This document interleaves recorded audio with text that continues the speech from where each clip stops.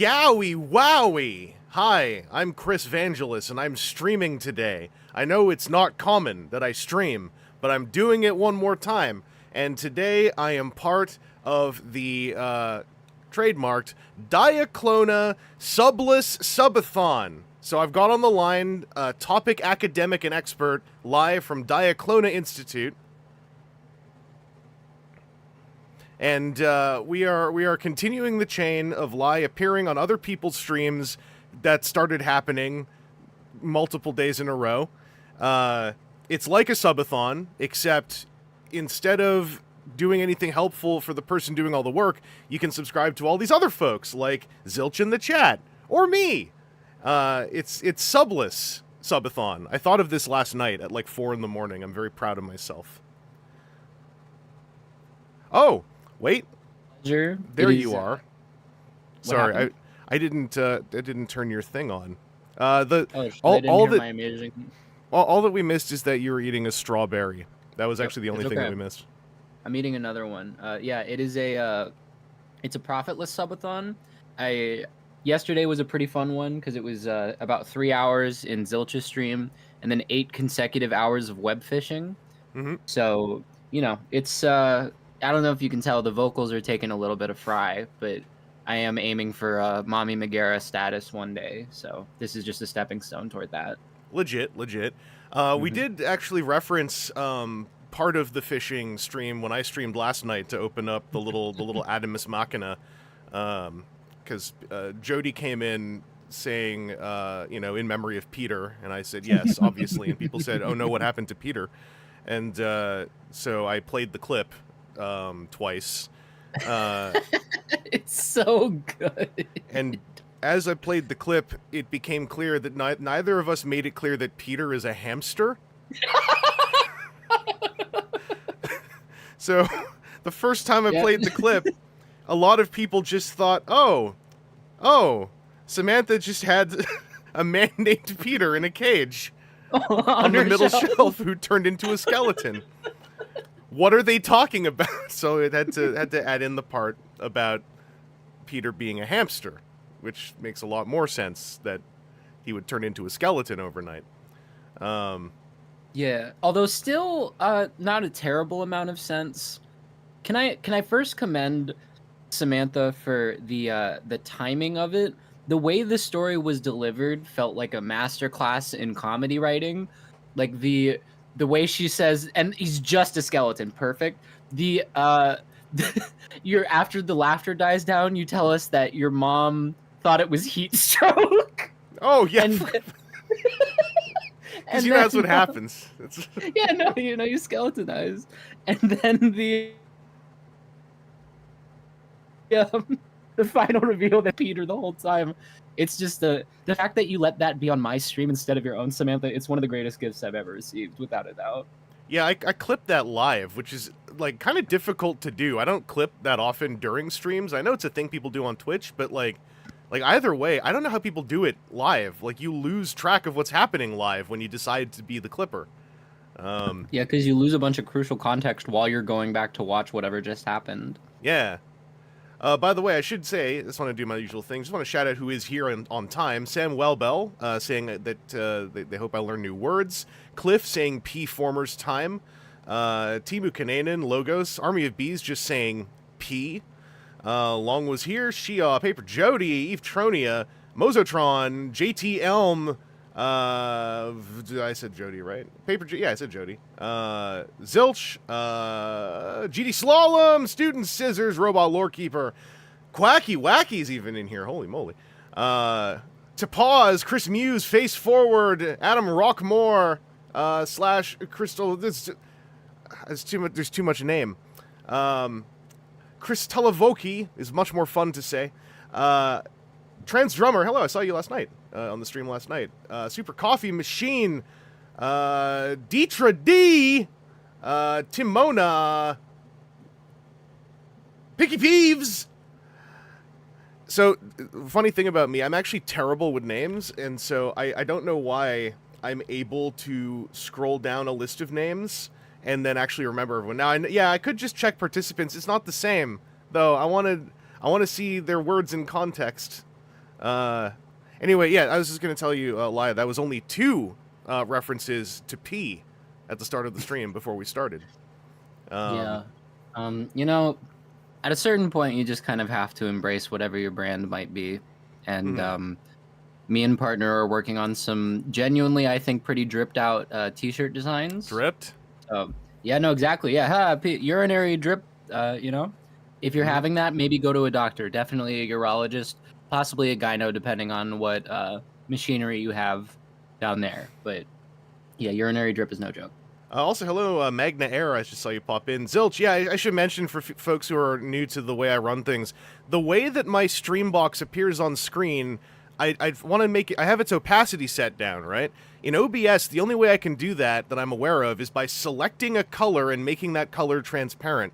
So it used to be a green, but then channel members get green highlighted, so it meant becoming a channel member made your name invisible. So I switched it over to an orangey pink, which catches a lot of reds and also happens to catch most of Zilch's profile picture. So you have what we could call a custom skin when you're visiting my channel. A foreskin, you might say? Yep, and yeah, Timu's got the invisible hand. thankfully, YouTube saves a chat replay, so if you are watching the VOD version of this and you're absolutely livid right now, you can just go open the chat window up and see what everybody is doing. Robot Lorekeeper, love checking in to see whose PFPs have been sapped. Yeah. Magna area, it's annoying, but the nice thing is that OBS saves that part. The only thing I have to do every single time I turn it on is reset manually the focus and exposure on my webcams, which is annoying, because it always wants to blow out everything, make me all, like, bright and weird, and you can't tell what I look like. You can just see, like, the horrible bookshelf behind me. Yeah, Evetroni, another sufferer. I gotta figure out another neutral color, because it's hitting a lot of magentas and pinks, which is a color swatch that I like. Oh, that's cursed what Xiao just did. The screaming alligator face. Oh my god, Jesus Christ. It turns into like a clickme.exe creepypasta face. It has hyper-realistic eyes. It started whispering, but also crying. It played Mickey Mouse cartoons from the 50s, but they were inverted, and it had my dad's voice. My name is Ben. And they were crying blood, but it was in black and white. There it is. Yeah. Oh, it's in purple, too? What the hell? Anyway. Oh my god, yeah, Lee has no background.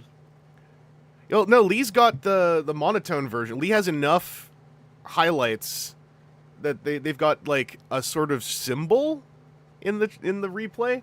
Oh, by the way, this also, I'm going to switch to the desktop cam now. This ends up somehow looking a little less kooky when we go here, because now you can see what, well, no, now it just means that my hand is occasionally filling in the gap. That's new. Well, you know, we do our best. What's going on? This used to be this used to be a nice little thing. It was This used to be a proper stream. Back in the, you know, when I was able to have free labor and not pay them. Anyway, Yeah, I'm to sure be clear, I'm not making money off of this. I want to be clear. I would never compromise my broke morals. That's right. I'm making money. Actually, the CPMs on my streams has been really cool, but it's also because I only get like 200 viewers on a stream as opposed to like whatever. But it makes the CPM number look like I'm so cool. CPM, whatever the funny thing. Don't look too much at analytics. This is a thing I go on about whenever we do a panel about YouTube stuff, and I'm always like warning people. Analytics on YouTube uses phrasing designed to induce anxiety attacks. Oh, geez, look at this wall. Why are people doing this? It's because I told them. Put your hand through the wall. Oh yeah, here we go. Oh my god. Oh wait, I can. Yeah, no. I got something colorful here. Oh boy. Is it? I can't even tell what I'm looking at. Oh my god. If I could just keep that going for the whole stream, that'd be pretty cool. It's like jingling some keys in front of a baby. Yeah. Yeah, I definitely am bricks feeling. gets turned into a mess. Brown bricks. Sorry. Green constructs. No. So the YouTube. Yeah, I'm not liking my YouTube creator app right now because I posted the video with me and my girlfriend, the Valentine's Day discount dive, and like for the first couple of hours it said less people are interested in this video, and I was like, come on, man. I hate that because I've tested it sort of because I kind of just post whatever I want to a certain degree, and so I'll post a review of an Optimus Prime. People really like this. And then I'll post a review of Fei Long from Street Fighter. People don't seem to like this as much. I'll post a review of an Optimus Prime. People really like this. Put up a PowerPoint slideshow night presentation. People don't seem to be engaging with this as much. And I'm like, yeah, because it's a PowerPoint night thing. Like, obviously, less people. But they word it in this way. And I've seen it happen to creators where they're like, I think I'm really screwing up. I think I'm really screwing up because they word it like a disappointed parent. Yeah. And I think it's the politeness of it that really infuriates me. Oh, honey, this does not seem to be performing as well. Back when they used to count streams as videos in analytics before they fully separated it, it was the worst because you'd do a stream and it'd be like, people seem to be watching this less. And it's, I don't know what. Oh, darling, honey, oh, poor little pork pie. I don't know what happened, but people are, and it's like, it's because it's a live stream. I'm not gonna have 5,000 people watching a live stream while it's happening. But yeah, I've described to people, it's worded as though you have an analytics team that go to look at it, like a media company. Except you're not a media company, you're a person on YouTube who is trying to just live and be perceived. Anyway, sorry, I missed a bunch of chat. My apologies. It seems that you all stopped just spamming the pink emotes so I can see stuff. Pork pie. All right. By the way, I'm just waving this. I streamed last night Adamus Machina Rodimus, and this is what he looks like when he's a car. Just in case people didn't know, I streamed that. I did, so you can go check that out if you'd like. Does he feel worth the exuberant price tag? Yeah, he doesn't. So what he doesn't feel like is Diaclone Reboot necessarily, but I was very intent on basically figuring out, can I actually transform him and have fun, and I can. So I'm happy to report he feels like what I would want a high-end toy to feel like in 2025. The last Masterpiece I bought was Masterpiece Hound. He feels better than that, but my understanding is that doesn't really help much because Hound is on the low end of feeling good. But it feels pretty solid. The worst part is he's got these two little hip skirt things that are attached to a pair of ass cheeks that slide down, and those feel kind of fiddly. But otherwise, he feels great. The leg transformation's really interesting. It might get wiggly down the line, but I have no way of telling. He's about $200 US, I believe. So he's extremely painted. He's got a very straightforward but very weird transformation. It's not hard to do. It's just a lot of stuff is new. Like, I'd love to show you all if you haven't seen the legs. The legs are the really kooky part. Not to, like, sidetrack immediately. But when you get all this stuff out of the way, right, and you're like, it's time for legs. How did I start this again? Oh, yeah. You get the little feet down. These double swing struts here and in the knees are solid metal, by the way, so that's why they're shiny. Which feels pretty good. It's a nice use of diecast. And then I got to start from... Which way was it? Because you basically pull out a bunch of stuff on a big slider. Here we go. And you said he has deployable cheeks? Well, his ass cheeks have... You can see them here. They have to slide down at the end. As many do.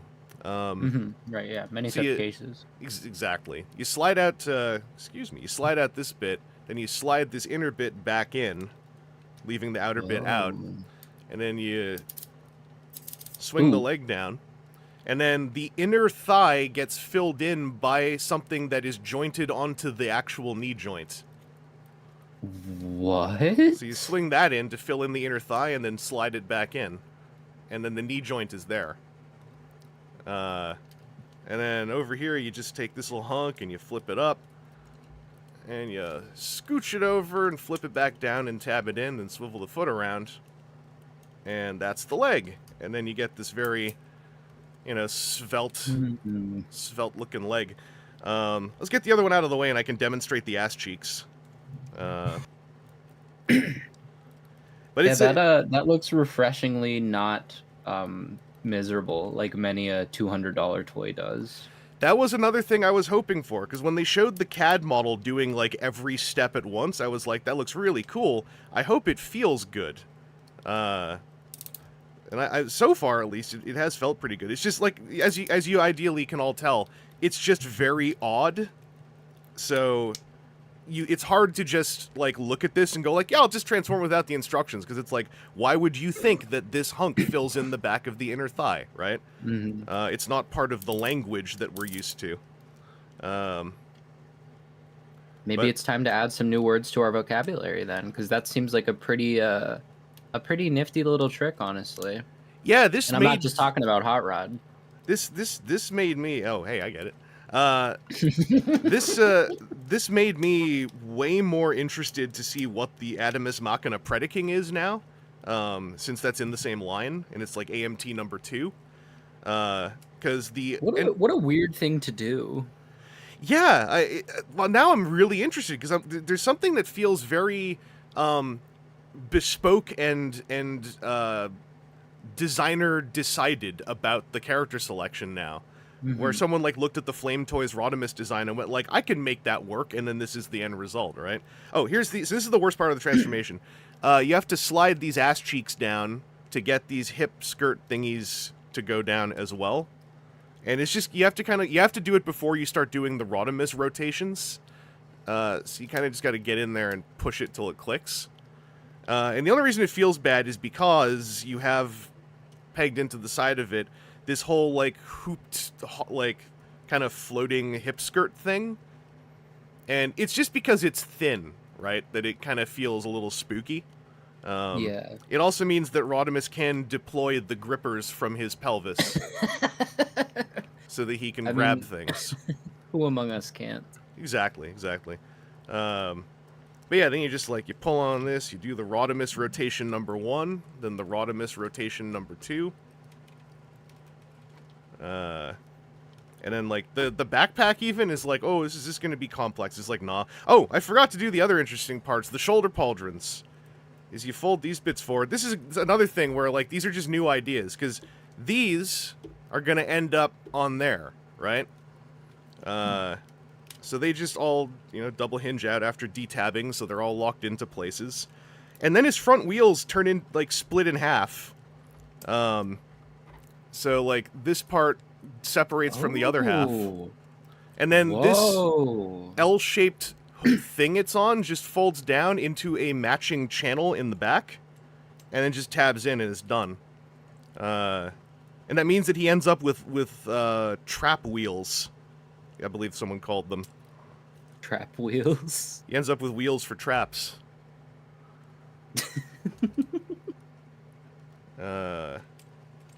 All very wholesome, obviously. Obviously. I like how massive the spoiler is. It feels very stylized.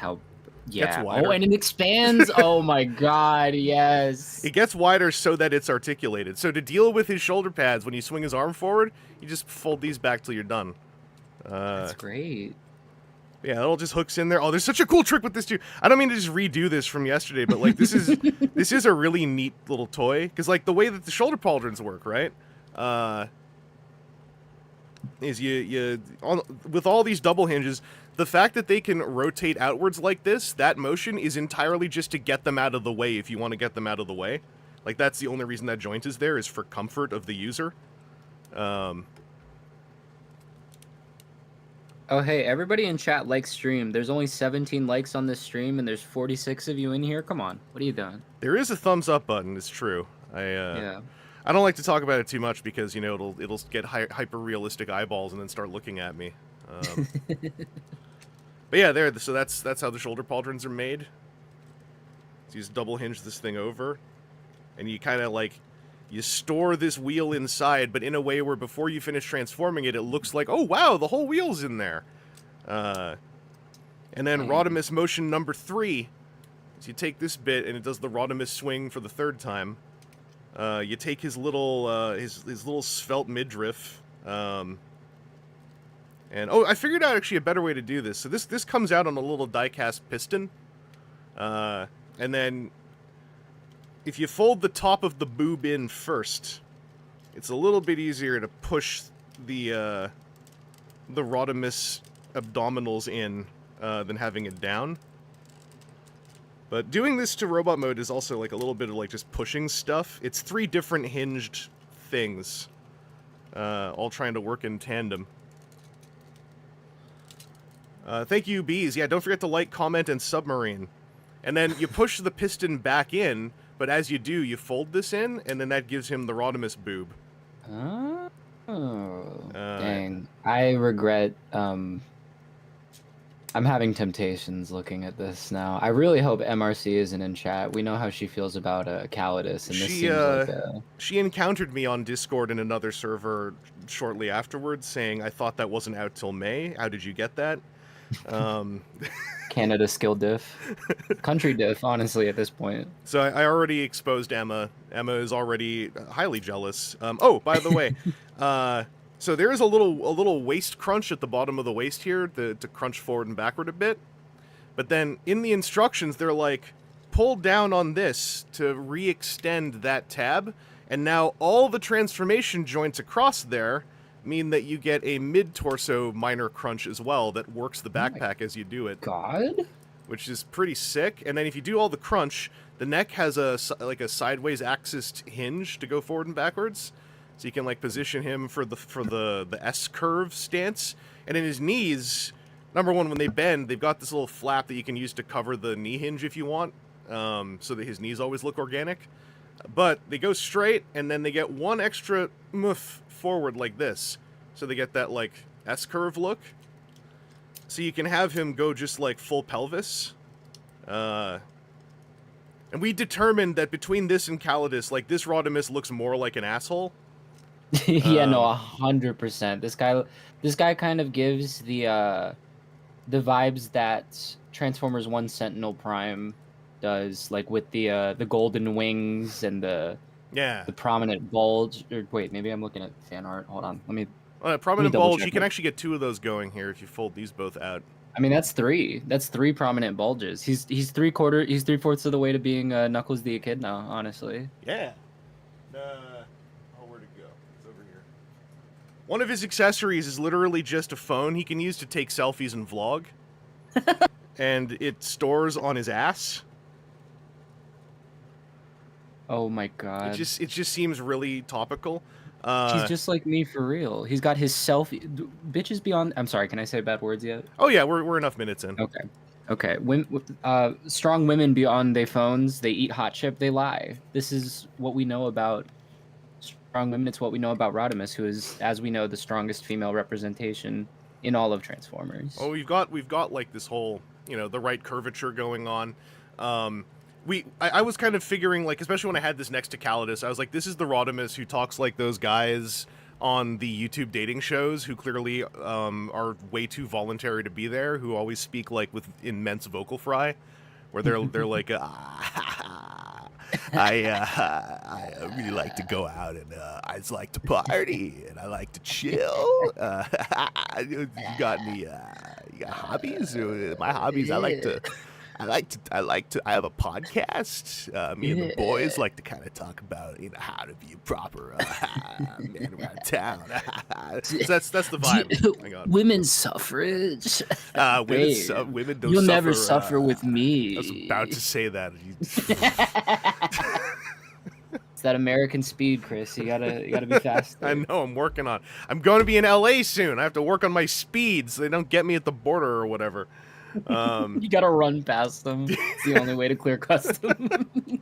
Jody's saying this is a stream of door hinges. I'm sorry, my chair. I need to get a new chair. I'm aware. Once we're moving house in 6 months, I mean, I'll be honest. The chair is probably coming with me because of expenses. But I'll look into it.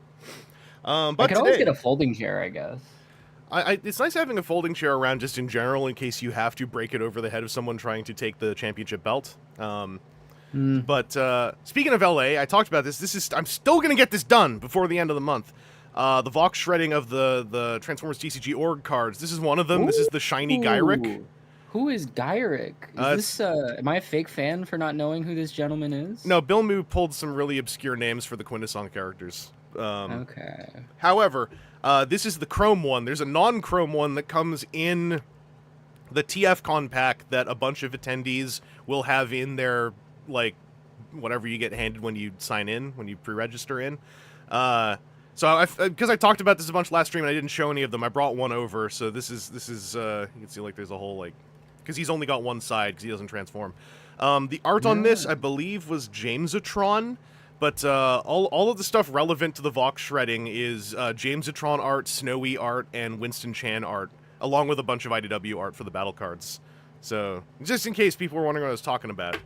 It's General Gyrick. When it's your turn and General Gyrick is on the field, all of your opponent's characters have -1 health, which is extremely cruel to do to a player of a card game while their brain is already working. Is they have to remember that when it's your turn, every one of their characters' number is 1 less. It can mess with their long-term gamer math. Yeah, no, that sounds like the kind of thing that causes early onset dementia and other cognitive function decline. Been through a bunch of it myself. Early onset dementia? Yeah, just constantly. What I haven't been through myself, however, is toxic yaoi. So, I've got Transformers 1 Optimus here, which I learned is a great example of 50% of a toxic yaoi. That's why I've got an expert on the line. Lai has taught me a whole lot about toxic yaoi by proxy. I've just been listening, and taking notes.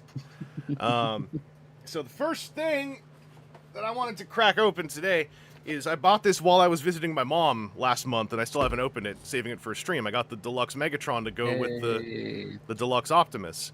It's a windowless box. I'm gonna miss these because windowless boxes, there's a beautiful way to open them. It's super satisfying.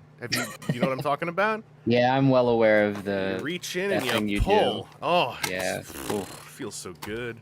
I think this is how they do circumcisions in Alabama, honestly. You just reach in and pull? Yeah, and you just kind of pray. Actually, I'm gonna grab my Studio Series Megatron and my Optimus. Give me just a moment. I will participate in this by proxy. I gotta save the backdrop for the B-roll before I recycle it as well. Put this... Where am I gonna put... I'm gonna put this over here. On the pile for now. Yeah, the reach and yank. I guess some of you haven't seen the reach and yank before, but yeah, it's gonna be going away soon, because they're putting windows back in boxes, and like... They always gotta come for the real fans. They gotta do what for the real fans? They always gotta come for the real fans. Okay, yeah, no. It's Optimus Prime's tech spec quote. We all know that one. Yeah. Can I ask how you feel about one Studio Series 112 Optimus Prime Deluxe? That one, right? Yes. I'm so bad with the numbers. When people go like, "Oh, the SS-101," I'm just like, "Yeah, yeah, screw that guy," and I'm furiously Googling Studio Series 101. I don't even know which one that is. I remember very specific ones. I know 100 is Bumblebee. I know 38 is Bumblebee Prime. 112 is this, and I don't even know what the Megatron is, honestly. 114. Yeah. So wait, who'd they put between them? It really is Toxic Yaoi. Yeah, they have a whole guy between them. They gotta fight over it. And not in a fun way. Yeah, this guy, I have a review up for him because I got him and Prime Changer's Optimus on the same day, and Alpha Trion. I did a stream in which I was inserting Alpha Trion's weapon into as many holes as I could find to see like which Optimus was more compatible. There's a supercut of that in the review. But it was a bad day for this one because I opened the Prime Changer first thinking it would be the appetizer, and I really liked the Prime Changer for turning into a funny slopey shape. So this one, I don't mind it, but I hate this thing. Yep. And I hate this thing. Yep. And I think that the alt mode comes off feeling slightly too underbaked in service slightly of this thing. Yeah. And so it's a shame because I ended up just kind of feeling like this is a neat robot mode. The Gundam proportions are odd. Now that I also reviewed this before I saw the film. So when I first got this, I was like, where is his abdomen? Why is he just a pelvis and a chest? But that's kind of the look of the aesthetic. But yeah, also the Prime Changer having the axe with the fingers sculpted around the ball. I was kind of like, this is sort of just more interesting. And this axe is fine, but I opened the other one first. So this guy kind of suffered by being the second one I opened. I already forgot the stupid way this is supposed to store back there. It barely fits back there. I agree. The Prime Changer, while probably objectively not being as good, is more enjoyable in a lot of the minutiae, I feel like. And even just the Matrix, like instead of having terrible tiny little clear plastic tabs to slot into those little holes on the fist, I love just having a handle Matrix. It's great. Yeah, like the tab idea is really neat. It's just like I want to like this feels like iteration 1. Yeah. And Mhm. I'm kind of like hyped to see like iteration 4, you know, and when it's going to be something that just works. Prawn Salad, it's your first Vangelus stream. Welcome. Also saw Trans Salamander in here. What's up? In time for the Toxic Yowie. That's right. Do check out the thumbnail. I put a lot of work into that for like at least 8 minutes. I use Krita. I'm a professional. But yeah, I haven't messed with this guy yet. Someone has asked what the drill-based gentleman on the left is. Someone always does. This is Craftman Toys, I think Steel Drill. It's from their little set of Technobots where there is only one available. A very enjoyable little piece, very inexpensive in its context, and it has a lot of moving parts, a lot of play value, actually. The little cannons have handles. They can also mount up on the shoulders. The foot, for when he turns into a leg, turns into a tiny tank.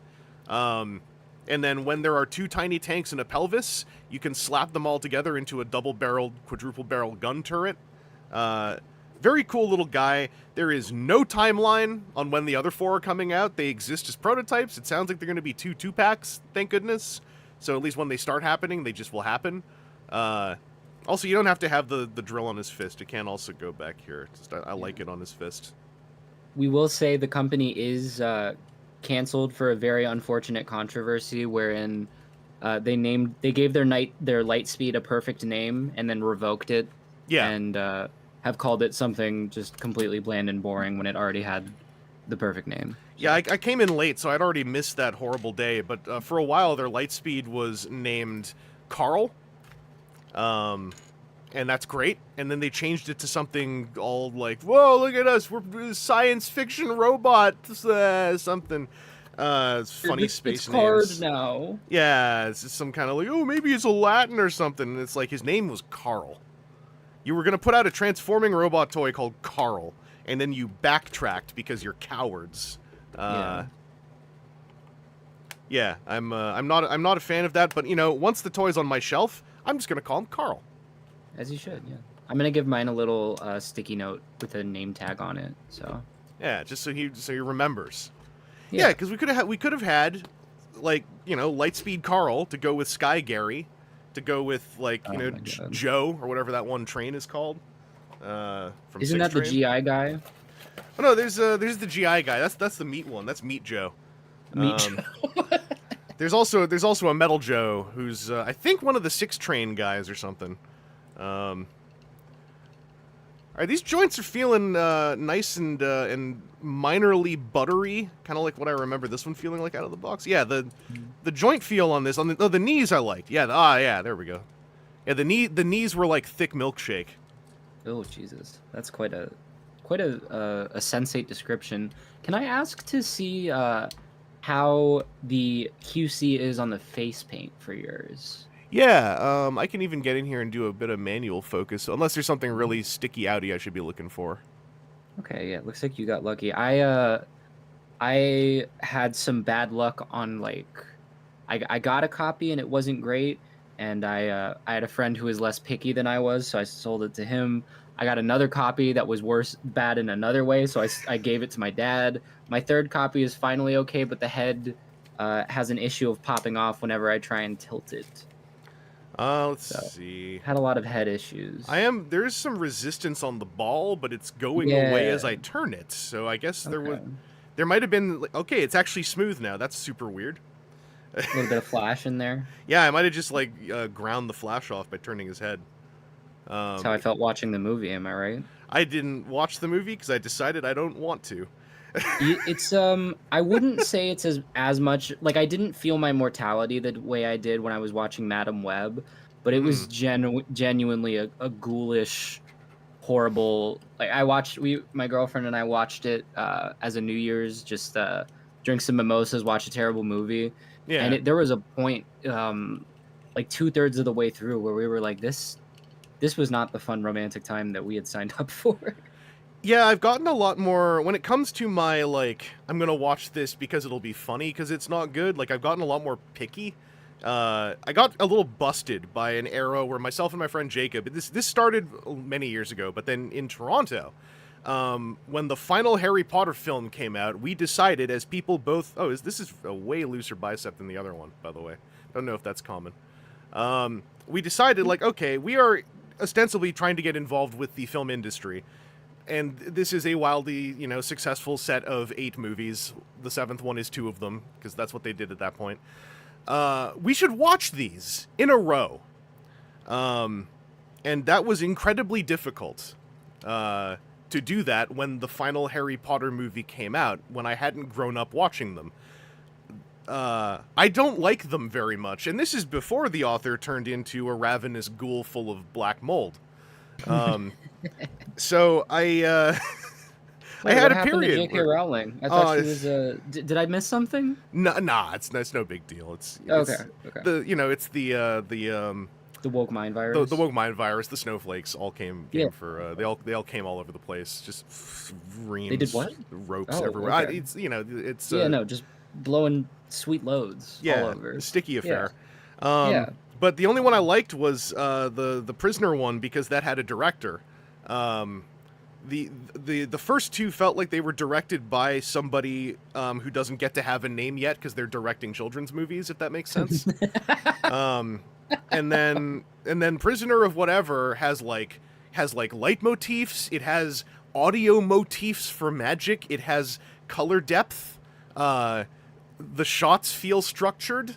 There's audio design, and I'm like, wow, so neat. And then we go to the one I had seen on a plane once afterwards, where they're doing like magic blood sports or whatever, and it's so friggin' nothing. And the what's her name? I forgot her human name, who plays Hermione. Emma Watson. Emma Watson. So in the Prisoner movie, Emma Watson suddenly is acting like immensely more than she was in the first 2. And then in the 4th one, after the Prisoner one, it's like someone removed her brain and made her stop acting so much. Which told me that, okay, as a child actor, she was like suddenly receiving good direction, and then suddenly wasn't receiving good direction again. And I don't remember the 5th or the 6th ones. I don't actually remember a single thing about them. And then the 7th one, and the 7th one part 2, visually felt like a very eager and maybe talented student director who was kind of going wild with ideas and maybe should have been told no a few times. And then the final scene had these child actors with goatees glued onto their faces, and it was really funny. And then they gave their kid the worst name that any child they were has like ever had. I'm in memory of both my teacher Slobulus and Alan Rickman. I will name my child Sloblickman or something like that. Yeah, and first of all, the fact that like he named his grandchild, he named his child after somebody who basically just like harassed his mom. You're right, and you named after the incel who bullied my dad. Literally, yeah, no, he named his kid after the incel.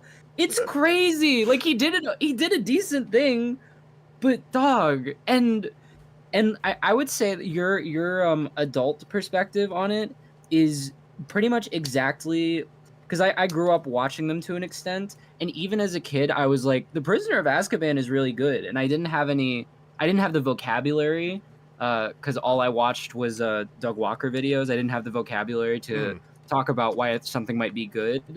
But I was like, this one is like just markedly better. So even from just a vibes standpoint, The Prisoner of Azkaban really is like an actual movie, and it felt like it did time travel well. It felt whimsical. Oh, it was wild.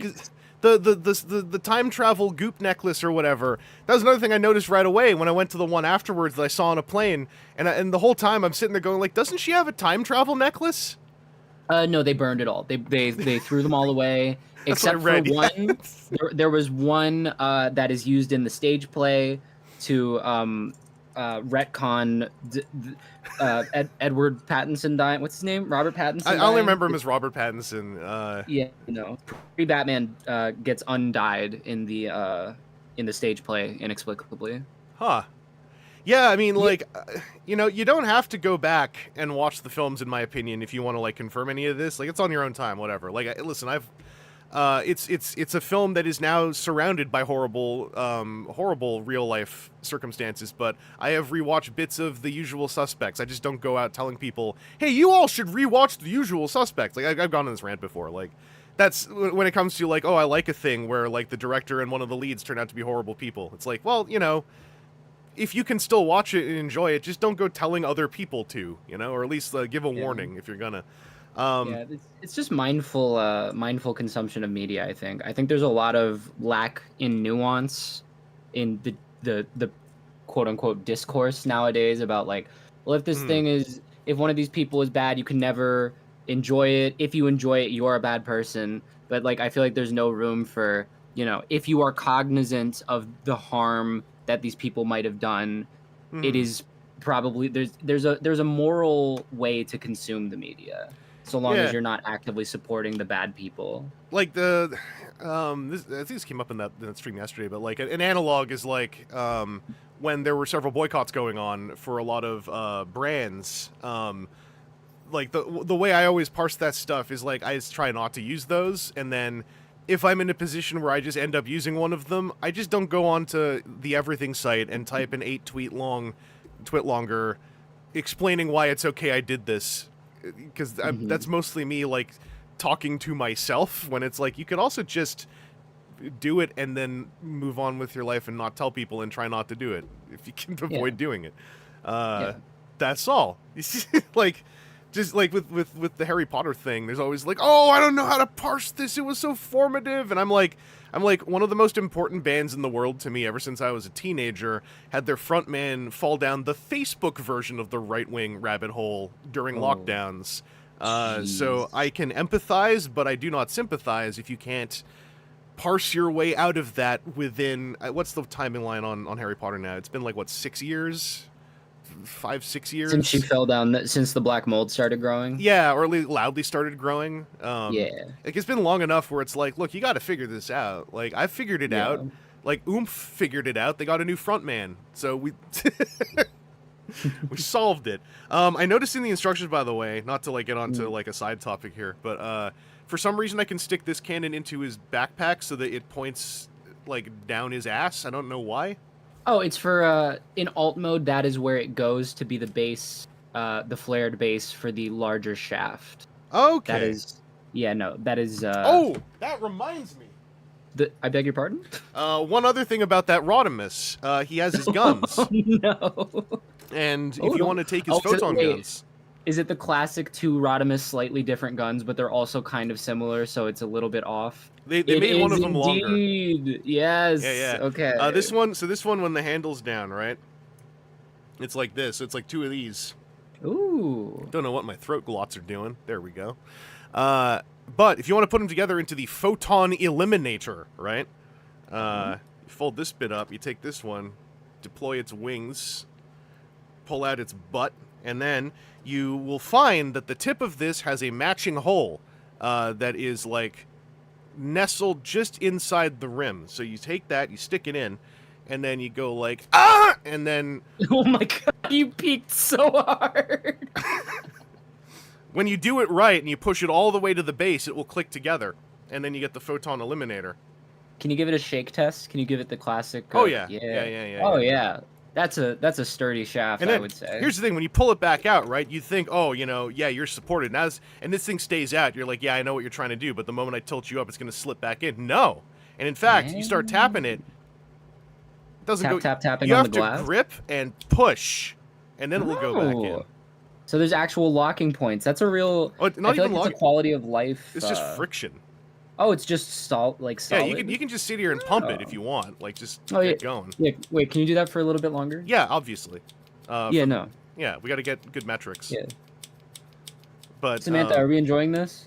Zilch is still in chat. We got to make sure we're. Yeah. I mean, like I said, you can also just like put this part into here, and then if you want to if you just push it, if you don't push with full strength, right? Because I peaked, right? Let's say I don't want to peak. I go like, ah. Then it only goes that far, right? But then you can keep pushing, and then it will be clicked in fully. Yeah, of course. Yeah. Now you might think, oh, this is funny. You're doing the bit because you've got the oh, you're doing the bit. No, I did this a whole lot last stream. This is welcome to my streaming. We have a good scientific time here. Trans Salamander said, "Love how gay these streams get." You should hop onto the Diaclona streams sometimes. I promise. It's not to insult you, Vangelus, but I would say the content of lewdness possibly higher in my streams, very possibly. No, I went to check in the VOD. I was like, I hope I didn't cause trouble by starting my stream last night whilst yours was still going on. I tried not to be like too noisy about it. But the moment I went back to the VOD, around about where it took off, was Gwunky doing the "Hey liberal, why don't you kiss me? Why don't you kiss me? I bet you can't take my guns. I bet you're gonna kiss me to try to take my guns." And I think Gwunky had put the mic into her mouth or something and was just starting to. Yeah, we try not to ask what she's doing specifically. Yeah. But yeah, no, that yeah. It was pretty good. It was pretty good. It was a pretty good. It was a pretty good bit. That was a committed bit. That was a yeah. That was a full send, I think, is what some people call it. That is what the kids are referring to it as these days, I believe. Yeah, yeah. I mean, in my case, also, I got exposed to indie VTubers a bit too much while I was trying to get over my initial bedbug infestation a year and a half ago. So I just got a lot of that brain built in. You say initial. Are there still bed bugs paying rent in your apartment? They popped up again late last year briefly, and they're gone again. But then every now and then, I'd swear I see one, but in my washroom, where I don't sleep. So they're evolving? That's they almost might scarier. be. One thing I do know about them is apparently they can survive a horrible, horrible existence by eating a bit of skin and hair once a year. Well, yeah. So I do that. Yeah, they have the bedbug dinner. So I got a steam cleaning I need to do in my bathroom just to make my brain stop screaming so much. But yeah, there should be a link to the Diaclona channel in the description. I put in like lie is at Diaclona. YouTube should turn that into a link now. Yeah, it's patreon.com/c/Diaclona. Yeah. If anyone has trouble finding lie, either now or in a VOD, like feel free to hit me up. Unless something horrible happens, I'm probably able to just give you a link. I don't know what this is my instinct. Whenever I start like talking to future people, I always want to future proof what I'm saying just in case, but it always sounds like I'm talking like, just in case I start screaming slurs in the middle of LA and get arrested.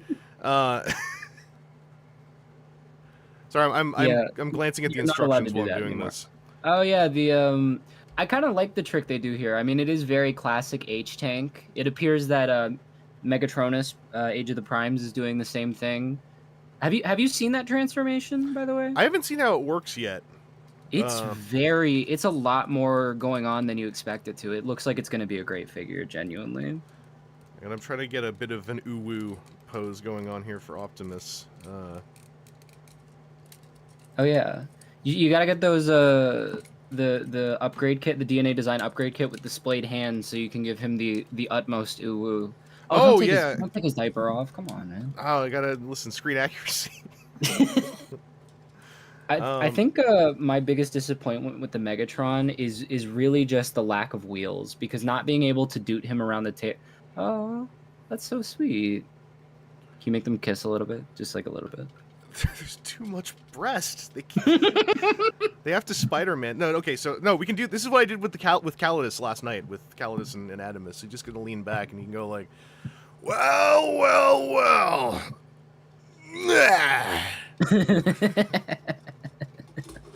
But you're saying wheels. Yeah, no, the lack of ability to, as Theo Adams puts it, to do them across the desk together. It feels like. I also, how do you feel about the weight of Prime versus Megatron? Oh, I hadn't thought about that. Yeah, so Prime, what I would say, because I felt this way when I opened this guy up, he feels astonishingly heavy for, like, what I think I'm aware of him being. Because I don't know why, but he feels like his legs are really heavy. Yeah. And I don't understand why, because they don't do a ton, but there's, like, some kind of just, like, density of plastic down there. Yeah. Because yeah, this guy And, feels like obviously there's only so much of him.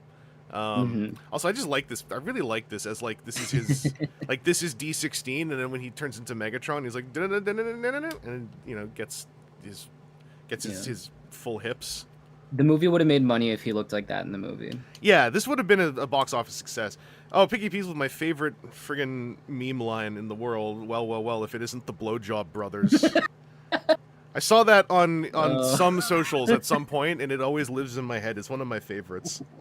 Well, if it isn't the Blowjob Brothers. So you can apply it to anything, really. Yeah, no. Family reunions. Oh, I mean, that was the only thing I could think of. I'm sorry. Family reunions are a bit of a foreign thing to me, because I didn't really grow up with them. We would just visit family, and then go back home. I talked to my mom about this. I was actually like telling her like I don't know if maybe we both lucked out and missed out on like formative experience, but like just the way my mom and dad are too. It's like we didn't really go like, oh, we have to make sure that we connect with the family once a year. So I never had the like forced meeting sensation that it feels like a lot of other people have gone through in life. Yeah.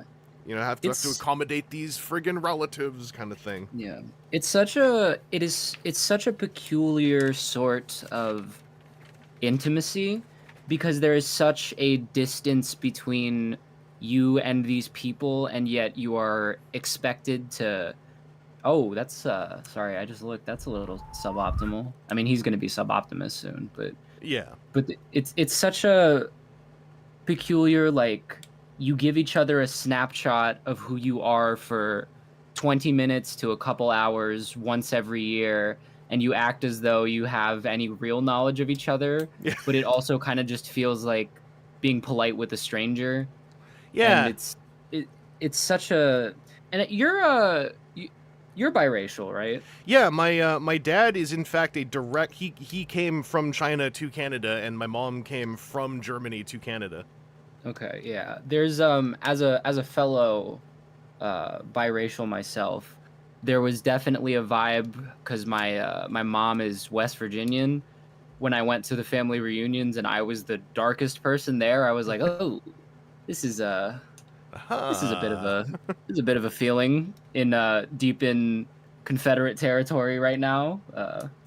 That's the other thing is like I basically never really saw many of my Chinese relatives for like no nefarious emotional reasons, more so just for logistics of time. But I saw my German relatives a lot, so I've never known the notion of like going somewhere and feeling like kind of weird, because also my brother is like he's like 16 years older than me, so all of the weird stuff had already happened if it was gonna happen, and I was like the better for all those other people. I was the better second go round where they don't make as many like weird, oh, he seems a little Asian or something, like I don't know if that happened to my brother, but yeah, it's as the oldest, semi recently I went to see one of my cousins, and her stepdad was like, I made this, I have this friend at the gym, he's Filipino, would you know him? And I was like, it's like, brother, oh, do I have some crazy news for you? Does he have a card? Yeah. Is he in the friggin' club?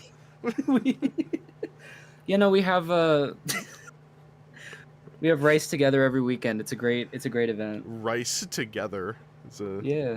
We break rice together. It's a Filipino saying. Take every kernel. Just get all the starches out. Are they kernels? Are they kernels of rice? Is that what the individual rice droplets are called? The frozen droplets? I call them kernels. I call them grains. I call them the mush I wash. Yeah. Grains is good. I would say grains is good. Yeah, grains is the biblical word. Like that's yeah. That's what we're supposed to be saying. But I it's always been something I try to check myself on when talking. The more and more I meet people, right? Like the more I realize that of all the things I may have gone through, one thing I didn't go through was the family reunion, and by proxy the accommodation of the staggeringly racist relative or something like that. And also like my mom is a boomer, but she's like super nice and is progressive and wants to do better, and aggressively tries to get people's pronouns right, even though she's not very good with pronouns outside of the case of human beings, because she spoke German before, and then for a while spoke very good French, and then lost a lot of it into just like sort of whatever English is now. So she came from Romance languages that like used gender in spoken word a little differently. Like basically she was misgendering kids before it was fashionable. No. She is the ultimate anti-woke hero for the right, I would say. But also she doesn't like any of them. Yeah, it's a very loud. reluctant. Yeah, They're loud and it's- weird. Speaking German into speaking French, it feels like such a display of range, because in my mind those two languages, despite sharing an alphabet, feel so the mouthfeel of both feels so unbelievably apart. Because when I think German, I'm imagining the medic in TF2. Yeah, And when I think French, it's like my name is Remy Labo, le Diable Blanc. You can call me the Gambler, that kind of thing. It's two very different fictional characters. Yeah. There are some sort of like, because I'm able to speak decent German when I'm reading it off a page. I just can't think in any language except English, which prevents me from speaking other languages conversationally. Like when I was in Japan, and we were out clubbing, and my two friends, my poor two friends, who really were hoping to connect with women, brought me along, and then we were. This was specifically on a New Year's Eve party where they were like, "You got to come with us. There's these 3 girls, and they're only going to talk to us if there's 3 guys." And I was kind of like, that already sounds like this isn't going to end well, but I like you two. You're my 2 good friends. I will come along and help. And so we sat down, and I was kind of like, you should probably not have me be involved too much in the like logistics of what's going on, because I'm gonna mess it up for you. But then at some point the question came up of like, what did you do for Christmas? And so they looked at me, so I sat there assembling a sentence in my head very slowly, and then I think I said something like, I really enjoyed drinking cola. After like a 30-second build-up of like assembling the sentence in my head. And then the women that they had us all sit down with went like, we need to go use the washroom. And I said like, hey, I don't think they're coming back. And then they were both like, you're right. And I'm like, sorry, that was probably my fault. And they're like, no, we already kind of knew. And I was like, okay, that's good, because I didn't want to be the one to say it. But because in Japan in late 07, in the clubbing scene specifically, I became aware that there was a certain preferred menu. My friend I was staying with, very Caucasian, he got a lot of looks because they kept pointing at him and telling him, like, saying that he had a small face, which they found interesting. When you were a dude in Japan in 2007, you had to have remarkable facial features so you were kind of an interesting object. And the meta in late 07 was French guys, because they had noses that stuck out. And we knew a lot of French guys. And I was telling my 2 friends, I'm like, I really just kind of think maybe reorient what you're enjoying doing. Because like the first time I went clubbing, I was like, maybe I'll meet a girl. And then that was about roundabouts when I was catching on that like everyone there thinks I'm Japanese and also stupid. So I was like, I'm going to reorient my priorities, and I'm just going to enjoy going out clubbing, 'cause I never did this in North America, and in Japan it's way cooler. So I would just, like, one time on St. Patrick's Day, we went to a club, and I just at one point was kind of tired, and I was like, I wonder if this will work. So I just leaned against the crowd and pulled my hat down over my eyes and went to sleep for like 20 minutes, during which I just did this slow circle around the room as the crowd just kind of like, bumped, and I kind of rolled along across the crowd. And I was like, this is so fun. Like this. And then at an underground club, I was like, all right, I know that like I'm not going to like connect with anyone here, so I'm going to go to the front row, because I noticed in the very front by the speakers, there are a whole bunch of people for one reason or another. They're mostly here just for the bass noise.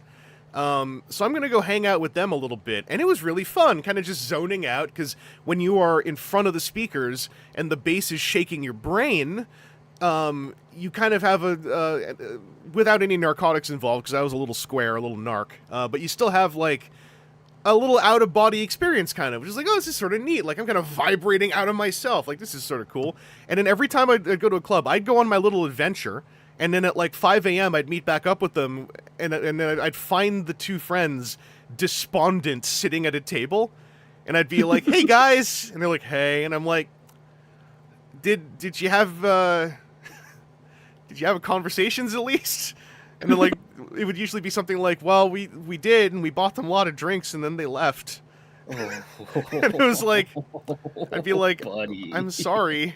I mean, I wish I could How a bummer. I wish I could just gift to you guys the, like, pragmatism, I guess, that I developed very quickly here. Well, you were busy flirting with women. I was studying the bass. I was studying the cries and screams that are music to my ears. First, I have two things. First, the oddly, the left arm on my Megatron, the swivel, also loose. I just applied some of that clear, thick white goo to it. Oh, I got some of that in a tube. Right here. Oh my, wait, is that the same? Hold on, rotate it? No, okay, we have different, I got MPS. Second of all, it's such a, I've never ever understood well, okay, there's 3 girls, there need to be 3 guys. What is that dynamic? Because how does it? I What's didn't the get best it. case scenario? I didn't really get it on the day, because I was like, is it? I mean, I don't think it was basically like, I don't think they're going to be interested in me, because everyone in Japan seems to think I'm just a very stupid Japanese person who can't talk. So I don't think my presence will help. And they're like, yeah, but there's 3 of them and 2 of us. And I was kind of like, isn't this like the whole... Isn't that like the I don't know, if you're out at a club and you're like, I'm going to a club looking for ladies. Like, isn't that like the whole thing? Is like, you want access or something? I don't know. For context, like, I'm a very emotion connection person. So, like, the notion of going out clubbing already is, like, in terms of that pursuit, a little foreign to me, I slowly discovered. In hindsight, like, I figured it out a lot more recently, but, like, back then, I was already kind of like, I don't think I'm, like, really as gamer interested in this as the rest of you are. Because I just don't really feel, like, these people we're meeting with, I have no idea who they are. So I thus have no interest. But that's just my brain. But yeah, otherwise I don't understand. I don't know why they wanted. I think they were hoping that maybe I had some kind of secret sauce or something. Like, I was gonna just friggin' erupt in the I can't speak very well riz that I guess they thought exists. where I'm going like, I like for make existence of drinking glass. And then the friggin' 3 women just melt into puddles and go like, wow, your friends must be so cool. Yeah, you don't. The only language you need to speak is love. Yeah. Also, the only language I need to speak is tank, because as long as I don't look from the top down, I kind of like this shape a lot. Can I ask what orientation his head is in? I was gonna say, I just did this, and I was like, because that's the. You've noticed there's a tab, right? So that you can't put it upside down. It doesn't fit quite right if you rotate the head the other way. I didn't really notice. I followed, the instructions were just like, turn his head around, and I was like, there must be a reason.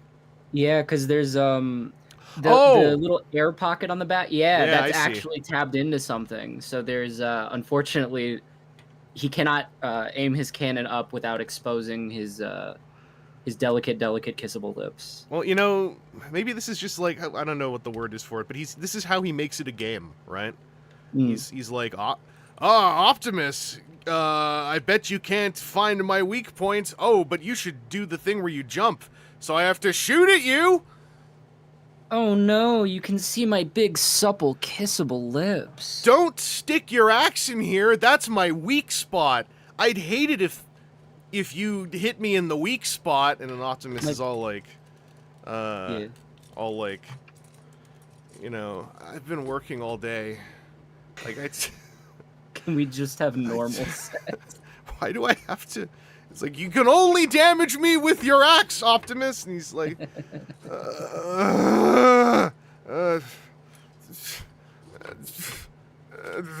oh oh, and so you've got like the 150% and the 25% of the roleplay energy happening. And, Yeah. I've actually had that question for like intense BDSM enthusiasts for a while. Has there ever been a point where like, you enter the situation and your partner is like, all right, time for the ropes, and you're just like, can we just like can we just have like a normal time? Can we not? Sorry, I don't mean normal. That was not what I meant. Let me clarify. Let me backpedal. But can we have like a vanilla based time? I would assume. Okay, Trent Salamander says yes, that happens. I would. Yeah, I know. I know vanilla. I'm sorry. I forgot. I assume that that's an aspect of a lot of I don't know the catch-all phrase, because like I'm used to the like 1990s highly repressed culture where you refer to everything as alternative lifestyles, which is kind of funny to me in retrospect.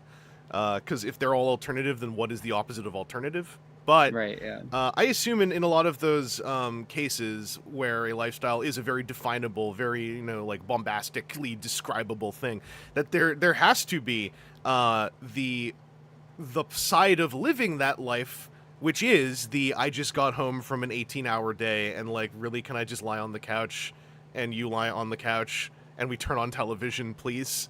And I kind of wish that appeared in Medium more. Like, I think it would need to be written in a very specific way that is not deconstructive to the point of offense, but I think it could be really neat, like, just like, like the BDSM couple where one comes home and it's just like, look, I actually rolled my ankle and I can't work the ceiling suspension machine. I'm gonna throw my ankle out. Like, can we just get some ice cream and like watch reality TV? The one that the one that gets me is like, and maybe this is a little overshare, but like, for me personally, I can't fathom enjoying being with someone who is into like the brat kind of stuff, because for me it would be like it would either be like they resist and I'm like, oh, well, you don't want that clearly, or they would just keep doing it and I'd be like, do you not want to? Like, can we, like, I can stop. Do you want to play Smash instead? Yeah. I don't know. Well, that's when it comes to relationships and hearing of them, like, I have kind of a go-to that I have understood to actually be the thing, which is like, and this is going to sound weird. This comes kind of from project manager brain, but like, communication is key, right? And that's a bit of a rote sentiment, but also communication is actually key. Like, in for instance, that case, right? Like, there needs to exist in that relationship some means of also just communicating, like, no, this ain't part of the bit, this ain't part of nothing. Like, I'm actually just really tired. Like, I'm actually just out of gas, I'm out of zing, I'm out of zonk. And I need to eat ice cream and watch reality television. And yeah, like, I would assume that, like, for folks who are in relationships where that is a part of what you are doing, you're supposed to rotate this, because I just keep ripping it off. That, like, communication is it disconnects. It just disconnects. Yeah. Like, communication is going to be how you navigate those situations where you can just say, look, I'm actually just tired, or like, look, I'm actually just kind of upset. This isn't a bit. I'm actually just kind of upset. I mean, there's the whole, like, what made it to the normie culture that I grew up in was the safe word is banana kind of thing. But that is also communication, right? Like, that's actually going like, no, I just threw my back out and I think I can't feel my legs anymore, and not in the fun way. This is actually, uh-oh, I'm bleeding, etc., etc. Yeah. Like, I would assume that's a part of, Yeah. And to clarify, this is like mostly a bit. I thought it would be a funny bit. I am not at all disparaging any sort of kink or BDSM. I have a lot of respect for the BDSM community, to the point that having read 50 Shades of Grey made me like genuinely irate because of its horrific, toxic misrepresentation. So please don't cancel me on X the Everything. Or wait, no, they don't cancel people on there anymore. You can they ban canceling. Yeah. All right, don't cancel me on Blue Sky, and check out my Blue Sky if you want to see the amazing girl dinner that I had earlier. Oh yeah, I got to see a preview of it, and it was pretty solid. I should say I have this problem. I yes and catastrophically. So things that could be bits, I just start taking dead seriously and going with, but also just partly out of interest. I'm just like, hey, listen, I don't want to. The thing that this is not a call out. This is just me. The thing that always bums me out, especially in live streaming, is when people go to the rote response to something that is remotely outside, that is remotely an alternative lifestyle. So it's like BDSM comes like, oh, do the ropes hurt too much? You read 50 Shades of Grey? Like that kind of Johnny Carson sidekick laugh. Yeah. So It's very I hate my wife type. Maybe a step forward from I hate my wife tech.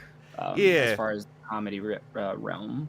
So I also just, as a practice, try to take genuine interest in general, because I'm like, well, I don't want to just like shut it down, or like you were saying, I don't want to imply like, like, oh, this funny thing that other people do. Yeah. I think it's a delicate line to tread, because there is a point where the joking can become just like needlessly mean. But I feel like, for instance, not to toot my own horn, I feel like that bit was funny. Like the and I feel like there's laughing at you and laughing with you, and I hope that the vibes are always laughing with you. Well, sort of thing. The reviews are coming in, and it's a solid 3.5 to 4 stars, depending on the outlet. So, like, is that out of 5 or out of 10? Because this makes a big difference. Out of 5. We're not monsters. Is Woe Beesby upon ye in the chat right now? Because they asked a question about the girl dinner that I would like to answer. I would assume Woe Beesby upon we is in the chat, I believe. Okay. Oh yeah, it's an army of bees, isn't it? Yeah, that's our podcast editor, actually. Helpful Army of Bees. Really? Hello, Army of Bees. Yeah, no, that is unfortunately not thin sweet cakes. That's what I thought. That's what I thought. No, I purchased a whole loaf of some nice, delicious Italian bread with the intention of using them to prepare yummy grilled cheese type sandwiches on a bi-nightly basis. Thus far, I have only pulled them straight out of the bag and chewed on them on the way back to my room, because I cannot be bothered to prepare the food. Just in regards to having trouble finding Zilch, isn't Zilch's Blue Sky like Zich Zero? Is it? Hold on, let me pull up.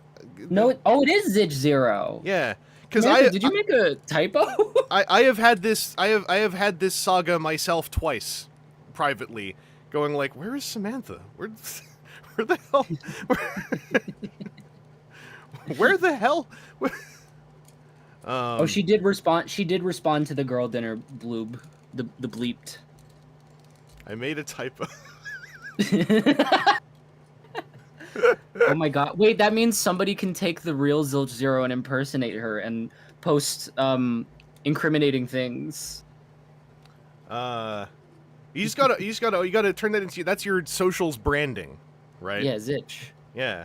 It's like how my branding is the P girl, and definitely not stealing that from you. Yeah, exactly. She started to get mad that I've taken her P girl status. I mean, low key, I was as sort of a bit, but like, I have now said on at least 4 different occasions, I can't believe Lai PvP'd me on the Hydrobots. To which someone were like, PvP'd? And I was like, yeah, that too!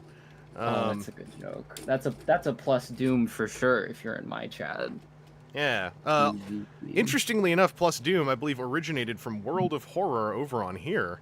This is very true. It was on the featured stream, or at least I got the idea of it from there. I'm not sure if I started using it on your stream. By the way, Gut Tai, we've done it. Oh, wait. What's It's like in. Can you just? Oh, okay. No, I get it. No, I see. It's I was like a little... in Tetsuo the Iron Man. I'm not educated on that. You'll have to elaborate. Oh, it's a bit of a spoiler, but if you watch Tetsuo the Iron Man, then you'll understand. Like. Okay. Thought Plus Doom came from the Doom stream. No, Lee. It's shockingly unrelated. You would think that me playing Doom would be what surfaced that, but it's just kind of kismet, honestly. Mm-hmm. Yeah, Plus Doom is just, it's a function of World of Horror, is as the game goes on, you get plus and minus levels of Doom. And so we noticed quickly that like doing something like opening the wrong locker goes like, you open the locker, there's a moldy sandwich inside, +2 doom. And it's so matter of fact that it's this is another Revice pose. Listen, I didn't actually watch Revice yet. I only know the funny T-Rex one. This is just how I do with my Transformers. I think it's funny to take like super heroic male-coded Transformers and make them do the, you know, the Vidal Sassoon put the 2 arms behind your head pose. Yeah, it's a good one. Yeah, It's honestly inspirational. I'm not sure you saw my well, I mean I sent you the with the chain. with the chain. The chain post is an all-timer for me, I think. Yeah. No, the chain I was impressed with because, like, I have gone through trying to get a chain for a Transformer for Nitro Zeus, and it was more difficult than I thought. Yeah, no, full disclosure, that is just, well, it was one of my chains, now it's my girlfriend's chain, but that is just one of the chains that I, like, had in my wardrobe, and I wrapped it around his supple wrists, as well as Galvatron's meaty neck. Mm-hmm. Yeah. It's a good photo. Vangelus is on Blue Sky. I am on Blue Sky. Yeah. I think I'm just Vangelus on Blue Sky. I'm a B-Sky dot whatever. I don't have a fancy like custom URL, but I'm findable. I'm probably pretty easy to find if you look for Vangelus because I talk a lot. I'm a career poster. As a little intermission, I do have another iteration of these two. Oh boy. So just for reference, I also do have the political boyfriends chilling out here. No. And then I've also got I've got the left wing and the right wing just chilling out right here as well. Well, I've got which is which though. It's I've getting got harder and harder the to Democrats tell. and the Republicans, and then over here somewhere I've got the see timely humor. I'm a Canadian actually, but yeah, I've got the whole political set here. And so amidst all this, and you know, especially with these two, I was kind of like, I gotta go put these back. But I was like, I gotta complete my collection. I gotta be a good collector. So at some point last year, and I've been sitting on it since then, I got a hold of some Fractured Friendship. Oh boy. So this is the other thing I wanted to open up today. This was, by the way, going to be my Valentine's Day stream, was opening up the Toxic Yowies, but then I got put onto an improv show, which I did instead.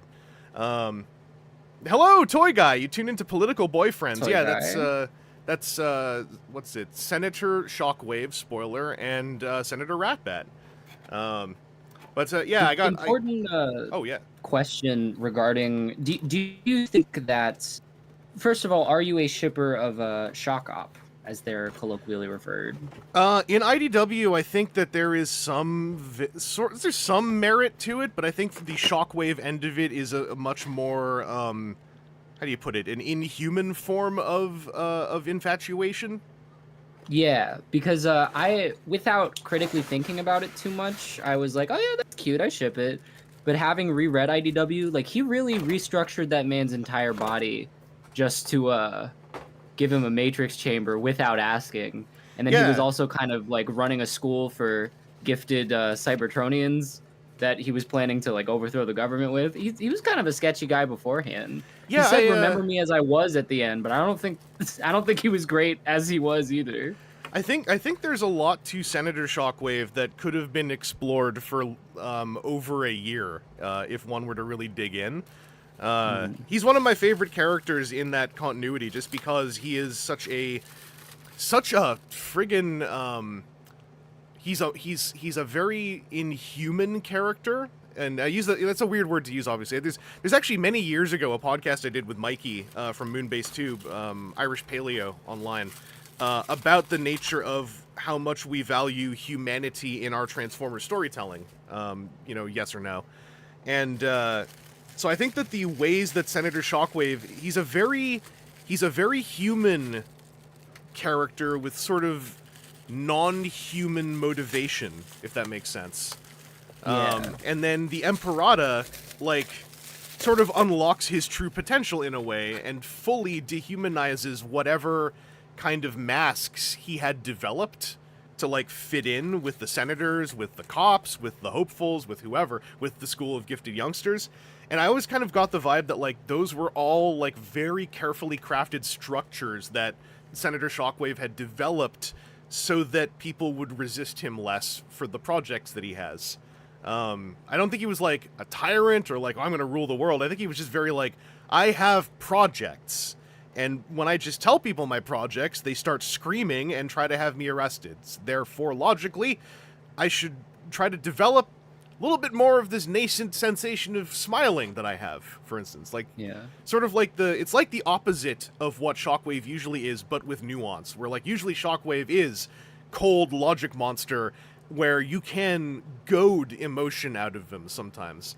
And then I feel like Senator Shockwave was almost the opposite. Like, affable guy, but that is a very structured heightening of his actual emotional state. Can I real talk? I like that. I think that's an incredibly interesting reading of it, and is honestly more compelling than the canon. Shit talk. Actually, Chris, it wasn't the Emperata. They shadow played him as well. They inverted his personality, just as. Damn it. No, I'm not gonna say that. Inverted his personality, so it was a character assassination, and he did not have these layers. It was actually the shadow play, and if you had paid attention, it was a single issue, friend. You couldn't pay attention for a single issue. You couldn't pay attention for a single story arc, because it explains that they inverted him, like what's his name? Sunder. They inverted him like Sunder. And I'm taking away you claim your Transformers card. You claim to love Sunder so much. I'm surprised. You were enjoying the clubs. I was studying Matumti. Not to actually have a response to that, because that was a fantastic coda, but also I do think that there was a lot of shadow play that also went kind of unexplored. Like we kind of take for granted that shadow play just works. What is it? Yeah, exactly. Specifically. Because some people say they lobotomized him, but like that doesn't feel like an appropriate descriptor for how he ended up. No, like, and again, this is very headcanon-y, but I also took shadow play as like Emperata is a lot, I think, easier to read because it is basically humiliation. It's like the worst, most like soul-crushing form of humiliation you could do to an entity that still, as a sapient entity, thrives on having an identity and having self-sufficiency and etc.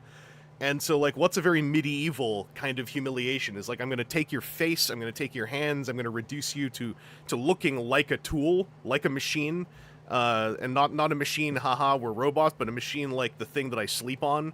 But shadow play, where it's like, we're going to reverse the personality. It's like, I think that there's a lot of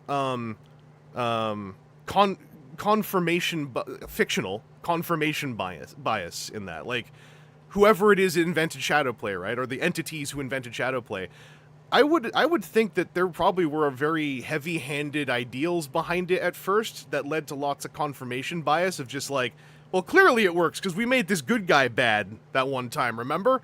And then when you apply it to, for instance, if Senator Shockwave was as nuanced as I like to pretend, then you apply something as potentially almost unknowingly heavy-handed a process of shadow play to a character like that, then it's like, what does come out the other end, right? And I think there's a lot of meat that could be played with on that plate. Because what does inverting a personality mean? Like, if I got shadow played, like, would I be a Republican? Would I collect Masters of the Universe instead of Transformers? Would I believe that the Earth is round? Like, what's the what parts are invert? Because if it's all of it, and it kind of like, then am I still a human, or am I just am I basically a rock that? Yeah, where does it stop? And like, is a shadow played Shockwave just also shattered glass Shockwave? Like, to what point does it become? That's how I get about like alternate realities too. Like, if this is the evil universe or the inverse universe, what does that mean? Yeah.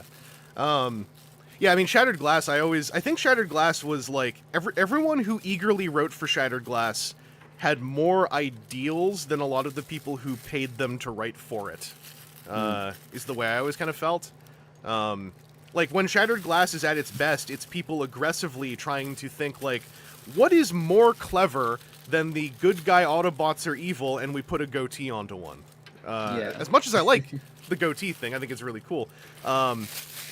That can't be all of it if you're going to write prose, if you're going to write, like, a comic series, etc.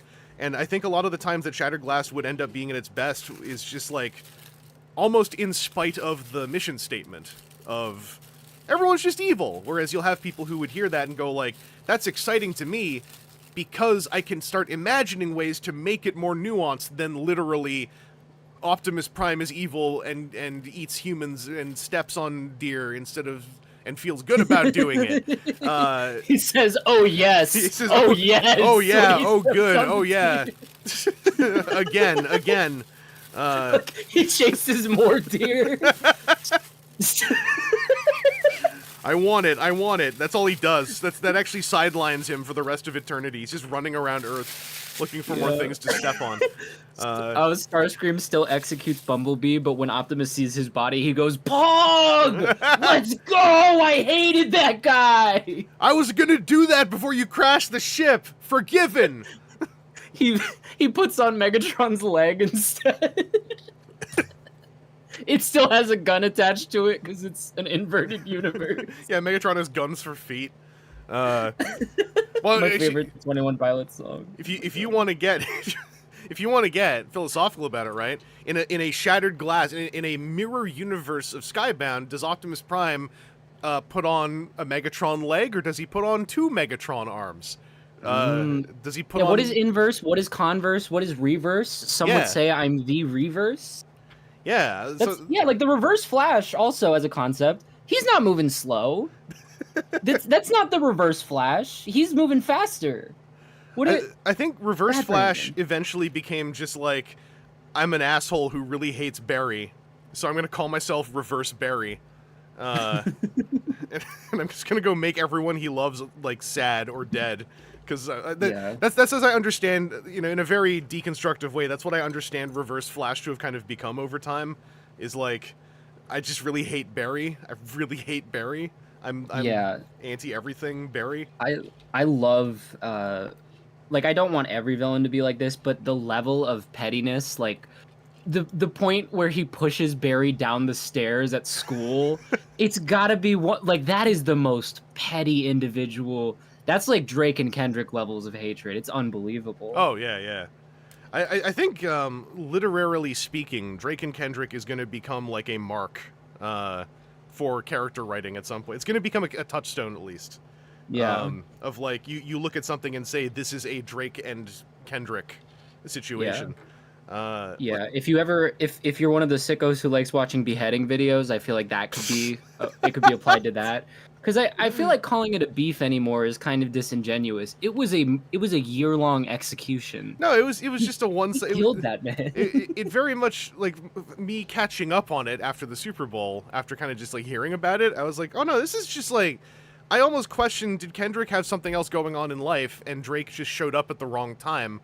And it's like, now you are what I take it out on. Everything, the whole universe, I take it out on you. Like that story about how Thanos just picks a random infant to visit them every 5 years and make their life hell for their entire life. Oh, yeah. And Drake was the infant to Kendrick's Thanos or something, like... Yeah. Sorry, I apologize. I missed some of the chat because this is the I've picked this up from stream watching. This is where the streamer having someone else on, you have more life, you have more energy. But also, I don't catch everything said in the chat, but I will shout out Zilch saying, "No, Optimus, don't step on me, please." Classic Samantha. That's a good line. Reverse Vangelus would be reviewing human figures, not Transformers. But I just reviewed Street Fighter's Fei Long, who is ostensibly a human. Technically, are Street Fighters human? I guess is the real question. Do they have rights? Can they vote? Like. Well, I mean, I recently heard that they are certainly not the DEI.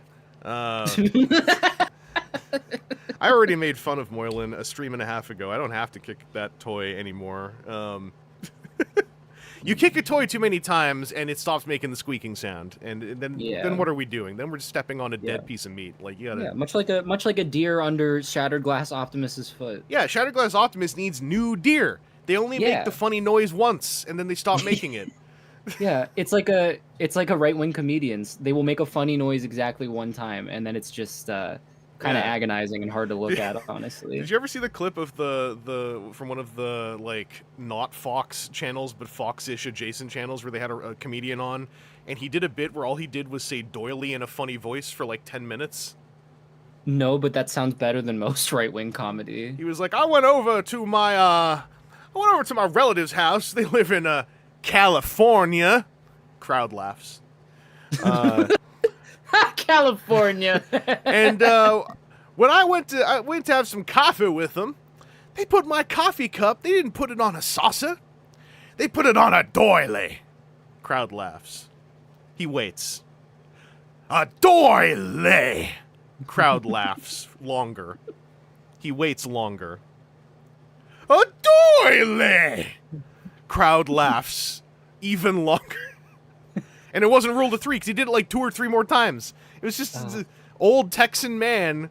No disrespect to Texans. It's just I say that word easier than Southern. No. You can do it. But listen, I got friends in Texas, or I'm allowed. Some of my best friends are Texans. But like just an old guy from Texas saying doily in a funny voice like 400 times. But like in that specific way where you know he's trying to make a point. Like that the doily's the problem, not the fact he's saying it over and over again. A bat doily card. It kind of loops back. I feel like if he did it like 5 or 6 times, it's just like, okay, the joke's kind of dead. But I feel like if you hit that 15 times in a row, it loops back into being the funniest thing ever. There's this one, and I think I saw one of his other videos. He's on TikTok, and my girlfriend hates this video, but I always laugh at it. It is a man staring directly into the camera at a distance that a parent would hold the phone, and he says, "What if I was buying sour cream and someone came up behind me and kicked me in the taint?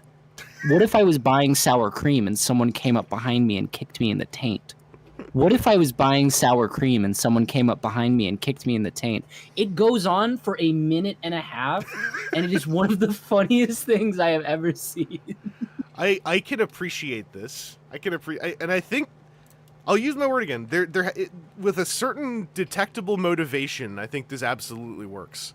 And it's not a motivation where it's like, oh, and it's so hard to hit it. It's just like you either had that motivation or not, right? Yeah, you have to be in on the joke that you are making. You have to realize that the comedy of the joke comes from that. Can I ask, how's the Siege Megatron feeling on its 17th repaint? Better than the minor one from the Rat Bat 2-pack. Really? Because the minor one on mine, one of his feet just comes off the peg as though it doesn't have a peg constantly. So this already feels better. It doesn't feel great, but it already feels better. Like this feels like this riveted outward hinge feels like it died before I got it. It's suffering. This one feels okay.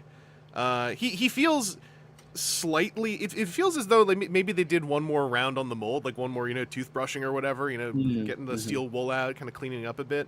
I'm gonna do the transformation just to see if it feels all right, because I still like this transformation. I just wish that like there was more retooling by now.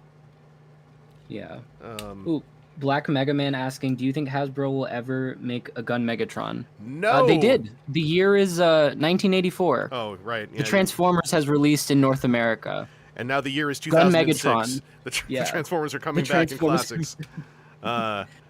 No, I don't think they are likely to, because the current version of Hasbro under Chris P. Cox is very risk averse. And that's just the Hasbro in general. So if something like, I think that kind of risk might be taken, but more so for the sake of something like selling Magic the Gathering cards or monetizing Dungeons and Dragons. I think Transformers gets to take risks where the giant walking cigars in suits look at the risk and go like, I don't know what you nerds are talking about. As long as you're not saying slurs yet, then I don't care. But something like the gun, that will immediately be like some executive especially will be eager to have purpose in order to pull out the book that says we can't make a gun because of these various laws and regulations and etc. So I just don't think it's going to happen, nor do I think we need one. I think as far as official Transformers, MP36, it kind of just did it the best way that we were going to get it, in a way that looks like that cartoon specifically. And then if you want something that's a little bit smaller, or not smaller, but a little bit more simple, and has maybe a slightly meatier robot mode, not to say this should matter to Hasbro, but like New Age and Magic Square have done 3 different Megatrons now. And so like there's not much to explore, I don't think, in that space. Yeah. I'm quite fond of the Magic Square one. I got it for a very good deal, and it's nowhere near Boldform's Gladius, and that's highest compliment I can really offer. There's also the I have this on the way from Show Z right now. I think it's Shangtao. It's like a core class gun Megatron to scale with your like core Kingdom Optimus type thing. I saw a picture of that. $16 or something. It looks pretty neat. So, also, Hasbro did a Legends class gun Megatron that is actually really okay. Back in Reveal the Shield. Yeah. And its handle is designed to be held by Masterpiece Starscream, the Kawamori one. Okay. So, and yeah, also, like, New Age just put out Romulus. That's, some of the hot juice. Yeah. And as far as I can tell, like, that's a very good take on a gun Megatron as well. Like, yeah. It's just I just don't really see, like, even if they could do it, they would, because they did SS86 Optimus, and that was a worthy experiment. Yeah. But I think that with the amount of chutzpah that would be involved with even suggesting a gun Megatron, it doesn't feel like the resources anyone really wants to bother using. It's the same reason why, like, the Mudflap and Skids from the movies are unlikely to appear in Studio Series. Because it's like, wait, what happened with them? Did I miss something? Yeah, they were from concept art, but like nobody liked the concept. They okay. were you can see them on a DVD extra. Okay. But yeah, like, again, like, they could make a big case, for like, we've got to finish the cast, blah blah blah. They could put in a lot of work and like take risks and put careers on the line for that decision. But then, like, when you say all that and it's like, what is the end result? We made a new deluxe price pointed Skids and Mudflap. It's like, okay, but like, was that really worth all this? Like, yeah. Does anyone on the team feel passionate enough about all of this? And I think it's the same thing with a gun Megatron. Does anyone on the team feel passionate enough about Megatron having an alt mode that has no play value with any of the toys in the line because it's supposed to be held by somebody, right? Yeah. The robot mode is what matters, and that robot mode, I think, by complete luck, happens to look okay when shaped like a tank. So they sort of already have a solution that works. Yeah.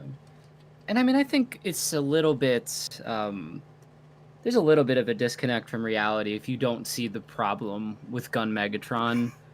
I mean, I think if the United States was a proper country, I make this joke, but genuinely, if the United States was a proper country with actual care for its citizens' well-being and proper gun control, I could see a world where there would be less concern, but also especially with, not to get political, but especially with how trigger-happy our armed forces are. I don't think we want literal children running around with what appears to be a very photorealistic gun with real blood coming out of its eyes, Yeah, and like, the worst guns you'll ever encounter in real life are the ones that are bleeding out of their eyes. Like, Yeah, that's how you know the bullets are full of gunpowder and not, like, corn.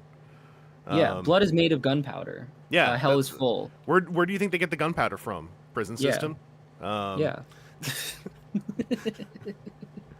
I'm this is also training for me, because whenever I go, it never happens. Whenever I go to LA or an American TFCon, with increasing severity as the last few years have gone on, I'm always like, I gotta figure out how I will navigate if anyone really wants to just have one of these conversations, but while I'm in their country, where I don't feel as safe. So this is some of the training at work.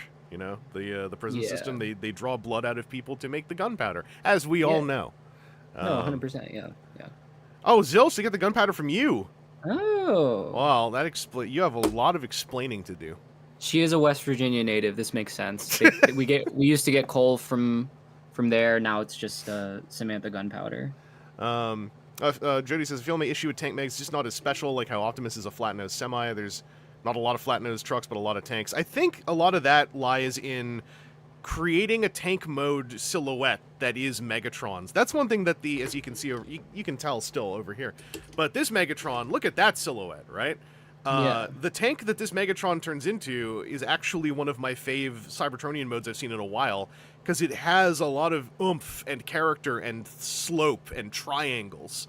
And it doesn't look, kind of like an everyday. Like this one, and I think this is maybe unintentionally Armada Megatron's fault, but like when people say tank Megatron, they say the letter H.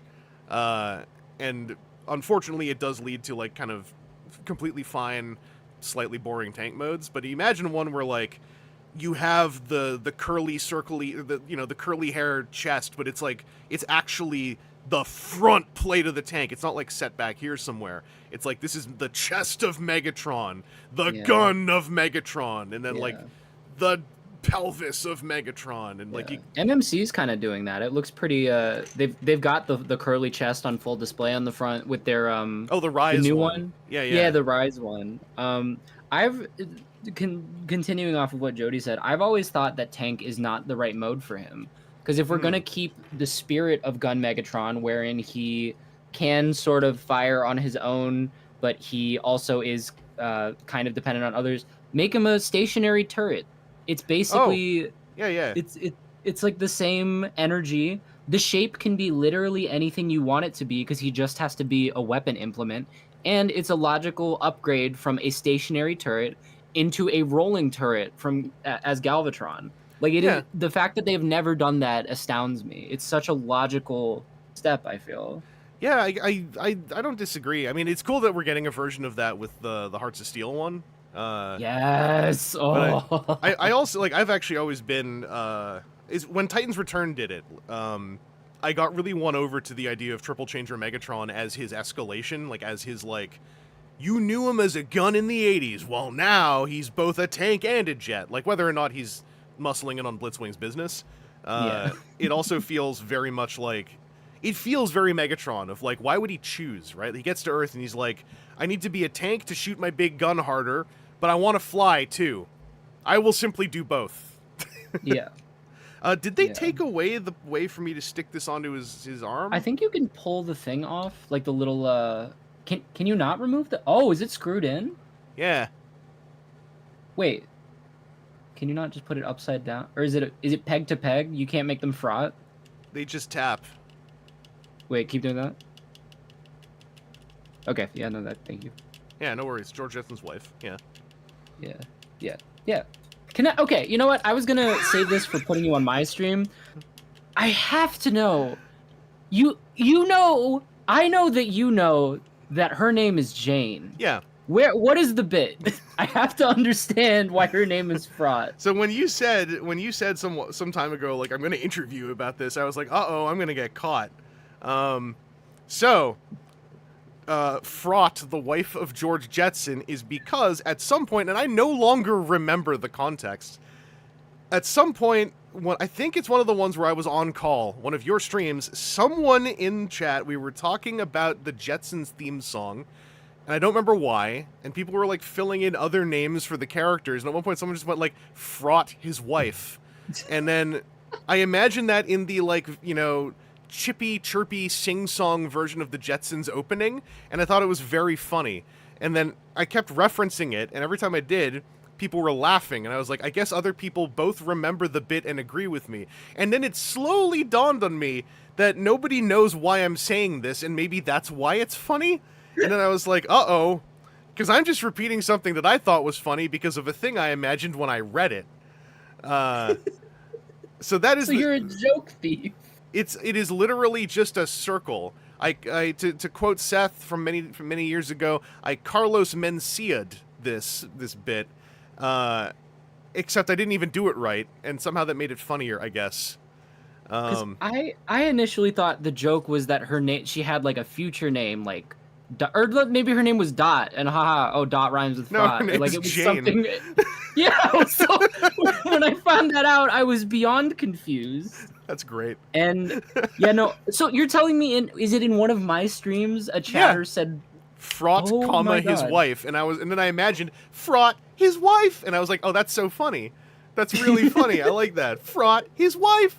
And then when the next time that somebody in your, because not to like give spoilers for the Diaclone stream experience, but like occasionally the word fraught comes up now and then.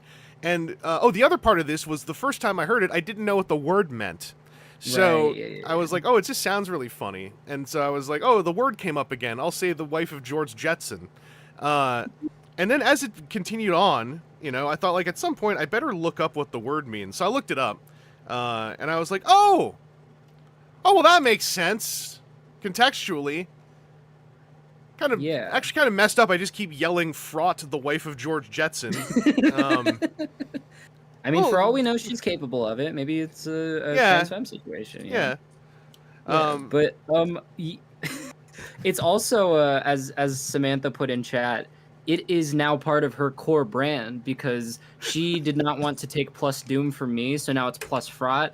And her audience, where I have the girl cog, she has the Frauticons, and we are all a gestalt.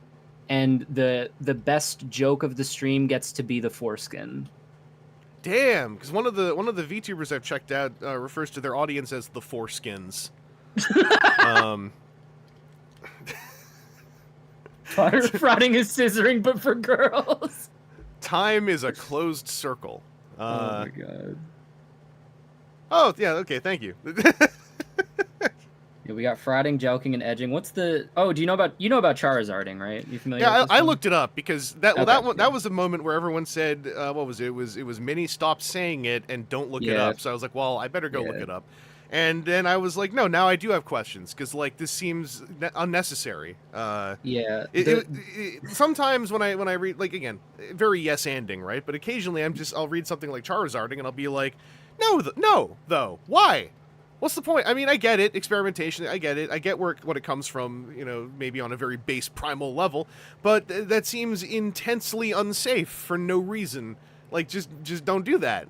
That would be like, hey, I invented pinheading. It's like, oh, what's that? Oh, it's where I just put a bunch of knives on the floor and then we both jump on it. And it's like, okay, well, like, don't do that. And they're like, you just don't understand. I'm like, no, I mean, I kind of understand, but also don't just roll around on a bunch of knives. Like, oh, real quick to clarify for Evetronia, no, they're not in each other's foreskin. That is docking. You're thinking of docking. Frauding is possible regardless of foreskin content. There's a lot of science at work here. Yeah. Whoa. Okay, so I'm noticing something about the world's best version of Gamer Optimus. This peg doesn't work on mine. Oh no! Do you need to apply some goop to it? Perhaps? I need to goop it a bit. I should wait. I should film it first, but because it's falling off. Oh my constantly. god! Yeah, no. Yeah, I found the QC on my Gamer Optimus to be pretty lackluster. I've had to apply a fair amount of goop into several of his joints, and I was very nervous to do it to his waist. Have you seen that some people's waists just snap clean off at the mushroom? Yeah, when I opened mine up, I think that might have been one where people were like, can you check this? Can you check this? Why doesn't yours work badly like mine? What did you do? And I'm like, well, it's just because, I got nepotism going on. I frauded with John Hasbro. Yeah, why do you think, I don't know where I'm going with this. Okay. Sometimes you yes and too close to the sun and it's time to know or. Yeah, well, there is actually a way to know in improv. It's just that you have to know what you're doing to know in improv. It's like one of the more advanced lessons of improv is how to do a productive no. Sorry, I also haven't transformed Gamer Optimus in a sec, so I don't remember how this works. But I kind of remember how this works. This should just be his alt mode, just flying along, having a good time. Real talk, why aren't Cybertronian alt modes just that? Surely obviously the out of lore reason is clear, but wouldn't the easiest thing to be the least like it's like you would go diagonal. It's the opposite. The hypotenuse is the shortest. Do you know what I'm trying to say? Yeah. Direct path is to having wheel functionality. Does not involve covering up everything. It could just be laying down on the floor with wheels. I have always a couple of like pocket theories about this stuff. Like one of them being like because they sort of evolved in many continuities, their ability to shape change, it came out of strife. That inherently their alternate forms tend to be protective in nature as far as like their brain module or whatever. But also on a level that I think this is not mutually exclusive. I also like the idea that maybe like just how in society, right? Like we generally like to wear a full set of clothes, right? When we go out in town and everything. And there's no real reason for it. And I sometimes like to think that Cybertronians eventually just developed the sense that like, well, I look cooler like this. like if I'm just flying around like this, I'm gonna look like a total dork. Everyone's gonna laugh at me. But if I got this thing, then maybe I'm a bit cooler. Adam Bilmu, who wears clothes? Well, like I'm not living the advanced lifestyle yet. I'm still working on the DLC. But once I get there, I'll understand better. Adam Bilmu, you missed it. I waved a card in front of the camera. Here, look, I waved to Gyric. Now you're -1 health. I hope you're happy. Now you're back up +1 health. I'll be right back. I need to refill my water and grab my phone charger. I should begging drink for some water. juice. You should, Chris. As someone who has streamed every day for the past 4 or 5 days, it's very crucial for your throat-based health to not let it turn into hamburger meat, as a scholar once said. True. Oh, before I forget though, have you realized the potential of the TF1 Megatron's legs with the H-Tank transformation? He can do like a slutty crossing his legs type. If you pivot them in very slightly, he can kick back and relax kind of thing. Oh, wow. Yeah, look at that. Look at that. Just be a chair for him for a second. Yes, exactly. Make the face the chair. Yeah, just like... Yeah, no, that's... Yeah. Anyways, I'm gonna get water. Yeah, no worries. See, this is the upside of having like a scholar and an expert on the stream, is like you can get some good input. When you might have missed some good opportunities. There we go. Oh, can MP Black Arachne can do that? I have MP Black Arachne. I just got so frustrated with that figure so fast. I forgot everything that toy does. Yeah. Oh. Gotta use his back guns to, like, hook him into Optimus's, underboob. There we go. Oh, the Voyager Bumblebee Shockwave can do that? Dang. I've been trying to figure out where I put mine. That figure, is in one of 2 bins I hastily filled and then covered with other things. Because I live a very good life.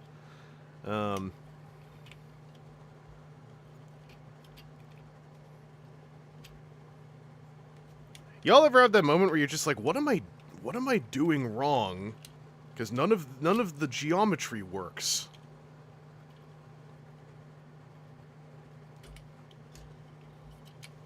Wait a second. Oh! Okay, I get it. Oh, yeah. And then sometimes you're just winning. Nope. Gotta bend him back more. I can't bend him back more! Not with that attitude. Oh, his spine is too stiff. Did I see a message about BBM Shockwave? Apparently can do that too.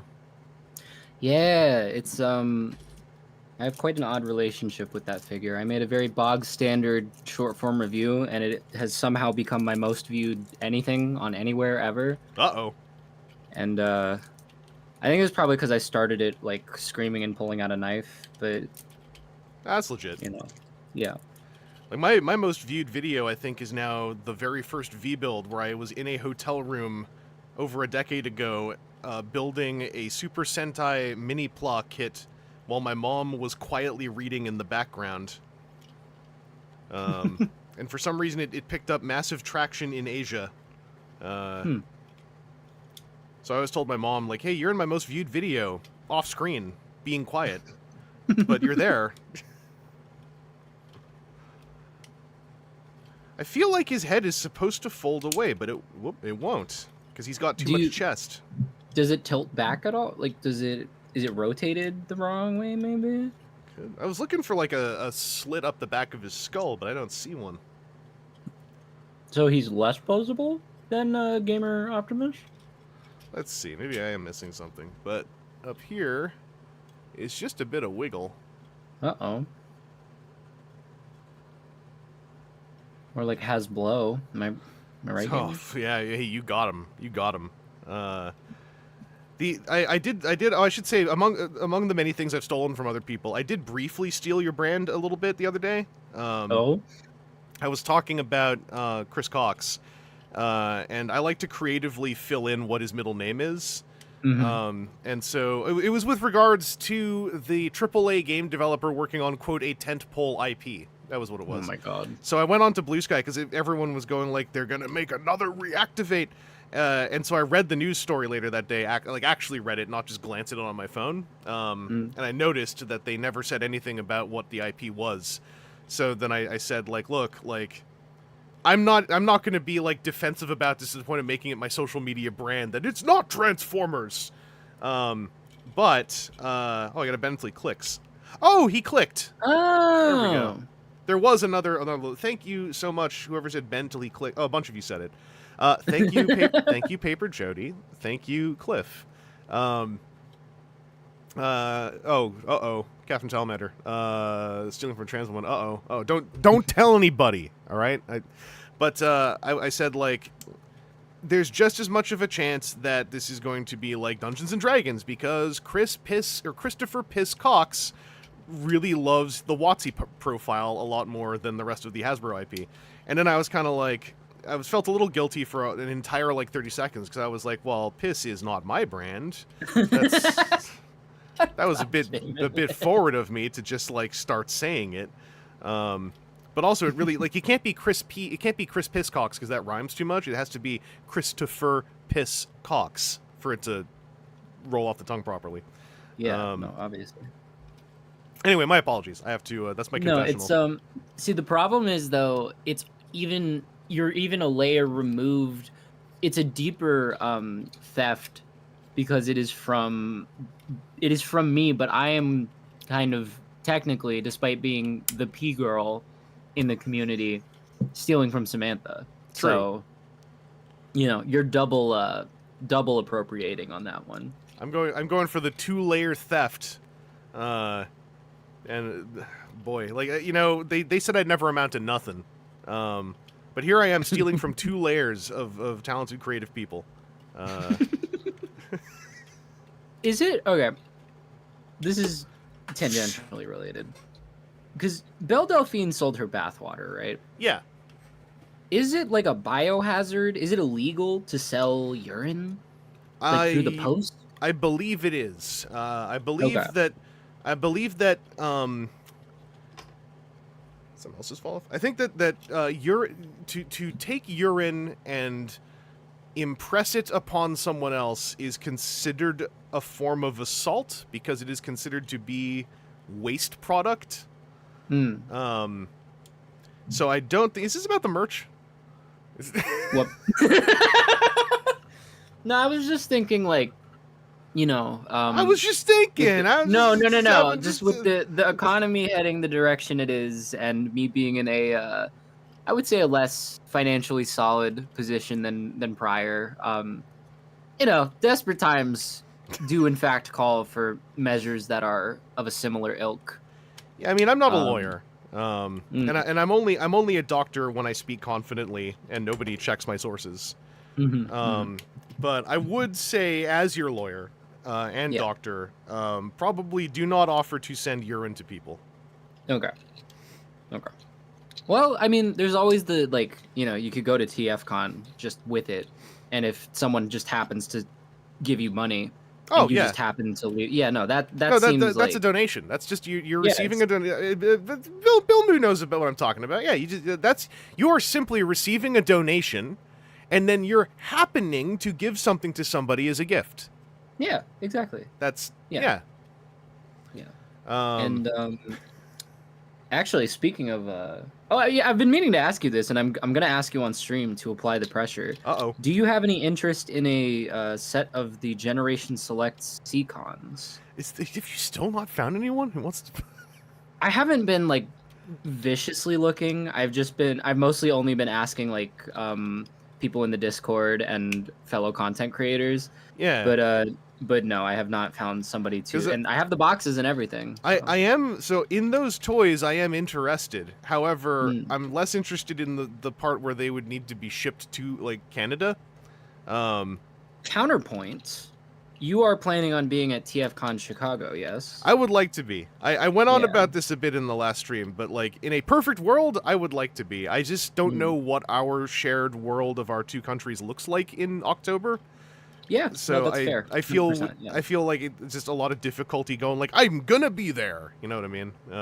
Yeah. But If you are able, we kind of cut out the middleman of the postal service and customs.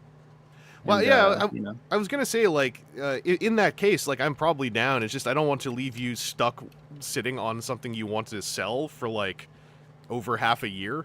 Yeah, I don't know. I'm not at a point yet where I am terribly pressed to get rid of stuff. It is more just I would like to get rid of it, and it would also make me happy knowing that it's going to niche internet micro celebrity / trans p cultural appropriator internet personality Chris Patley Vangelus. Oh, I mean, what better way to escalate my appropriation than like starting to just gain possessions from other trans creators Exactly, too? yeah. Like, yeah. And if you come to TFCon, you know, you could take Emma's Calidus. Nobody would believe, you know. Yeah, no one would believe. They'd be No one would believe no, her. he has them all already. Why would he take yours? What, Yeah, just what's like wrong some, with you? just out of You're like, acting crazy. yeah. Just why are you so emotional? It's, Oh man. Trans Salamander, like, I kind of know how you feel because yeah, you're traveling to TF Nation to the UK. At least, well, I don't know. I don't want to get too dark. It's just like at least it doesn't feel like randomly the UK is like, what if we annex you?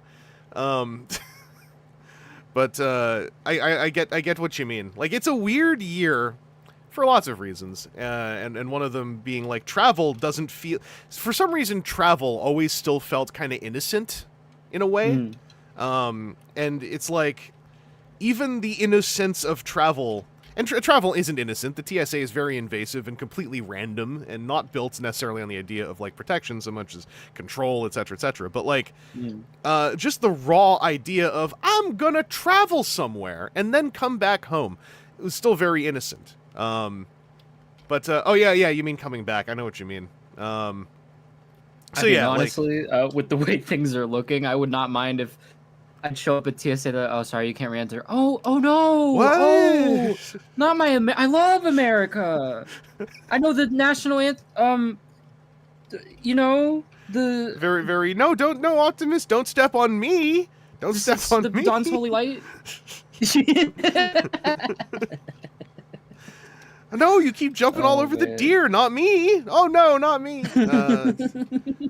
I don't have antlers on, please. Still Gwunky's bit. Hey, liberal, you think you're gonna take my guns? What you gonna do? Kiss me, huh? You gonna kiss me for them? You gonna kiss me for my guns, huh? You gonna? But I can't even do the whole bit because it was so complex. But yeah. It was completely off the top of the dome. Also, it was crazy. No, Gwunky has some fairly amazing amounts of bits that can just start firing off. Yeah. I'm perpetually impressed at the bit implementing ability on display. Yeah. I don't remember where the arms go on Gamer Optimus. I actually am realizing it's one of those annoying ones where there is nothing that really indicates what direction they're supposed to be facing. like you flip him up, but you don't really know which direction the shoulders are supposed to be, and then the forearms kind of just do whatever. It's a little bit. And it just keeps falling off every single time that I tilt them the wrong way. Yeah, I don't mean to depress everyone. That's for the final 20 minutes of the stream. So I will say, like, I am actually currently quite excited about going to TFCon LA. Very much also because my friends, especially my friends who are very directly related to aeronautics, assuaged a lot of my growing concerns about flying. Thankfully, like, I don't have flight anxiety. Like, I know folks who do, and that is a whole other story that I, very much feel for them. But yeah, I'm looking forward to it. It sounds like I've got some panel action going on. I'm going to be seeing TJ for the first time since BotCon Disney World. And how long ago was that? That was like 2010 or 2012. Oh my god. Because TJ for a while just didn't leave Florida. He was just, did everything in Florida or near Florida. And then I think it kind of unlocked a little, various other reasons, obviously, for a human being. But he went to TwitchCon, the last TwitchCon, and like that, it seemed to unlock a nascent, active wanderlust.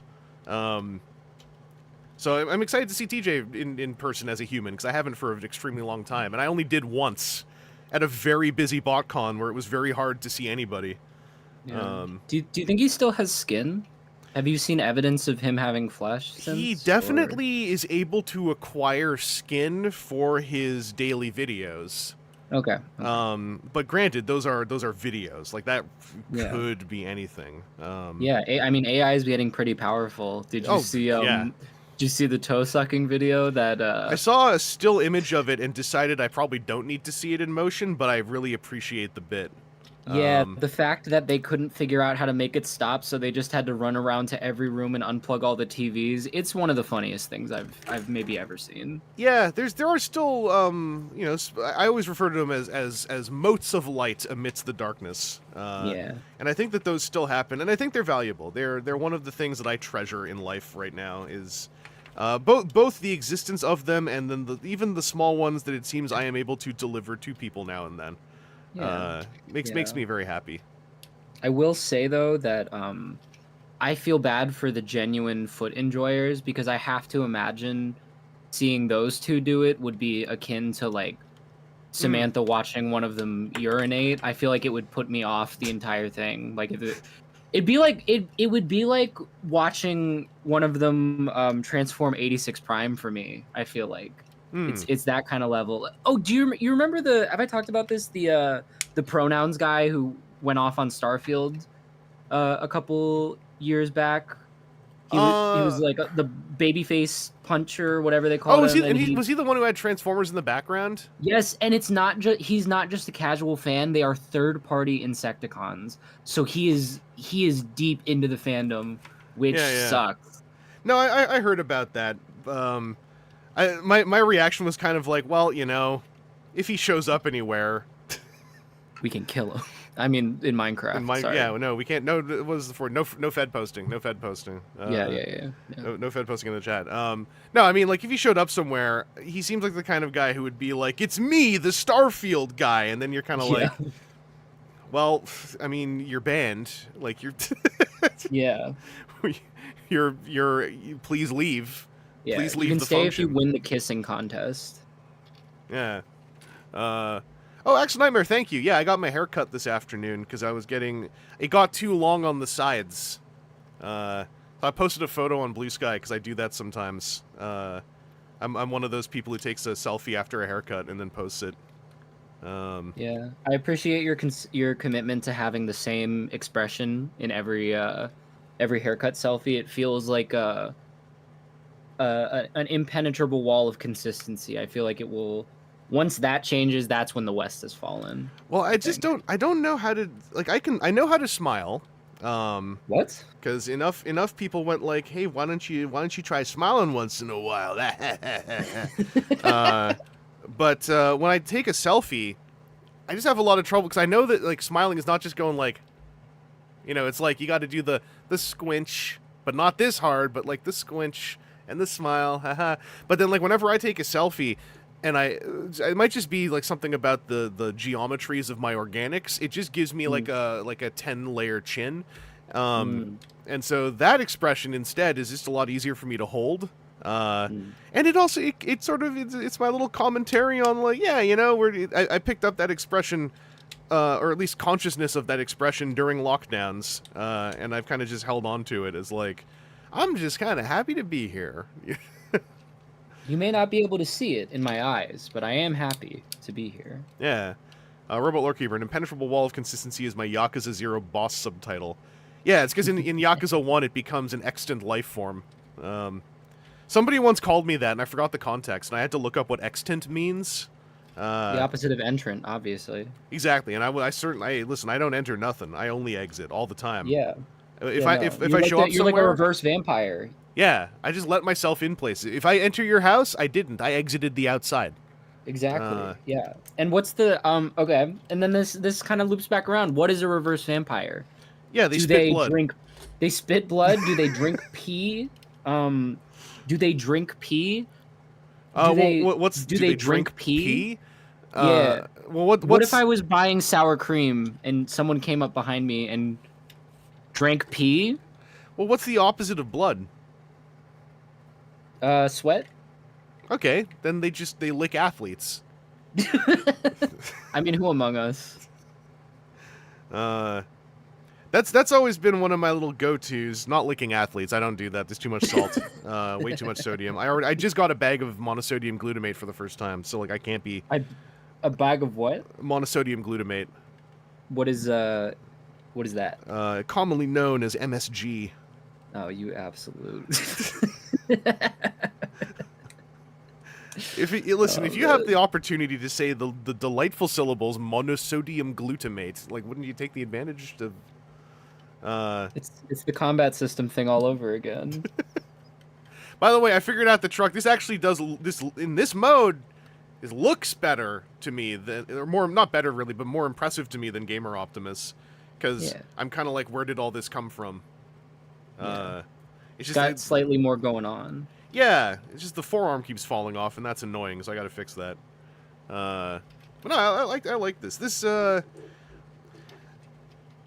These two don't really give like that. They don't feel like they even talk to each other. These two toys. Like, they're not giving me the theme of the stream, really. I'm gonna put them back to robots, but like, yeah, they feel well, because also even just lore wise, like the Ratbat and Megatron and Shockwave and Orion pack made sense because like those two were going at each other, and then Orion and Megatron were like their underlings kind of. Yeah. But these at this point in the comics, Megatron and Optimus are not talking to each other directly, like at all. No, and I mean, I know what it's for. You can tell by the box art, you know, where it's like, look, it's from Transformers 1. Yeah. But like, yeah, I was hoping that like maybe, you know, messing with them a bit, I would get some of the yowie wowie out of it, but like it ain't there. I'm not feeling it yet. I'm gonna make them hug respectfully. Okay. And then we'll see. With tongue or. Well, no, there's too much chest. They can't. Oh, right, yeah. It's the eternal problem with the Transformers. I don't know. I find hugging to be a little bit like hugging is great, right? But I think there's a little something missing. I like to lick the shoulder of whoever I'm hugging generally. Yeah, which you'll see at TFCon if we do a hug, if you're down for a hug. Yeah, I should probably warn. I tend to wear a jacket that, and this isn't even a bit, but I do tend to wear a jacket that has like metal buttons on the shoulders. Is that problematic? Yeah. No, it's a flavor saver. I would say. It is German, so it's it's got a lot of like oomph. It's got a lot of schnitzel. Yeah. Other such words. Yeah, those are a bunch of words people say. Yeah. Sorry, I just glanced over Chris Mew's I blow clavicle raspberries. That's a lot of syllables. That's a lot of syllables. Please send tweet. That's a great that's a great tweet, I would say. Clavicle raspberries. That's got to be an Eminem line. I blow clavicle raspberries. This is fight music. That's an awfully hot Venom cock. I mean, sorry. You're familiar with 19 inches of Venom, right? I am familiar with the exact phrase, quote, 19 inches of venom, end quote, and then people laughing. But I don't actually know where it came from. So it was you know how the AAA games will often be like, pre-order bonus, get statue of Gears of War man. Wait, that's where it came from? Yeah, and for some reason, the flavor text descriptor was 19 inches of Venom. Okay, because I thought people were posting the picture of the statue or whatever from the game, Collector Edition, and saying the 19 inches of Venom thing as an existing bit applied to the statue. No, I am pretty confident that was in the product description. Damn. Hold on. No, a lot of the people in the chat are confirming it, I think. Really? Okay. Yeah, everyone's saying pre-order, just treat yourself Yeah, to no, 19 treat inches yourself to 19 inches of Venom. Wait, so did it taste like something? Like, were you supposed to... I mean, I didn't pre-order it. Was it a popsicle? Popsicles, you know. I mean, you know the thing where if you look at something, you can imagine exactly what it feels like on your tongue. Yeah. Like picturing Venom, I'm imagining kind of a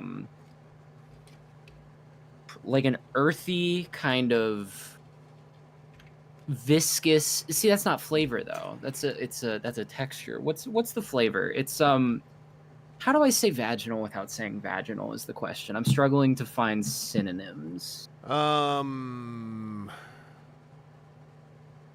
Biological. Yeah, it tastes like person. You know, that kind of thing. Yeah, I mean, like whenever I look at a Venom, like the video game one is very like bluish to me. Like it might just be lighting and shots I've seen, but like I would assume kind of tacky, the tackier end of a tart blackberry, where you get a little bit of that wheaty, like fibrous flavor. Mm-hmm. Oh, people are saying Yannick. Okay. Also, can we get a shout out to Lee Calba for doomed Yuri Lowenthal? That's an incredible joke. Oh wow. I never thought about that. His name is Yuri. Yeah, and I think he has a wife, which is named it feels Yowie. like betraying his yeah. He has a wife named Yowie. That's the name of my upcoming short story. It's called He Has a Wife Named Yowie. That's the full title. Yeah. It sounds like a Panic at the Disco song from 2005. Is it still me that makes you fraud? Am I who you think about with bots? I don't know, that's all I got. This is less stream friendly, but I do need to accredit, like, I hadn't thought of Panic at the Disco in a very long time, which is to say I'd actually never really consciously listened to their music. I just knew the name.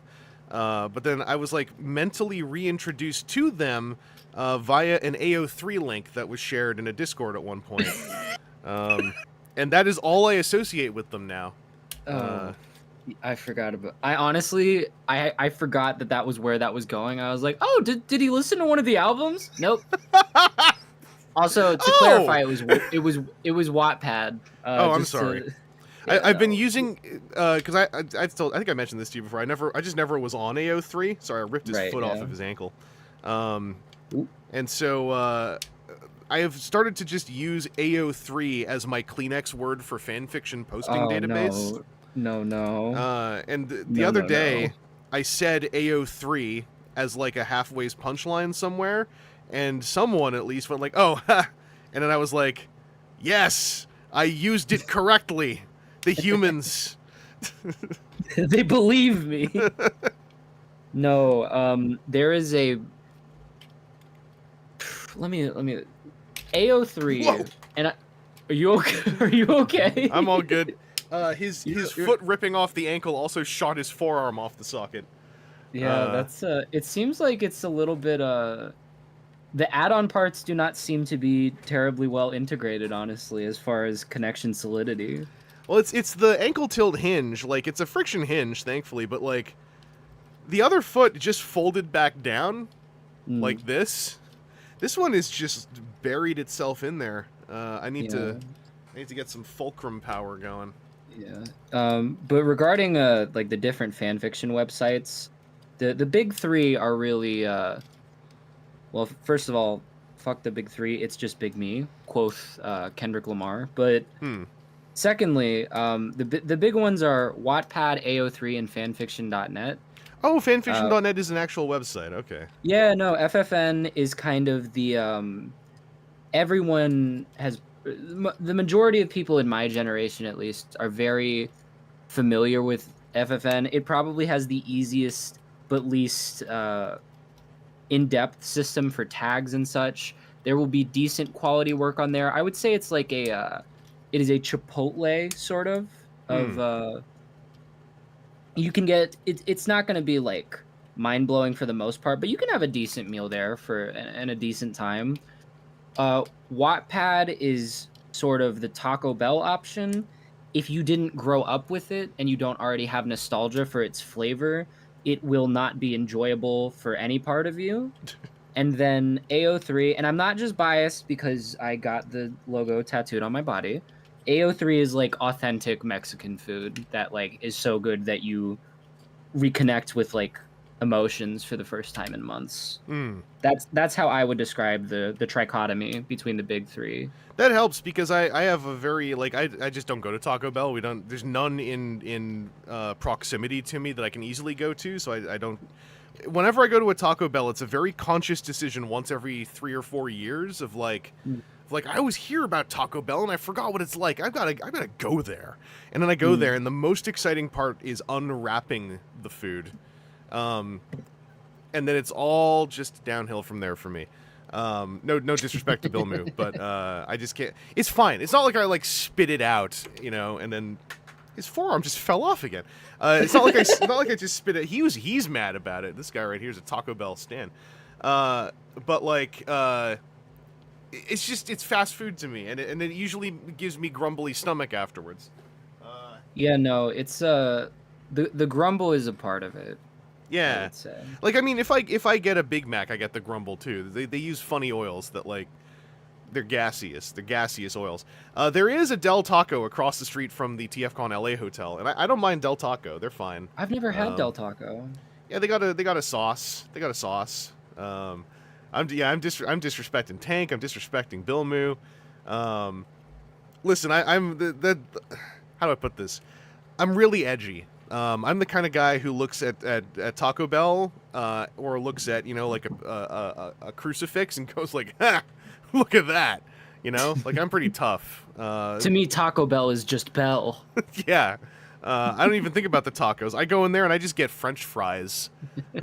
They do have pretty yummy fries on occasion, though. They do have a horrible metallic aftertaste. So maybe, now that I think about it, maybe they're not very good. That's also been the story for me and Taco Bell's. Every time I have it, I'm like, hey, I kind of remember the flavor of cheese. And then it's there, but there's a whole bunch of other stuff. There are Chipotles around me. I went to them like 3 times, and I felt like I was getting ripped off, is the best way I can describe it. Really? The food was not bad. It just was priced as though it was better.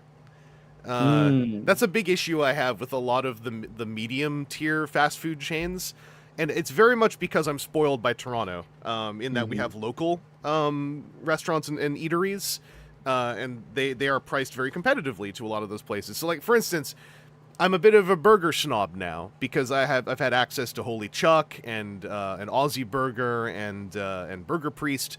So when Five Guys opened here, they're fine, but I think they're kind of expensive for what they are, but they balance it out by giving you 100 French fries. Oh my sweet Jesus! Yeah, you never need more than a small fry. No, because they put the fries in the bag, they put the burger in the bag, and then just pour more fries in the bag until it's up at the top. So that's fine. That meme, Buddy put the fries in the bag, but they heard it 3 times in a row somehow. There was like an echo, so they just did it 3 times in a row, and you're begging and crying and saying, "Please, you're covering my burger. I'm not going to be able to reach my burger." And they're pouring hot fries onto your hand as you try to save your burger. There is no escape from the Five Guys fry onslaught. Yeah, you just got to keep eating. Just got to go munch, keep going. Yeah. But can I ask how much Chipotle is priced at in? Well, I guess I can't what's remember the conversion? because Because at this point in with economics, Chipotle for me is one of the best as far as like filling my stomach for the price I pay, is one of the best values for money. So the other issue is we have like local chains as well. We've got Fat Bastard Burrito, and we've got the Burrito Ooh. Boys, and I think we also have the Fat Bastard Burrito Boys, and the They had Bastard a Boy kid? Burritos, and the Fat Boys Burritos. We have a massive marination of burrito joints. So Chipotle just has a lot of trouble hanging because at the end of the day, they are making recipes according to recipe policy. Whereas similarly priced places that are local chains or semi-local chains are able to operate kind of similarly, but they lean in a little bit harder on everything. Also, we have real Mexican food in Toronto too, which ruined a lot of it for me. Yeah, no, the first time I had authentic Mexican food, I actually almost started crying. The like flavor palette it unlocked in my brain. It was like being in love. Yeah, I could see it. I could see it. Like it's what is it? There's a place in Kensington Market that do really good tacos, and it's like $12 for a plate of tacos. And they're real good. The one what's it called? Where it's pulled pork and pineapple. Damn it! Now my brain just ejected it. But y'all know what I mean. It's real good. And then like I have had a Taco Bell taco since then, and I'm like, I get that this is not even remotely attempting to be the same thing. But yeah, it kind of wrecked like fast food tacos for me. Sorry, I just noticed the way that the drill mounting works means you can put the entire sword onto his arm. And like that's kind of baller, but he doesn't have wrist swivels, so I can't do the thing where he's holding the sword but it's pointing up away from his groin, and I'm like, they don't make toys like they used to. We used to be a proper transformer. Yeah, we were all one set of moving folding joints. There was something I was gonna say that was related to the food talk. Now I can't remember what it was. I saw it. We had a Shake Shack open in Toronto last year, and that was another formative moment for me. We had Chick-fil-A open here as well, and in a way that I described as hubris laden, that made me annoyed. But we've had places like Shake Shack where they're like, "Hey, it's us, it's Shake Shack. Remember us? We finally have come to Canada," and they have like lineups and stuff, and it always drives me nuts because I'm like we have all of this here already, and probably better. The only time it went the way I liked it is when Carl's Jr. opened in Toronto across the street from Holy Chuck, and they were here for like 3 months, and I never once ever saw a person enter or leave the Carl's Jr. while it was clearly open and staffed. They got fully owned by the city of Toronto. So yeah, this is on Optimus. Optimus's boob is the problem here. Okay. Yeah, no, because Megatron looks like a top surgery enjoyer at this point. Yeah. He even has the scars. He even has the top surgery. This is crazy. Yeah, Megatron, and with the face paint stuff, like Megatron is very much like carrying the hang on, I can get a pose going still, because Megatron looks like the Frank Frazetta painting where he's the one, with the giant sword, lamentations of the semi trucks, and then Optimus is the one who's just all like, hang on a sec, because Optimus is able to do this. Optimus is the one who's just like ripping the shirt open, but can I get a good like? This forearm keeps coming off. Do you think Optimus gets back pain? Because it just occurred to me, especially on this design, his actual chest is like what's behind the Matrix. So he's just lugging like a massive plate of armor in front of him. And like I've had friends who have had to get like breast reduction surgery because they had spinal issues. Do you think Optimus suffers from a similar problem? I could see Orion Pax suffering from it. I would assume, I'm making an assumption here, that like part of becoming the Matrix bearer is that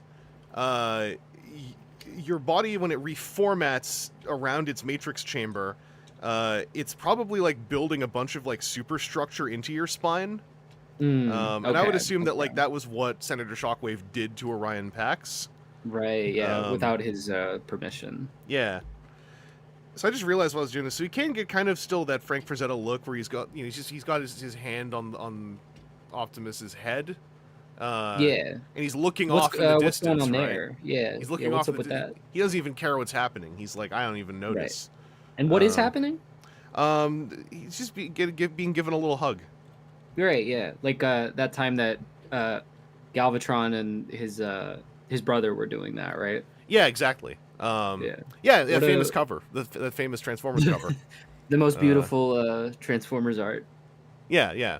Yeah, because hey, that's just sibling. What's the opposite of sibling rivalry? Sibling love. Yeah. I mean, like, I think the healthiest example of that is Luke and Leia in Star Wars, you know? Yeah, they had a moment where they were just overwhelmed by sibling adoration and went Yeah. like oh brother, and and then they just didn't talk about it Yeah. afterwards. They're like, Yeah, "Phew." like Mario and Luigi. Yeah. I was at the last improv potluck. I wish it had been recorded because a bit of it did. Is we were doing quick scenes, and we did a scene. And we were like, "Can we get a word?" And it was something like video games. And it was what's your favorite video game? Someone said Super Mario Brothers. So the guy I was doing the scene with went straight into like, "Oh, my brother Luigi." And then the first thing I said was like, "Mario, can we stop it with this accent? It's friggin' offensive. We keep playing it up." Cause all the friggin' they all love it, but like I'm tired. I just want to go do some plumbing, Mario. And they got at it. The scene became like a whole big mess afterwards. But I just remembered that went over well. I was very proud of myself briefly. I really thought that you were going in an incestuous direction, but no, it was just like a good improv bit. Yeah, no, I have a lot of. I've only done improv incest references the one time, and it wasn't my fault. That was where someone else. I went to a musical improv thing, but sort of by accident, and ended up in a musical improv bit because I put my name in the bucket. So we were supposed to do like genres on a shared multi-artist album about shared theme, and then the first person got a theme which was like the incest attic. And then it moved on to another couple. Then it came to me. Like, thankfully, they gave me metal as a genre, so I didn't have to like worry too much about song structure, because metal is my blood, et cetera, et cetera. Yeah. But once I started running out of words halfway through my song, I just started referencing the other songs, which meant at one point I just went like, "There's an attic. I think there's incest going on. Nobody seems to be caring about this." No, Zilch, I didn't do the incest. I simply referenced it. Like a skull. Speaking, however, of speaking of siblings. Oh boy. To cap this off, because I want to open these, and I don't know where else I'll get to open them. I just got to modify the packages for a second. By the way, And go ahead. Sorry, just real quick. Adam Bilmu in C'est La Vie. That's an incredible joke. Incest La Vie. True. I mean, that's our national alternate language is French, so I get it. It's a good bit. Oh man. But yeah, modifying packaging? No, I'm not modifying. I'm just cleaning some dust off the packaging. Okay. I got a couple of Studio Series core classes actually. Because hey, the twilight of the core class. We don't got many of these left. So I've got the two concept series little guys, and I had the blue one for a while, and then just never ended up opening him. And then I got the red one when I was visiting my mom, and then got them both home and realized I don't know where I put my favorite Soundwave. So I dug him out. Wait, BBM is your favorite Soundwave? He's one of my faves. I like his alt mode a lot. Interesting. It's got shapes I like. Okay. I wish it was stretched out like the Emiliano Santa Lucia concept art, but they got these concept art Decepticons, and I'm really excited to pop them open because I think that these are done. I don't think we're getting any more of these. I think that it's a miracle that the red one even came out. Which one's the blue one? It's the blue one is the blue one, Cygnus. I don't know what you're talking about. Concept art Decepticon. Yeah, clearly the blue one's the blue one. Yeah. Anyway, they named them Concept Art Decepticon. It says right there. Moving dust, my ass. I knew I heard the telltale squeak of a Removing dust from marker. what? I'm sorry. Yeah, it's been a minute. Everything makes me think of her. It's just, look, you just got to use a good moisturizer, all right? It's just like, Yeah. take care of oneself. I mean, dust is just human skin, so it's just It skin on is. skin action. Did you know when I learned that, the first time I learned that dust is just human skin, it made me almost puke the next time I put my hand in a pile of dust because I thought too hard about it. Wait, why were you putting your hand in a pile of dust? Because sometimes there's like dust on top of a bookshelf or something. You just don't think of it. Like, oh, oh, dust. But then like I went like, oh, human skin. And then like, I was imagining you had like a little corner where you just stored all your dust. I put all my and you dust occasionally... in Yeah, it's like Ash Wednesday, but every Wednesday. I put all my dust in the dust heap in the Oh, dust Mom found the shelf. dust heap. Mom found the dust shelf. My mom Wait, asked me why maybe my sock was so dusty. Wait, maybe that's what happened to Peter. Was he on the dust shelf? He just got so dehydrated. Yeah, from dust he came, and to dust he shall return. I mean, legit. That's that's a very poetic way to kind of like de-horrify the notion of a hamster turning into a skeleton overnight. Yeah, I'm still caught up on, like, that feels like true crime. I was thinking about it a lot. When Jody brought it up while I was streaming last night, I was like, I got theories, you know, like. My favorite theory is simply isekai. You know, it's that. You know, Peter's just out there somewhere. He's out there somewhere being the protagonist of something that we will never really know or understand. He's Dennis Chainsaw Man. Yeah, exactly. He's somewhere out there. There's someone who's like, sometimes I have a dream of my old life. I remember the cage, the middle shelf cage, the pee, over the room, the pee all over the room, the little shelf, the cage. The power of the Prime's Predaking. We're just transporting items back from Zilch's present. This is also like low key, just the further the canonization of Samantha TM. Yeah. She's now in the fighting roster for the upcoming. Yep, the upcoming I'm gonna clum the upcoming. I hate it when I get up-clummed. Who else upping the clum? I hate it when I get up-clummed. It all just gets like weird and goopy, and none of it comes out, and it's like Yeah. Doesn't even tighten joints. So like, why am I doing it in the Studio Series Devastator? I know. Like I thought for a second, like maybe it'll bring him to life. I mean, that's how it works, you know. My dad I mean, did that's that to how my it mom, works. and then I came to life, you know. It's As very similar. As we all know, as we all learned in science class. Yeah. Can I say? I just want to say a little inside baseball. I hope you don't mind. A little inside baseball. I was briefly asked, like, hey, you know, if I do pop onto your stream, like, what's the out-of-pocket ceiling that we're going to be operating with? Like, do I gotta watch a little bit? These are literally the same instruction sheets. Jeez. I mean, aren't they monotone? Doesn't that make it monochrome? No, they're slightly toned differently. So they did in the whatever Adobe product making thing they were using. One of them at one point was blue and one was red.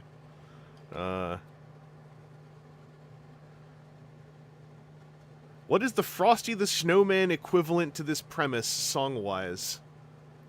I haven't watched enough Frosty the Snowman to like be able to just like start improvising and cracking off Frosty style songs. That's still in my skill set to develop.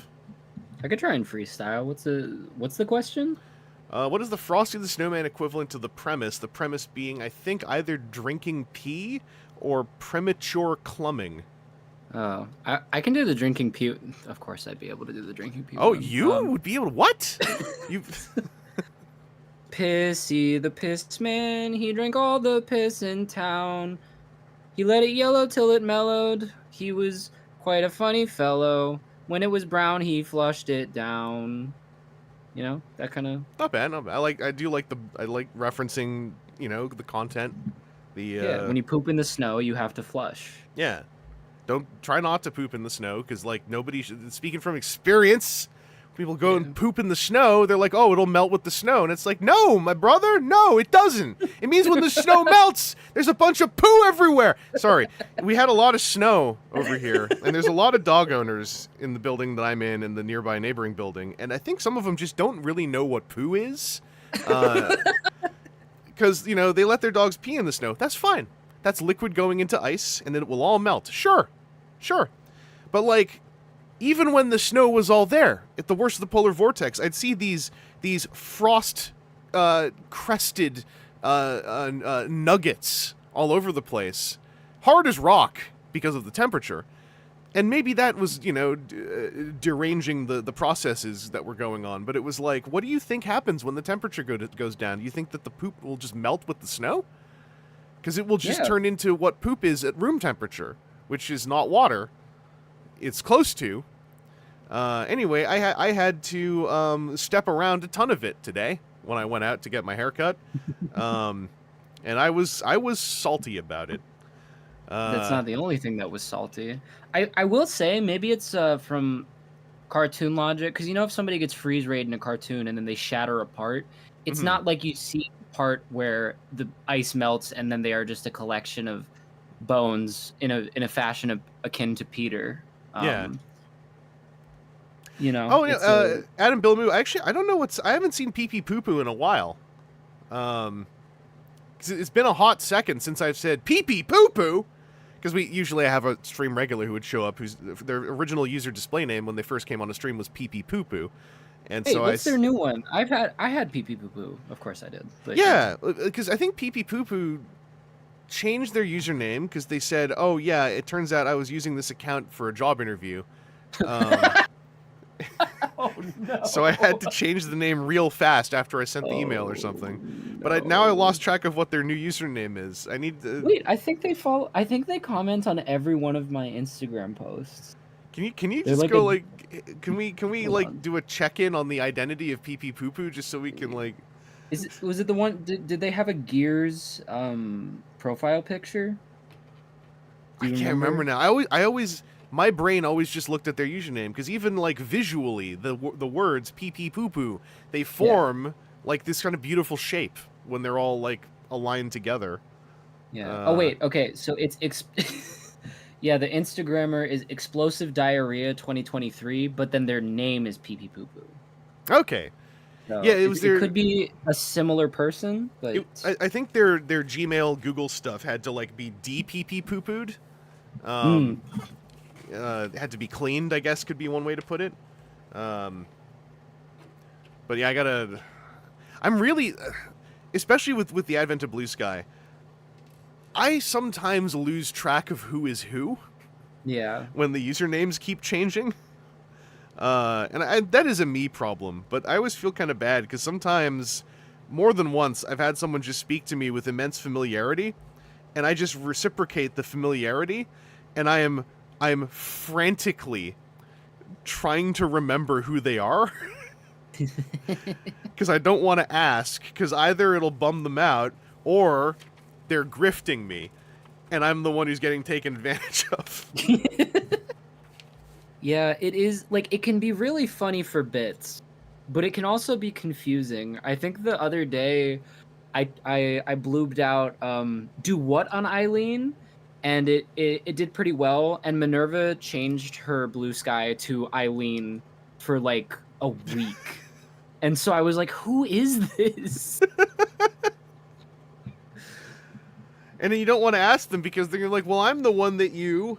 And you're like, okay, well... I did this for you! Yeah, some of it I think might just be my old message board brain, because even back in the message board days, sometimes people they'd have the experimental function of, oh, you can change your username. And then even then I would start getting confused sometimes. Like good old Lord Takara changed his name to Boardwise. And for a long time, I had a lot of trouble parsing what he was saying on the message board, because I'd be like, who the hell is Boardwise? Vangelus enabling parasocial. Listen, my belief about parasocial tendencies, right, is like we all have some of them. You just have to have some self-awareness. You know, you have to have you have to be able to catch yourself when you are carrying. Because I used to be on these Hasbro in the early 2020s. Isn't that a screwed up thing for me to say? Back in the early 2020s, isn't that even more screwed up for me to say? I was on some of these like Hasbro Zoom calls Q&A things, and I would, because everyone else was like writing down notes of all the boring information, but no one was keeping track of like the production tidbits. I'd try to keep notes on all of the things the Hasbro people are saying as humans, and I always called them my parasocial Hasbro staff notes. So I'd be tracking things like you know, BMAC seems really happy today. I wonder if things are going well for him. Just writing fan fiction about the designers in the notebook. Well, like we were pseudo kind of privy to Rachel Marketing's child being born. Rachel Marketing's. That's another thing. I also tended to just because that's how they showed up in the promo videos, is like Evan in design, Rachel Marketing. I just called them Evan Design and Rachel Marketing. And I think I told them at one point, and they didn't really react, which was worse. Writes down in notebook, nobody appreciated my joke. In my parasocial notes. Evan Design didn't seem to understand. Which I don't get, because we're such close friends. Yeah, like I talk to him every day when I watch his videos. I don't know. I think there is obviously concerns of parasociality. I don't know if that's the word yet. Especially like going from just being a content consumer into being a content creator. There is definitely I've found it to be a little bit of a tightrope to walk, because there will be some people who will just like be like, hey, let's be best friends like right now. And I'm like, I don't know about that one, Chief. But then like also like you'll form like genuine meaningful connections with people, and like even if they started as viewers, like there's not really you get to the point where there's not really that dynamic of like creator and consumer anymore. You are just friends. Like I mean, Samantha like put lies parasocial towards me joking in the chat, but like I feel like I'm making like you know, I feel like Samantha and I are actually buds now. Yeah. And I feel like it's it can be an awkward line to tread, perhaps. This came up last night in the streaming thing where I was talking about it came from something else, but I was talking about how my mom has this whole thing. I sometimes don't have like arguments necessarily, but I'll have a minor argument about like what the word friend means, because to her it's like she always says like I don't have any friends. I just have all these annoying people who always want to hang out with me all the time. And sometimes I'm like, Mom, those are friends. She's like, no, I don't think of them as friends. And it's like, well, I mean, that's fair. Like, it's not your prerogative to, you know, think of as friends people who just like your company, but like in some situations, like that is what some consider to be a friend. However, it is a very malleable word that can mean a lot of different things to a lot of different people. And that's kind of always been my approach to the notion of friend and acquaintance, is like I never really volunteered. I have an aversion to volunteering that like someone I've met is a friend of mine, like until like they say it, because I'm like that's forward a little bit, I feel. However, I also think that there's a wide gradient that exists in that space of like friends, buds, pals, acquaintances. Someone else's word was like guy who gets me stuff. So like as someone who's posting videos and whatnot on the internet for a while, like the notion of parasocial at first like kind of confused me, because I was like, well, half the reason I'm posting stuff is because I want to make more pals. But then like, you know, I'm also to broad strokes at least, I'm mostly just a dude on the internet. So there's a level of parasociality that like I don't have to be afraid of necessarily, compared to what some other folks may be going through. So it took me a bit to kind of like grok it. Sorry, to kind of parse it. Grok is trademark now. But yeah, like as a creator online, like I think it sort of depends who you are too, like in the greater social space. Like I always say this, someone like me, right? I'm a close enough to straight right now definitely cis for the moment, guy, right? Who trends white, right? But also trends Asian, because like, hey, guess what? I got some good mixings going. I taste delicious. But like that means that in my case, the notion of parasocial, I think, is more like, am I the one who's wielding it? Because I'm in a position I'm in a demographic Venn diagram where I can commonly do that, or have the potential to do that. So I try to think about that, where I'm like, because I have a predilection to being just very friendly and open with people, I kind of have to watch myself. How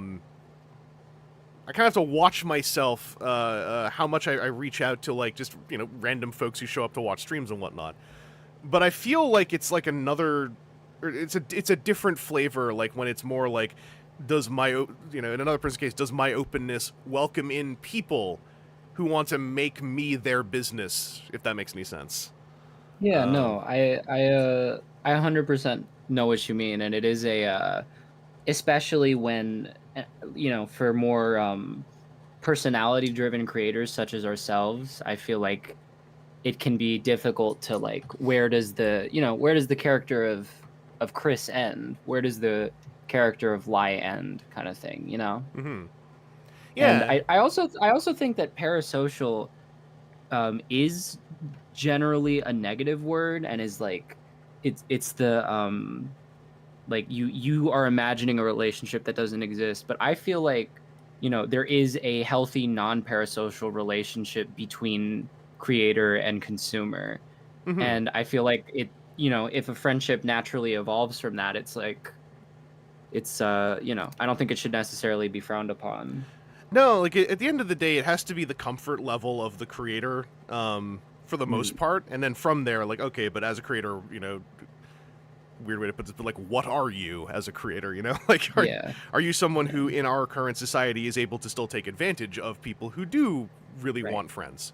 Yeah, and as long as you have to, like, make sure there isn't like a oh, I look up to you, you're like my idol kind of situation. Like, there cannot be a power dynamic for it to, like, if there is a power dynamic in that way, I think it would be a parasocial kind of situation, you know? Yeah, I used to always put it like when it, this is like in more the 2010s, when the it wasn't a conversation that would literally come up this way, but like, roughly speaking, if it was the conversation of like, well, how do I eventually become your friend? You know, it'd be kind of like, well, it's like, you back in the day, I used to say, well, you just got to kind of be chill, you know? But then, you know, dudes ruined the word chill, I discovered later on. It became like code word, kind of red flag language for the kind of thing. So it's like, I don't know, it's just I have a certain vibe, and like, you know, whether or not you happen to like connect with that, like, that's neither of our faults necessarily, nor would I want anyone to, like, you know, mutate themselves to better fit the kind of folks I tend to just click with. But yeah, I don't, it's an interesting thing to think about still. Like, I think in the Transformers fandom space, we are very fortunate that, like, we're not really in a position that I'm aware of for anyone to actively be taking advantage of their, I always say, platform in that kind of way. Most of the larger creators that I'm aware of tend to put a very, very healthy level of distance between, like, how much they are neck deep in their own community. Or they make it, they will make, you know, the overtures to make it clear that, like, you know, I am doing this and I'm having fun. I like all you guys, but I also have this whole life over here. So don't worry about it. But yeah, it's I find a lot of interest in that topic just because I'm also, like I said before, like, I am numerically, how do I put it? I'm numerically the kind of person a new viewer should be wary of, because I'm an older dude in a fandom. I'm like, the way I always put it, like, I'm currently cisgender. It's because, just as a diagnostic, I like to do a check-in every year because I think it's healthy. But like, I am close enough to the cis straight older guy on a YouTube demographic that, like, I would say most viewers should probably be cautioned or cautious until we interact a lot in a safe way. Let alone, like, have FaceTime at a convention in a safe way, only because there are so many tales now of older cis dudes on YouTube who then get a Google Doc, and it turns out that a lot of people who played Minecraft as a career had very strange life paths. But luckily, you didn't even play Minecraft until it was on my stream, so you're 100% safe. Yeah, I didn't even know what I was, and all I did was dig hole. I just Yeah. I showed that clip to someone the other day. It's still so deep. Yeah. It's quite a hole, Chris. It's quite a hole. The Pat Lee hole is like one of the greatest things I could have ever, given to a community, and I'm really proud of myself, honestly. Yeah. I wanted to share Little Cube Ravage. So this little guy, in my opinion, you can make him have an alt mode because, right? And I like this alt mode, but if this is an alt mode, right? Then this is an alt mode. Yes. It's got a front. It's got two little guns. It's got a thing in the back. You can imagine, it's going, psh, it's flying like this. Yeah. I'm noticing that I don't think you can do that with these little guys. Yeah, no, they are very much just little blocks. Yeah, I was hoping I could flip this stuff out at least, but that's already starting to decouple things. Yeah, no, it's they serve their function, as any good member of a functionist society should. But yeah, I gotta see if they fit into boob. They do. They fit a little snug, but it's pretty decent. Can we also get a rip in the chat for Zilch's Blocky's Skywarp, which has apparently come to bits? What? Although the thing is, since it broke at the knee, you could always skybound him. You just That get could be another. If it broke at the knee, just get another Blocky and stick a new knee in. Oh yeah, true. And then get that Blocky from a soulless corporation like Walmart. Yeah. Then stick the new knee in and put the old knee in with the Blocky you don't need, and then return it because the knee's broken. Yeah. Then you're not lying. The knee is broken. Yeah. Oh man. Yeah. I mean, if it's to a corporation. Well, also, no. I'm gonna. This is my little soapbox. This is when the box Windows soapboxes were happening. I was a little tetchy because I was like, can we at least have a soapbox that's worthwhile, right? And I was like, here's a worthwhile soapbox. Dear Hasbro, please implement a robust parts replacement system. Please implement a robust, granular parts replacement backend. So that if I do have a toy where the elbow breaks or is malformed out of the package or something, rather than rolling the dice or figuring out a whole thing, doing just a rando product return, I could contact your bespoke system and say, hey, I need the elbow from this toy that released this year. Would it need setup? Would it need to have some infrastructure built? Absolutely, but that's an infrastructure that will pay for itself after a while in both goodwill and in not having to process entire product returns straight to landfill. Therefore, to make it topical, that should be in place for something like Blockies, where it's hey Blockies, can I please purchase from you a knee joint? But yeah, back when there was entire things, YouTube videos and whatnot, where do we stand in the war on package windows? I was like, can we we got it. There's so many other things though. There's so many other things that we could be even in this little world. Yeah, it's I'd never thought of that before, but I think it would even it could even improve sale of big figures, because for instance, I have zero interest in MPG Jinrai because I know there's a chance that there's breakages. There's a fairly frequent breakage that can happen with it. Mm-hmm. And a similar concern with New Age Romulus. Apparently some of the hip joints come cracked out of the box. So but if I could buy it with the safety netting of, oh, well, if it breaks, you can just get a replacement part, I'd be 100% inclined toward it. Yeah. And it just, yeah. I'm even down to pay for the replacement part. Yeah, whatever. Maybe it's out. It was broken out of the box. It's you know what? Okay, bad luck, I guess. And this maybe is not optimal, but if I could and some third-party companies are my understanding is Magic Square is like this. MMC is like it. Yeah, and MMC is like it, where you can just contact them and go hey, I got a busted part. Here's my context. Just let me know if we can sort something out. And they might go yeah, can we charge you this for the shipping and the part? And it's yeah, because otherwise I have a busted thing. Yeah, yeah. Shipping is a small price to pay, I would say. Yeah. Oh, Samantha has gotten the knee joint out, so now all you got to do is the old pop and swap. Yeah, yeah. And on that note, I do believe I have to retire from the stream for the evening. It is Ooh. 11:30, and I do have work in the morning. My short 1.5 hour stream once again has gone exactly to plan. Thank you for having me on, though, Chris. No worries. I was feeling bad that you had me on like 14 streams or whatever, and then I was like, yeah, I had you on the one time.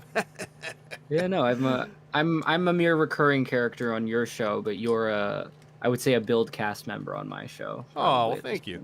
I've never had someone, I don't think, properly on for just a Vox shredding, and I was like, I basically really want to afford more room for more people to jump on and do more collabby stuff, even if it is just a hang and chat while something's happening. Because it's an energy that I feel has always been a little bit missing from the Transformers YouTube space. And there are so many of us now streaming even, which is sort of a new thing, I think, for our space.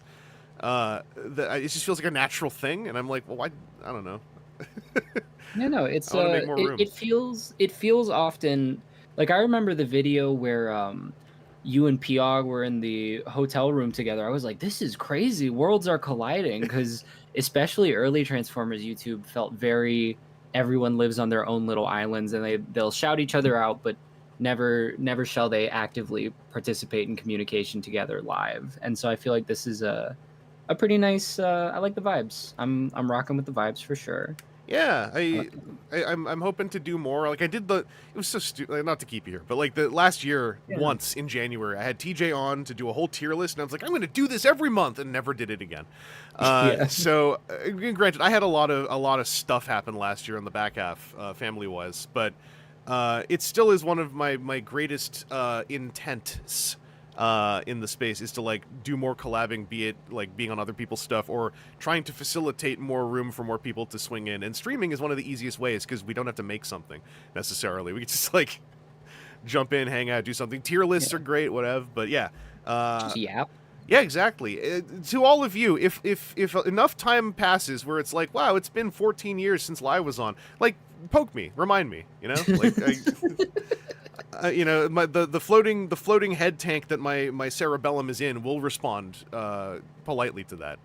So, yeah. Am I allowed to shill for my dang socials? Absolutely not. Jesus Oh, Christ. No, go ahead. Bad. Go ahead. No, go ahead. Yeah. So I am Diaclona on basically everything: Instagram, YouTube, TikTok.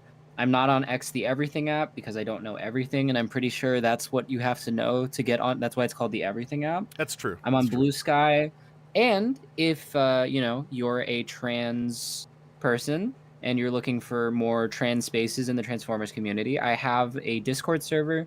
It is patron locked, but it's only $1 for entry, and it is as Vangelus puts it, a coin slot situation. If you can only pay the $1 the one time, that's fine. If the auto mod or whatever kicks you out, just message me, we'll get you back in. It's a space that is like, I would say 90% trans people. I think we have, oh wait, no, they're not. I don't know if we have a straight person yet. I mean, actually, if you're a straight person, we are looking for a mascot. I am straight adjacent. It's a very, very long label, so it's very close to awkward straight. Well, yeah, but you have a label though. You have a label. Yeah. I wanna be the. This is a joke from somewhere else, but like in a group where it was primarily like trans folks or queer folks, and then like, it's like let's bring this guy into the group. The sort of like, at least trending straighter white dude guy. It's like, here we go. This is our diversity hire. This is yeah. Yeah, I really hate to say, like, listening to you and explain how you were of a dangerous demographic earlier. There were too many qualifying statements. I'm white adjacent. I'm currently cis. I'm straight. I'm straight passing. Buddy, I hate to tell you, I don't think you're going to be the diversity hire in the Diaclona Discord. Damn it! Yeah, if you are my whole brand.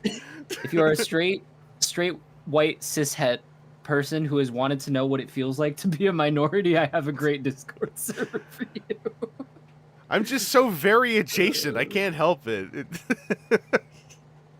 I was gonna I be don't all, know. I can be your token straight. Then I remembered I've been considering myself ace for the better part of 2 months. Damn it! Sorry, disqualified. Disqualified Tank Hunter. Yeah, you're gonna have to pay $2. I'm sorry. Yeah, yeah, that's the plus doom tier. But yeah, that was yeah. Thanks for having me on. Yeah, no worries. I'll catch you later. I'm gonna yap a bit more, but I don't know. Just whenever you click out, let me know. I can't actually tell. I'm clicking out in 3, 2, 1. The click happened. All right. But yeah, I'm also in that Discord server. So if you go in there, I'll know what you say. But yeah, it's a nice Discord. It seems like a fairly welcome. It seems like a fairly welcome. It is a very welcoming space. And it is also an era in which a welcoming space such as that is very. I think it seems to be doing a lot of good for a lot of people. Adam Billme, don't invite Tank to anything. Okay, yeah, true though. True. I gotta remember that. I forgot to drink water for a while. I want to make a little family shot of the Soundwave family before I jet. Shane DePayne, need a good Transformer server. Yeah, I don't like my server and Li's server are both coin slotted. Mostly just like local community oriented, well, local online. The coin slot concept is basically just because I have known people who are Transformers creators on YouTube who have or had open servers, and then had 2 nightmare stories, which not like specific to, just they would have 2 nightmare stories. Oh, holy crap! Diaclona's in the chat. What? Yeah, I'm talking smack on your Discord server. But they'd have at least 2 nightmare stories, and I was like, okay, I'm going to just leave my server patron membership locked, because hopefully that will be like a little moat that keeps out the people who seem to look for Transformer servers to invade. And it seems like it's worked out okay so far. And also that I can say, like, both my server and Diaclona servers are both to date quite safe as far as being spaces with the kind of moderation aggression to keep them safe if necessary. That's not an advertisement for mine though, because I hate advertising mine, because I don't have any moderators. I just have me, and I don't want to have to go through the whole thing of actually making moderators, because like if it ever happens where there's enough people where we have to have moderators, it's just going to be Aaron, because I already know he can moderate stuff, and Aaron's going to be, he's going to friggin' iron fist all of, it's just going to be like, whenever I'm not there, it's curfew time. Server member 14, you seem to have been posting more than 10 times in the last 75 minutes. I think I'm going to time you out for 15 minutes. In both of our cases, it's just like, because we're both using the same kind of system. It's just if you're a membership on YouTube or patron on Patreon kind of person, the welcome message should give you a link to the Discord. If that doesn't happen, then contact so's that we can, like, you know, whichever or both. If you want to be a super badass, you're both. Then you can just be given a direct link. But yeah, it's just it should be in the welcome message. I've had enough people turn up in the server on my end where I think it's in the welcome message. On my server, by the way, when you get there, you'll be in a temporary role where you only have the ability to type. You can't post pictures or anything. That's just the other moat. So like, you just gotta poke me and I can rolls you up. But Discord in general, if I may just give a little dissertation on my opinions on what Discord is. Discord is not building little forever castles. Like the people who own Discord would really love to sell it for money. Just for some reason they can't. It seems, for the money that they want. So Discord is a very useful transitory interim social media thing that takes all the best bits of IRC and Skype, or most of the best bits of IRC and Skype at least, and sort of smushes them together in a way that works enough that, for instance, Discord servers were a very good reprieve when Twitter was truly falling apart, and it wasn't really clear precisely, like, where to go, right? Wait, Bill, do you mean is that on the .org Discord? You had to boot an anti-transfer? What? Or is it a different Discord? Because that's like, all due respect to players of Transformers card games, right? That's a very thin niche for a transphobe to show up at. Jesus. Okay, well. Well, guess what? Guess what? Hey, if you're out there listening, hey, Clown Shoes, you're booted anyway. So, like. I mean, hell yeah, but that's messed up. I'm so. I mean, it's good that you did that, but I'm sorry you had to do that. Like, that shouldn't be a concern. That shouldn't have been a concern, but obviously it is a concern, but oh, okay, I remember the dork. Yeah, that's messed up. One of real chat. One of the ways that I set up my server to at least scare people if they show up wanting to be troublemakers is that I codified in the rules that it is a progressive server because it's mine, and that the rules are, these are the rules, but if I think that you're being clever and skirting them, I will drop the hammer on you because I was a moderator on TFW when it had a news and politics forum and when 9/11 happened. So, you can't mental chess me with this stuff. You can't games master me with my own rule set, because I will just throw you out anyway, and I will melt your brain with my psychic powers, as I often threaten. So that's one of my tricks. I have not, like, on any official level, but I have advised 2 friends on setting up Discord servers in the past year. And it usually is always the same stuff. It's like, don't write rules so that the rules can autopilot. Write rules to imply to people that they will be targeted if they're trying to be troublemakers, basically.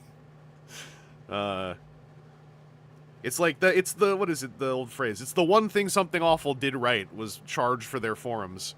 So you make it so you have something to lose by showing up. And then, screwing around. The arms on these little guys are such an interesting sort of a bummer, because obviously they're doing the pile drivers, and I like this part of the transformation, not just having 2 pile drivers sticking out, but yeah, the arms are also just kind of this.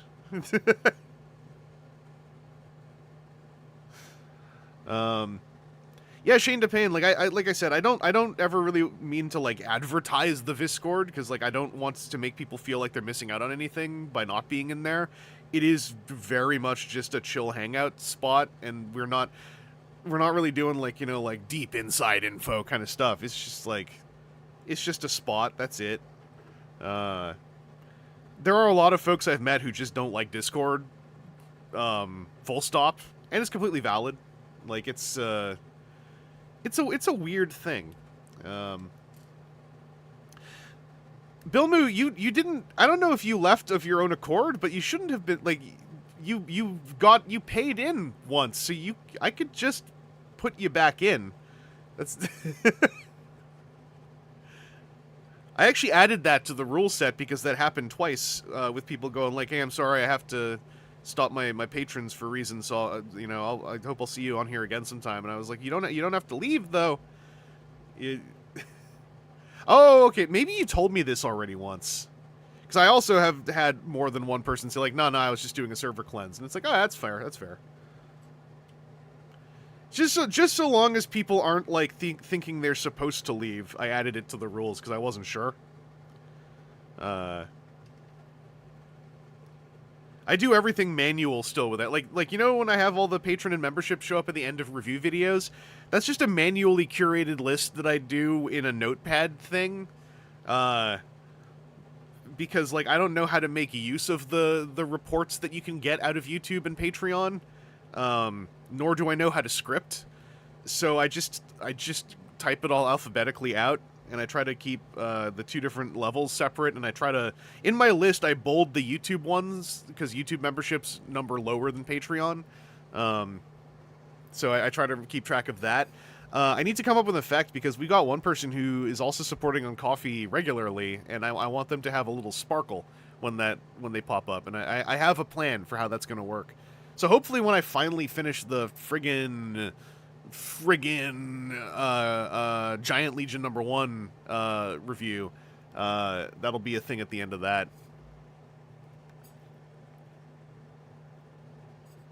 It's my water bottle, by the way.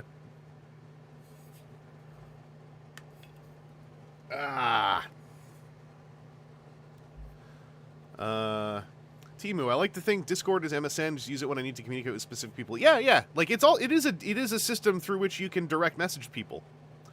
Just the only things about Discord which I don't like, which I have voiced to folks like pretty clearly, is like if you're gonna use Discord as an information repository, it's just like please have a backup, because you cannot trust Discord to handle your data. Psycho Jenny, thank you for the super. The system oh, you can see it. The system tells me it's your first super on a live stream. So it says let's celebrate.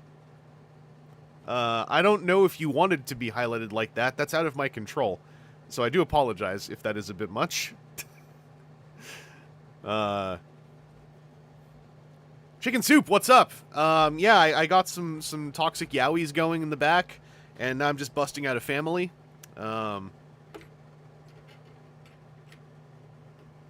only time I get info on Discord is only on voice calls. Yeah, I mean, like, Discord, the main, I think, one of the main things it really serves is that it's an easy way to have voice calls happen. That was its original purpose, I think, and then it's kind of been mutating since then. But yeah, here's your little Soundwave family. I like these, sort of. I think they're neat. The fact that each of these is a core class is a bummer. Kind of unequivocally, but that's the story of core class, I guess, kind of. It's like, either they're hits, or it's like, this needed to just be a different toy. But I kind of dig this. As a little, like, family of aesthetic, I like these four. I think that's probably all they should do. I like that they all can go into the chest. I like this Soundwave toy a lot. I've been meaning to do a review of it, because I know it is not a popular Soundwave, but I gotta rant a little bit, because I didn't realize till I finally found where I put him, and I dug him back out. And this guy came out in, like, 2022, I think? So I have exactly one problem with this toy, which is that the skirt is one giant piece. So whenever it flips forward, it looks kind of silly, right? And whenever you turn his waist, it starts to do that, and it looks kind of silly. The skirt, right, just pops off. It's a friction joint. So I thought, because I'd always seen pictures everywhere, oh, it's 2025 now. So I'll just go get an upgrade kit for this Soundwave. Because surely, an upgrade kit for this Soundwave would have a skirt piece like this that is cut into two parts so that it comes up in two pieces and looks less silly. Obviously. Sorry, yeah, thank you, Lee Calba. 2021! I'm yelling because that upgrade kit doesn't exist! And there's like 2 or 3 different upgrade kits for this toy. What do? Oh, we made some bespoke pieces to stick into there. We made some pieces to fill in the bottom of the feet. And then worst part, right? We made a hinged 2-part skirt piece. I'm like, oh, swick. Yeah, it goes on his ass. It's based on the 3-0 toy. It goes on his ass, so he has an accurate butt.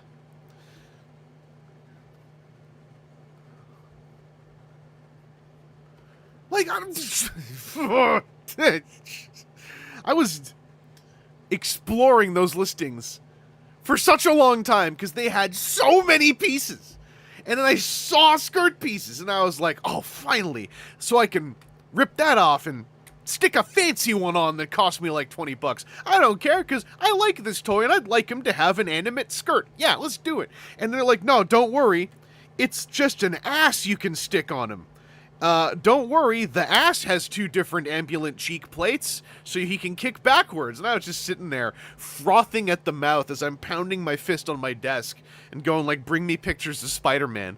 Because freaking, it's been 4 years, and still, it's just this! Like, what the hell are we doing? Why are we wasting time? And then the fillers on the foot parts. I was like, let me check something when I transform him. That's a slot that a tab goes in, and friggin' what's the point? Why fill the bottom of his feet? When do you look at it? Never. In alt mode, they're down like that, right? Oh.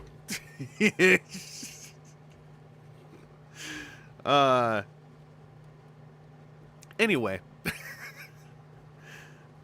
This, by the way, doesn't come with Soundwave. This comes with Ravage, okay? I also saw that you can stick these things together. You don't look at a Soundwave's feet. No, I don't. Sorry if I'm a little bit, I'm not one of the cool kids, I'm not as hep, as I'm not, maybe I'm a little square.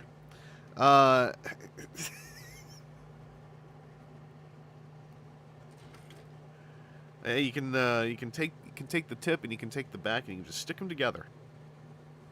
But they're little. Because to be honest, I'm fine with gap fillers. I'm not like I understand. Sometimes even I'm like, no, that actually looks pretty nice. But sometimes it feels like it's just a struggle where they're like, okay, let's see if we, turn it like this. Well, at this angle, But I'm like, yeah, but he's posed like this most of the time. Like okay, maybe here, I guess. I don't know. Sorry, Boulder. Just got here. Also noticed the friendship doesn't seem so fracture back. I don't know what are you talking about. You can't see. Megatron is not looking. Megatron's being very aloof and just looking away as his friend is trying to get his attention and give him a hug. Over here, this one they fell down. But we had Optimus being a chair. Welcome, by the way, Boulder. I went through my intended openings. We popped open TF1 Deluxe Studs for Megatron, who I am liking more than the Optimus. I need to mess with him a little bit more. I like his alt mode a lot. I like how it comes together. Boy, do I really wish that his head didn't have to be looking up out of it when you lift the tank turret up, but... And then I popped open Fractured Friendship. The removable forearm on the Optimus on mine is just falling off limply constantly, so I need to thicken that peg with some of my gloss varnish. The Megatron feels better than the minor Megatron that I have that came with Senator Ratbat, because his foot doesn't fall off. So that's nice. Scorp, thank you for your concerns regarding Studio Series 83 Soundwave.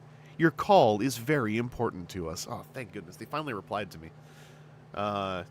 Student Scissors, want to check if the package arrived safely. Yes, I brought it in after I got home from my haircut, but then I kind of like moved straight into eating food than streaming, so I haven't, I have done nothing with it, but the package has arrived safely. In my apartment. Bill Moo... Oh, Scorp! Bill Moo has a complaint. Do you want me to just, do you want me to, do you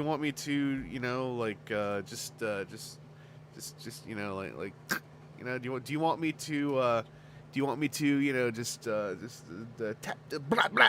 Do you want me to do you want me to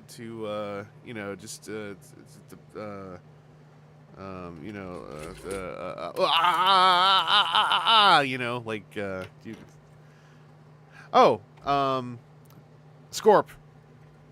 Tank seems to have a complaint too. Do you want me to or do you want me to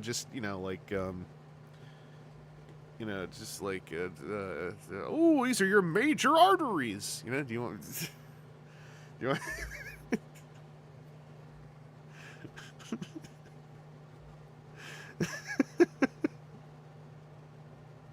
I know your job is very hard, Scorps. So, I'm just trying to help out. Peak Fed posting hours.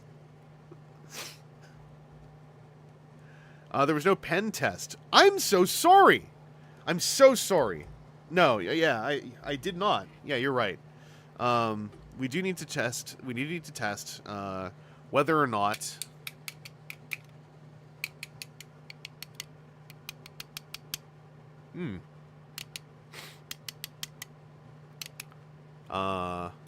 But okay, but what if I and then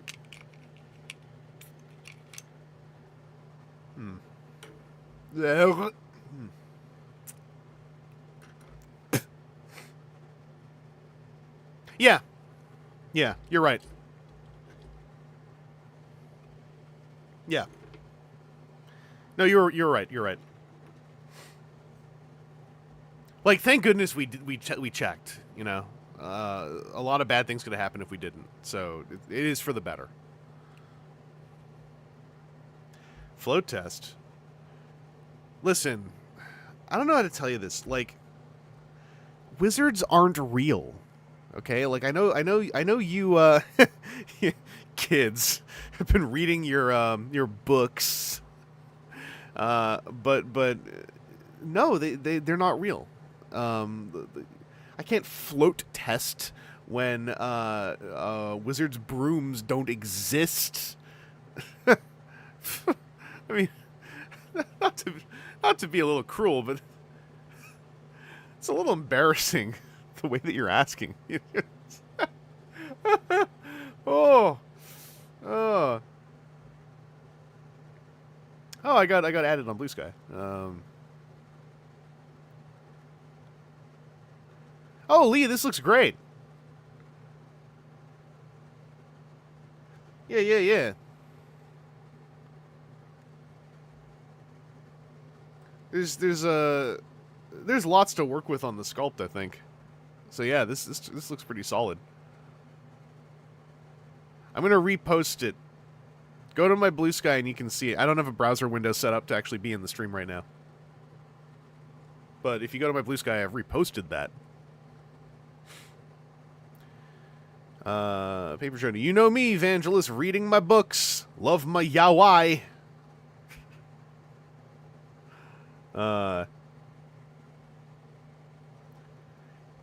Whew. Oh, man. Ugh. I've been having some real bad circadians. So I'm like, boy, what a nice stream. Now I can go have lunch. But yeah, I should probably start clearing things up a little bit. Once again, because he's in here, this Bill and Tank are both gonna. Wait, Tank, you're gonna be at LA, right? Or am I misremembering? 'Cause I don't want to put you up for something that is physically impossible. I'm pretty sure they're both gonna be in LA. Okay, yes, gonna be in LA.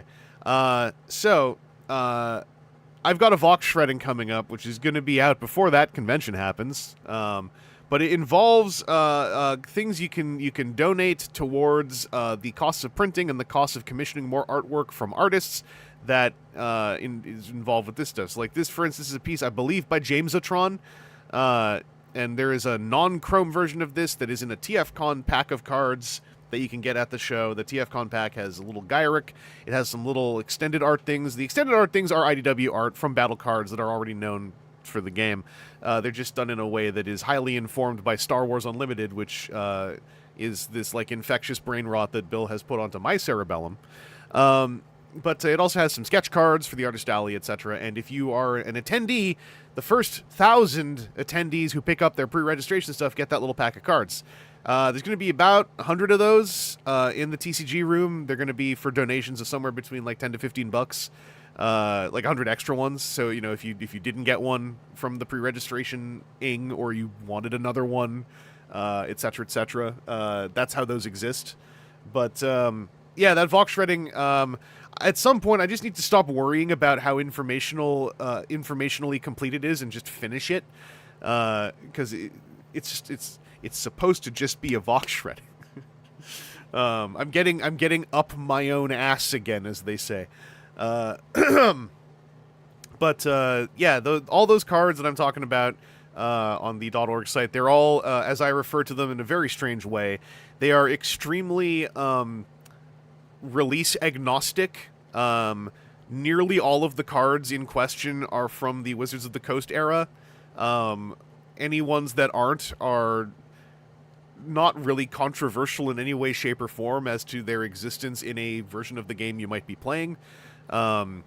There's 2 rolling actions. Those replace 2 very powerful cards so that their double pips can still exist.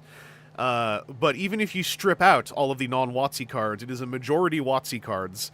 And it is primarily a way to actually... Because all of this stuff you could print and play, right? Or play digitally, etc. But demonstrably that is like just not like what some folks would like, and some folks would just like to be able to go like, yeah, but I just want to get some cards. I don't want to print cards, and I don't want to sleeve them behind things. I don't want to cut them all out, etc. And it's like, it's fair, that's valid. So this is a very straightforward way to engage with all of that. If you do have interest in what Bill Moo is up to, the .org fork has got a wave in beta that has like some Unicron-y stuff in it. Oh yeah, Tank. I mostly just mean the goodie packs and the TFCon pack, like their contents basically.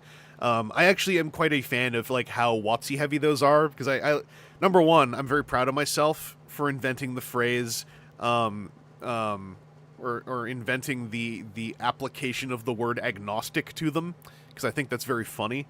But also I think that it makes it like, how do I put this? It makes them very unthreatening for anyone who vaguely just remembers hearing about or having touched the game a billion years ago. And it takes away the whole notion of like, well, do I have to learn a bunch of new stuff? It's like, no, it's literally just like, it's mostly cards you know, and like, hey, one of these has 3 tandem targeting systems in it. So we are democratizing the tandem targeting systems. There's something, the goodie packs are like delightfully non-threatening in a way that's hard to express.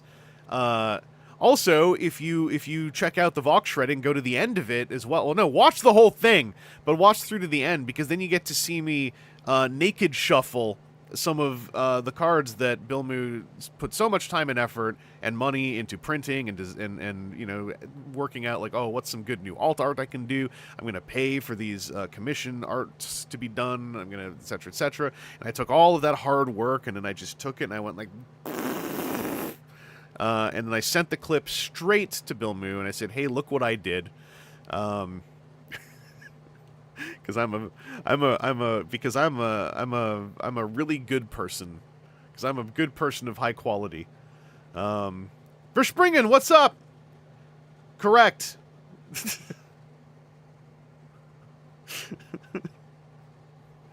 Timu, tandem targeting system wasn't a must-have card in the sense of gamer meta, but it was one of 2 battle cards that you could, at the time, only get as a single copy from the San Diego Comic-Con 2018 pack they did as a promotion that had 2 characters and 2 battle cards that they never reprinted ever till the very... They reprinted all of it at the very, very end, but the battle card reprints were on card stock that was too thick, so you couldn't feasibly use them in play because it was impossible to not detect them when you were shuffling your deck, even in sleeves. So a less forked fan set already brought one of those battle cards back, but Tandem Targeting System was the other one. And Tandem Targeting System was the one that referred to pulling another copy of itself out of your scrap pile, your discard pile, which made it super screwed up that they only gave you one. Tandem Targeting System was the cuss word of all 4 of those cards, because it was the one where it's like, this literally refers to having a second copy of it. You only gave me 1 copy of it. And it's in a pack with character cards that I never need extra copies of. Why did you do this to me? But yeah, that's a whole bunch of spiel that I need to finish, and I recorded new audio patches for it, so I can at least fix the bits that I couldn't get over. Yeah. Hey, Bill, while I've got you here, I assumed some things that are in the video. So this and the Night Racer promo are the Hey.org promos that are still available enough that someone in LA might be able to get at them, right? Those were my assumptions, so I just said them in the video. All right, I did it. All right.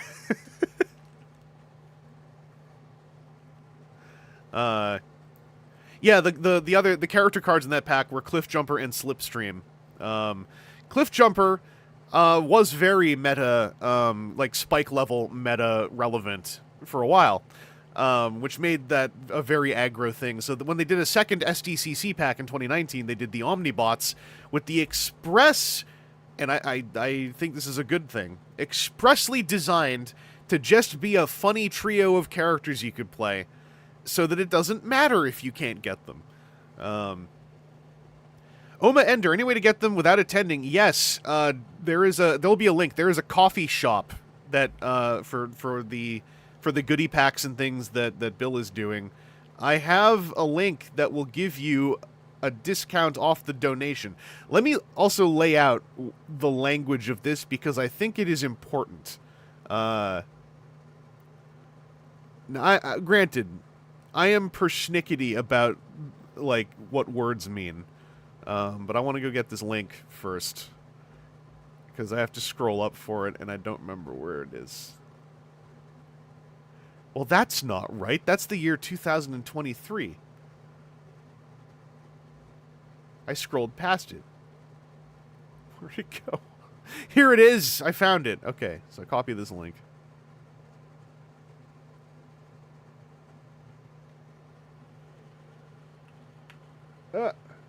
What? There it is.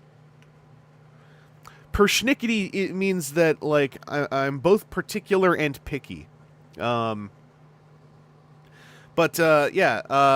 when I say donation, the way that the coffee shop works in this context is that it is a coffee donation. The donations are put into a fund that Bill uses to print cards and pay artists for more artwork to put on cards, and then you receive something in return for the donation. Now, I do think it's kind of, like, I was a little surprised that system has coupon codes connected to it, because that makes the language more complicated.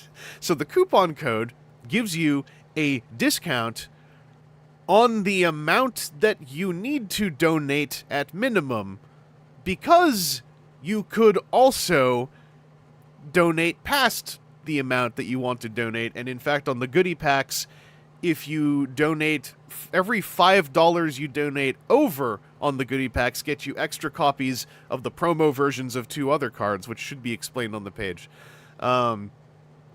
So yeah, that is important, I believe, because that means that Bill is not selling Transformers cards. Bill is taking donations for the production of cards that are then available as return gifts for donations to produce more of them. The chibi art in the goodie packs, I believe, is entirely by a combination of Snowy and Jamesatron. And they are my favorite thing because they are character cards that are the size of normal cards.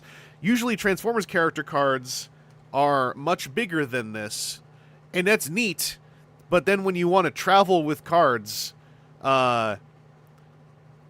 it's annoying sometimes.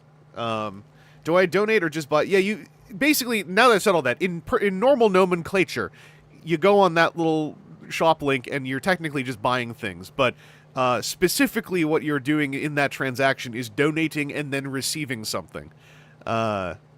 I think it's very important that is clear. There is language on that page about following the fan policy, which is cool, but like very specifically, I think it is important that it is clear that it is not a full, it is not a simple transaction of goods, because that is like a very specific thing. They are not printed by WotC. They are printed by a third-party source, and I don't remember which one Bill is using. What I can say is that if he is using the same one this entire time, they feel very much like real cards. They don't have the full-on, like, black card spine that WotC cards tend to have. That's a bit of a Wizards of the Coast, like, trademark. But they still have a smooth finish, and when sleeved, they still feel the same for the purposes of shuffling. They're not, like, too thick or too thin to stick out. They have an original card back, so the card back does not say Transformers. It is formatted to have similar shapes and colors so that if you happen to see a bit of it through a light color sleeve, it shouldn't be clear enough unless you're staring at it to know that it's one of those cards. And if it is at that point you are in fact staring at it to try to identify which one it is, then your friend that you were playing the game with is in all rights to slap you in the side of the head and go like, hey, stop trying to cheat, the stakes literally are non-existent.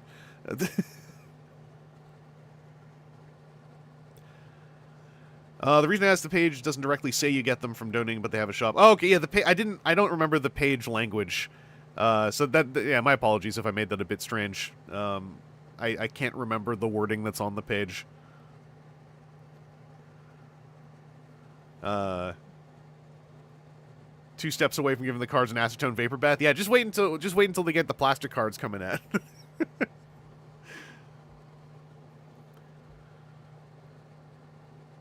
Oh, yeah, so Oma Ender, I believe that is a stretch goal to pay for a print run of the Org Forks version of Wave 8, which for all intents and purposes is like, Bill, unless I'm misunderstanding something, for all intents and purposes that is like tweaked for some wording clarifications, but like that is the primary like tweak. I can't think of another word.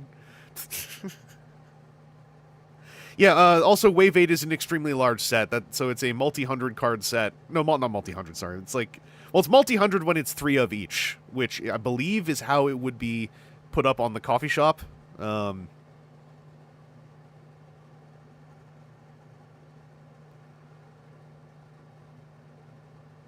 Yeah, it's good that they're both in here so you can ask, because this is, ideally when I put the Vox shredding up, they will both sit in the comments section for 2 days. I'll bring them, you know, a cage to sit in.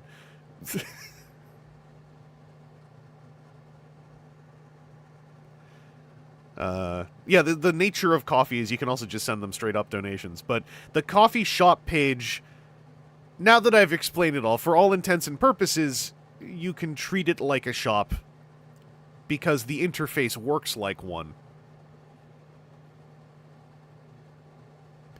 Oh, I've been enjoying Marvel Rivals. I haven't actually played with any of the Fantastic Four since then, because, like, I played Rivals for, like, 3 days, a lot, and I haven't played it since. I just started doing other things.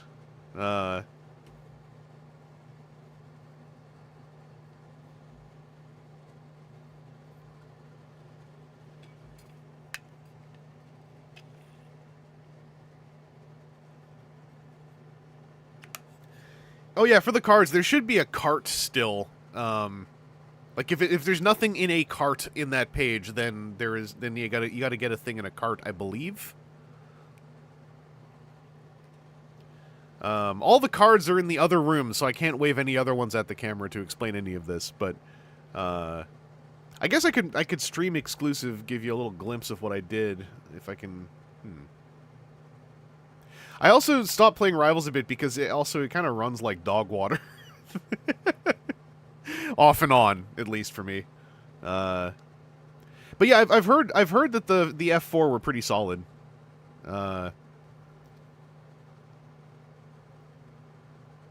I would just randomly get like no textures basically when I was playing it. Like just everyone was in the soft version of their textures.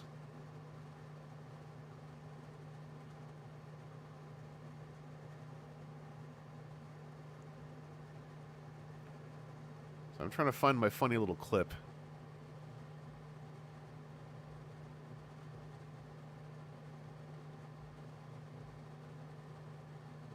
Can I open this in a new window? Oh, I can download it. Oh, sick. Okay, here we go.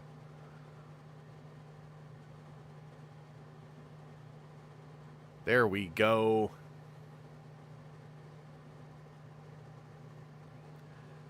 Oh yeah, Verspringen, I don't remember where I picked it up, but dog water has such good friggin' mouthfeel as a cuss word.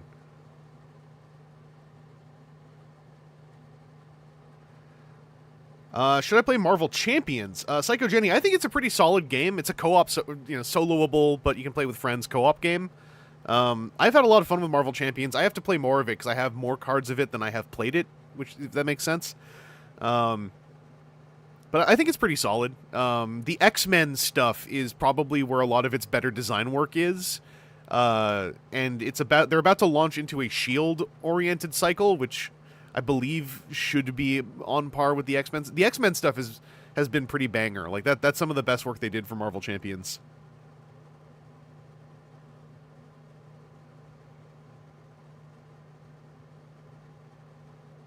Okay, where's my OBS? Because I think I can load this in as a media element.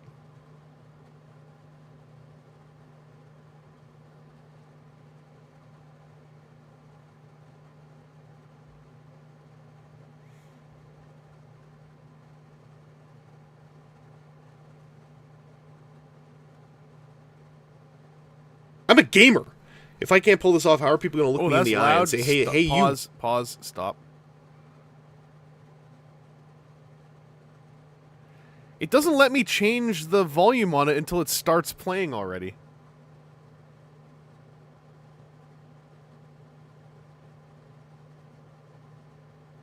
I'm a gamer.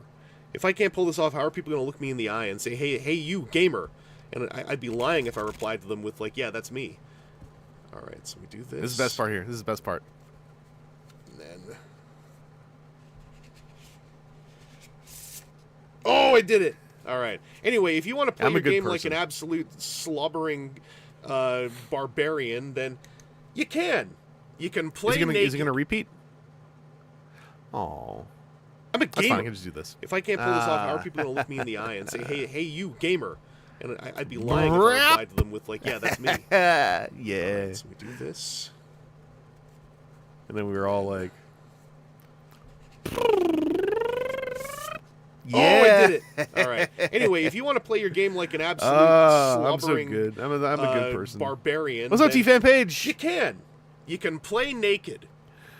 Anyway, yeah, that's what I did. I'm very proud of myself.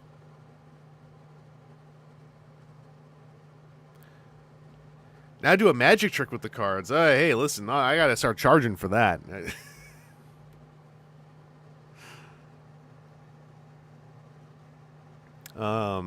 But yeah, one thing about that clip is you could probably tell I didn't remember in the moment. I didn't remember how to do the second part of that, so I just kind of pushed and hoped. But yeah, if you're going to TFCon LA, I just wanted to prove that you can technically get up to some naked play and just shuffle your unsleeved cards if you gotta, because all the cards in the goodie packs have that backing. So technically, you could shuffle them together and mix and match a little bit, etc.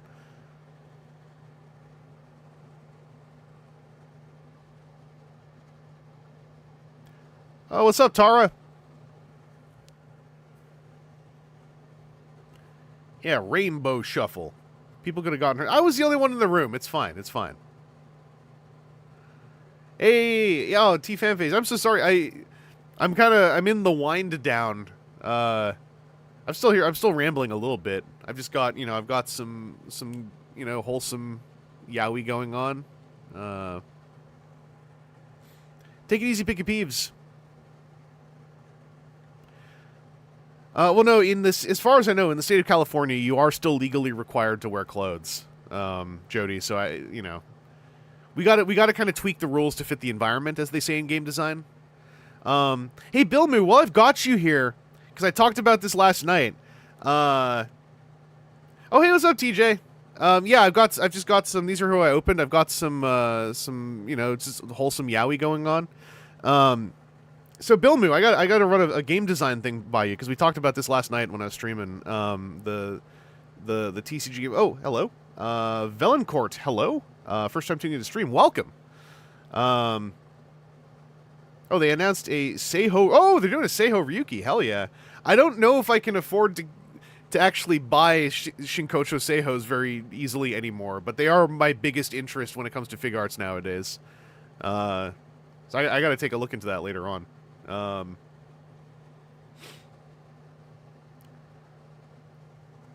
Before we go, what are your day 2 thoughts on the Rodimus? Oh, yeah, I actually, at the start of the stream, I transformed him once. I was like, here, I'm going to show you how the legs work, everyone who's here who didn't see this, and then just transformed him all the way again. On day 2, he's still feeling pretty good. He still has the sick, like, multiversal ab crunch setup. Which is such a neat little gimmick.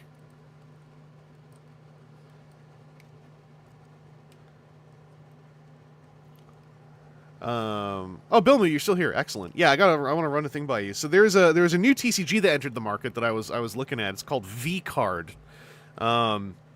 It seems to be like the basic design tenet is we want to sell trading cards of VTubers, and then at the last minute somebody went like, hey, wait, if we make it a TCG, we could sell some more. And then it went bad. So I wanted to run by you some of the things in the rule set that were in that game. So number one, what if I told you a game designed in the year 2025? Let's be generous and say it was 2024 when the design happened. Even though in some ways it looked like the rules were just run through an LLM sometime in January. What if there was a game designed this decade where one of the codified non-optional rules on launch, now optional, 2 days after launch they changed it so it's optional, was ante. Like, what if someone just made a game with ante in the 2020s as a codified rule? So you have to win 5 rounds of the game, and every time that a round ends, the winner takes all the cards they played, puts them in discard, the loser takes all the cards they played, and puts them in the ante pile. That's the low-hanging fruit, but that's the easy one. I've watched 2 gameplay streams of that game because I know about 25% of the VTubers that are in it. So it's funny seeing like, oh, I know who that is.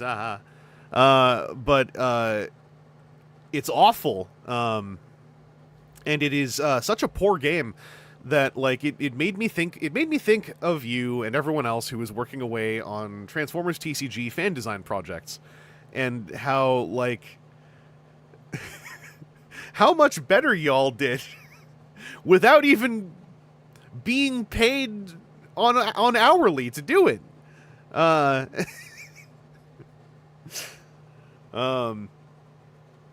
Because, like, what was some of the other things? Your character card, you have 3 levels. Level 8, level 9, or level 10. There are no levels 1 through 7. But the number is still a base number that matters. The level 8 has a small effect if you choose to play a level 8 character. The level 9 and 10 do not, which means the level 9 is simply strictly worse than level 10. And then your support cards are typal based on a tag ring of 6 elements. And then if you play a support card of an element that trumps the other element, their support card is simply nullified and thrown to discard. So basically a lot of time and money was spent making something that is the poker cards game War. But with Yu-Gi-Oh! Support cards. Yeah, and Bold, yeah, the level 8 effects are basically like sometimes it will start as a level 9. Yeah, that was also very... The more that people who actually knew stuff were digging into it was so, academically fascinating to me as someone who has been on the sidelines watching, now I guess I could call it, like, nearly 3 pointed efforts on the Transformers TCG. The new wave of the TCG allows you to upgrade your characters with real-world money tokens called Moo Coins. Yes, yeah, Graham, like, it's just trading cards. It's just that the game that GamerSoft tried to build around it is so lousy. It is academically fascinating. It is amazing. Oh yeah, yeah. Shinkocho Seihos are usually like they are supposed to run around the like 60 to 90 mark when they start off. And yeah, Waveside, from what I understand, because now, when I spent my weekend digging around through mostly Yu-Gi-Oh channels talking about it, they were saying that, like, V Royale has a bunch of Yu-Gi-Oh or Duel Masters in it, and that the HoloLive game is basically Pokemon. So, like, it's not like there is, like, a wide, vibrant space, right? But I think it's so kooky that, like, how do you put this?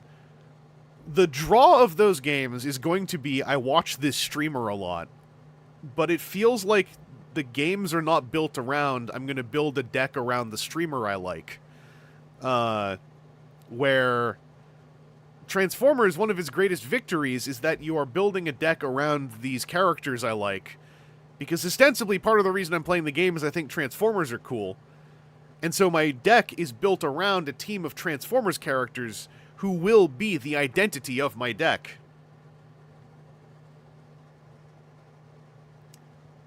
Oh, wait, T-Fanpage, you can, both weapon modes for Frenzy and Rumble. I was trying to figure out, vehicle modes for them, but yeah, there's also, how did that work again? It was like this, right? Vangelus deck, what archetype? I think, given what I did to Bilmu once or twice, I would probably be built around tricks and control. Not that I'm a blue player, but because I like to do things psychologically to people during card games. So, I would want that to be representative.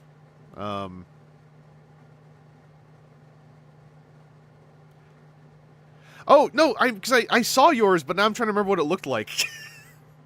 Because my keyboard is up here, so whenever I'm doing, like, toy streaming, it's kind of hard for me to, like, dig around the browser too much. So I'm trying to remember.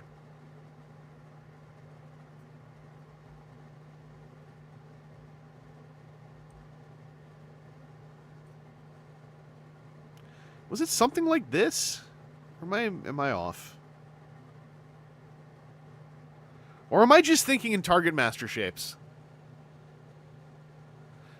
Oh, did you send it? The chat might have killed it because YouTube does that.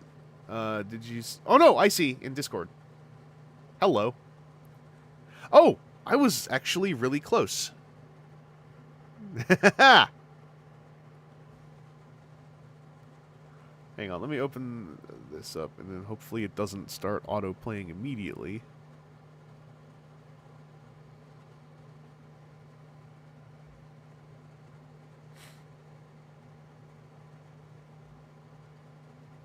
Red play. No, red play. No.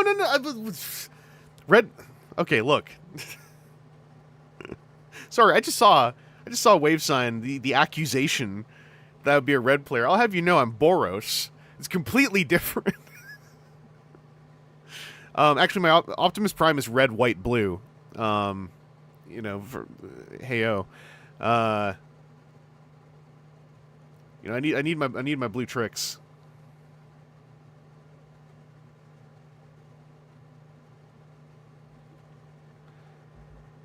Oh, I see. Because, yeah, this is a way to lock them together.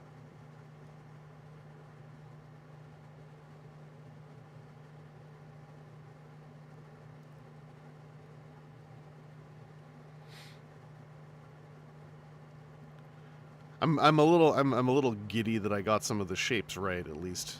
Well, some of. Few of. I put this in backwards. Excuse me. But yeah, like to explain, this guy, I sat down, I was like, "Hey, what's up, Bill Moo? Let's play Transformers."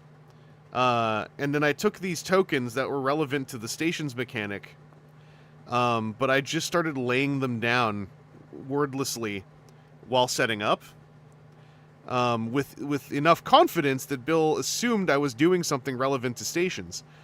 And then it wasn't until we were drawing our opening hands, I believe, that Bill went like, "Hey, wait a second. Why do you have those tokens out?" And then I was like, "Oh, you noticed." And then I changed the position of the tokens in response, and then continued. And then whenever Bill did something, I started to... I didn't really do anything. But then he would do something, and every now and then he would do something to trigger my token, so I would then, move the tokens. And it took more than 10 seconds for him to realize, I think, that, like, all I was doing was screwing with them. So I would want that to be my archetype. I've always been, even when the game was official, I was always a very big proponent of TCG mind gaming, the psychic damage you could commit to an opponent while playing. I'm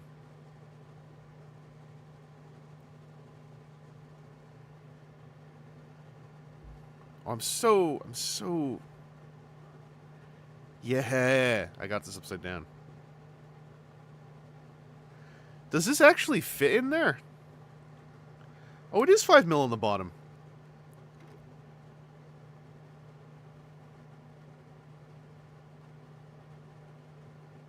No, I got you. I just want to make sure this is on screen. Oh! There we go. That's cool. Let me link... I'm going to post the link to the video in the chat, because I can do that.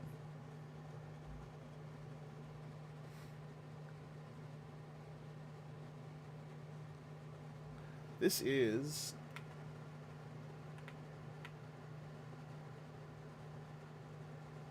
the link here.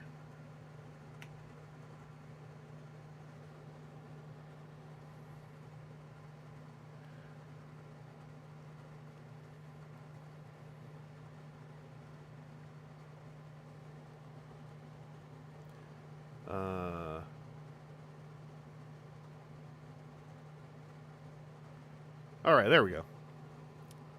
So that link I posted, that goes to the tutorial for the weapon mode that T-Fanpage has up. It is using the blue one. So yeah, now I understand what you meant.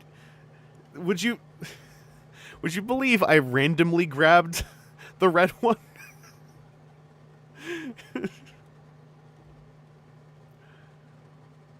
Yeah, now Soundwave can have all 3 minions on. I didn't realize that this little thing was 5 mil at the base, and that the tip is 3 mil. So it's tapered. That's interesting.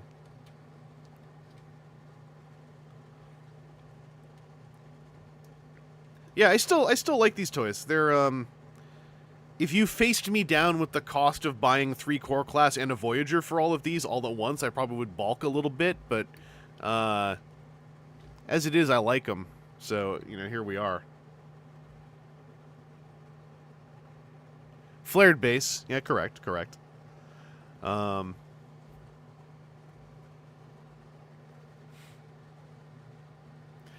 you all talking Fig Arts Aftermarket? I keep seeing half the conversation. I'm like, wait a second, what's going on now?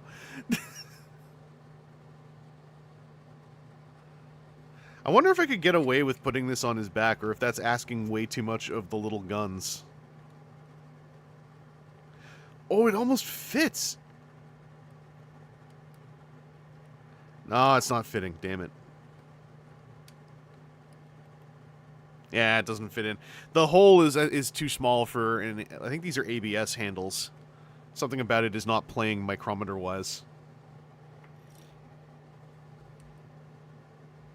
We're arguing over which Geats is most expensive. I still gotta watch... I was lamenting this last night. I still gotta watch a lot of shows, and I have not been in I want to watch shows mindset a lot, and then whenever I am, it's when, like, new Castlevania comes out or something. I still gotta finish Ghost, because I liked it when I was watching it in blocks every now and then. I still gotta finish Saber, because I was almost done it, and then I ran out of episodes, and then once it was done, I was watching other stuff. Geats is available for free. So, like, I could just watch it. Oh no, it's all right. Don't worry, no worries. It's not attention seeking. It's informational. It's valuable. I heard Gav is good, so it's all racking up. I just I want to finish my 2 unfinished journeys first, because I was liking them. I just have to get in the right mindset. Every night, like a lot of time where I'm just like, if I feel like watching something, my mood just starts swinging towards like other stuff. The other movies for Geets are archived on the internet. Oh dang! I wonder where I could find an archive on the internet, like some kind of internet archive, if you will.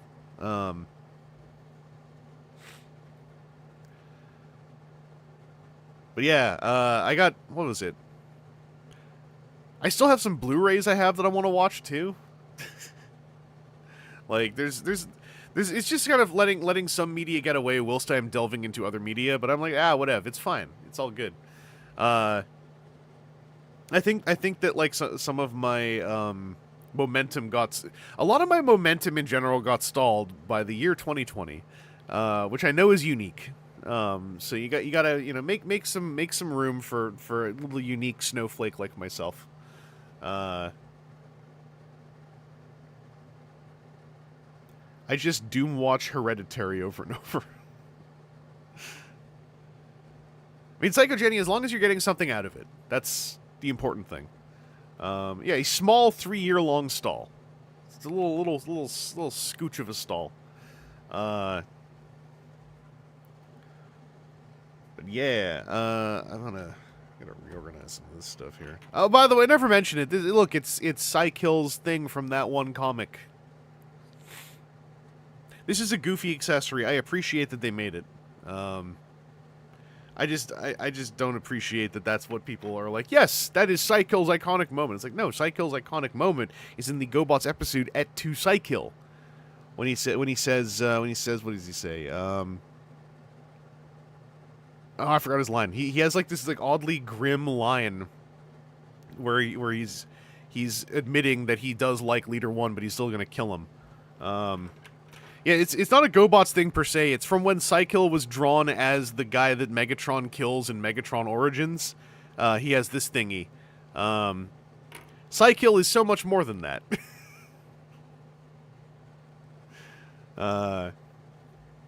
Go watch the GoBots episode Et tu Psykill. It is on par with some of G1 Transformers' best.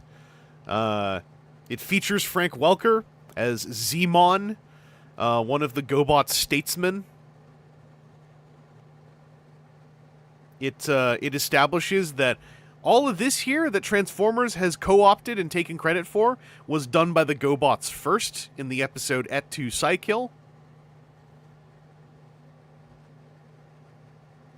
Yeah, Origins is when Megatron, takes off his hat, and then his feathers go, and then they go, and he puts his hat back on.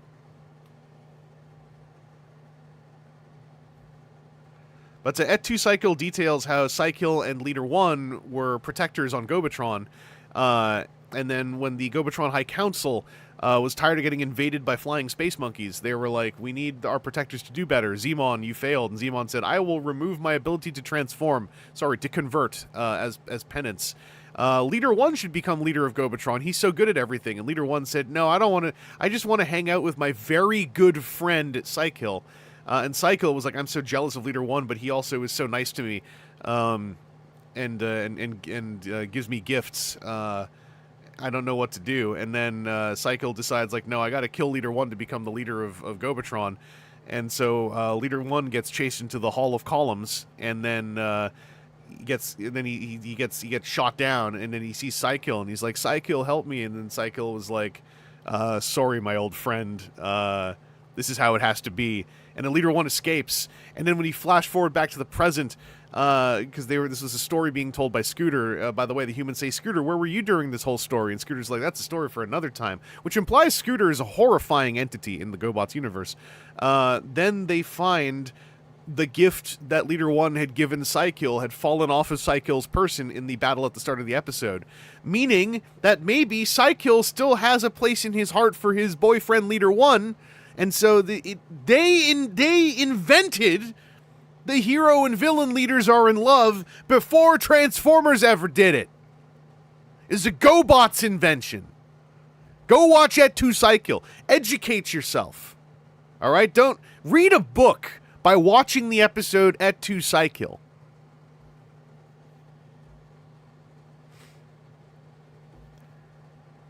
Oh, you mean the Holums? No, the Holums are what you get when you have, like, you know, when you're really into the garlic and you're like, no, I can put in another clove. No, I love the flavor. I can put in another clove. And then, like, at 1 in the morning, you wake up and can't sleep again. And you're like, do I have to use the washroom? And it's like, no, you don't. You just feel something is wrong. Those are called the Holums.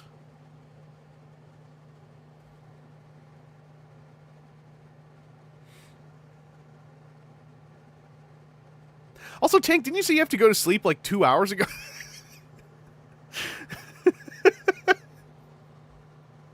I just realized. Yeah, you got the Holums. You gotta process those Holums.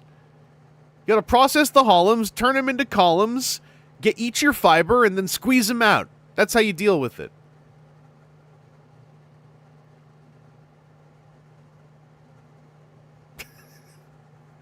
Congrats on the +2, Verspringen. Hell yeah. I'm still working on getting mine.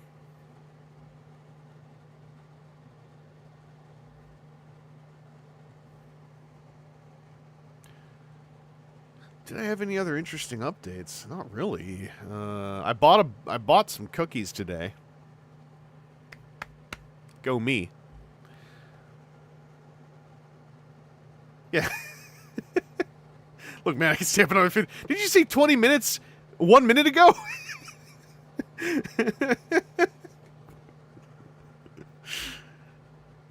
I'm gonna switch to face cam to start making myself at least move more slowly towards the wind down period. You want to talk about? Listen, I don't even have a circadian rhythm anymore. I replaced it with an MP3 player. All right.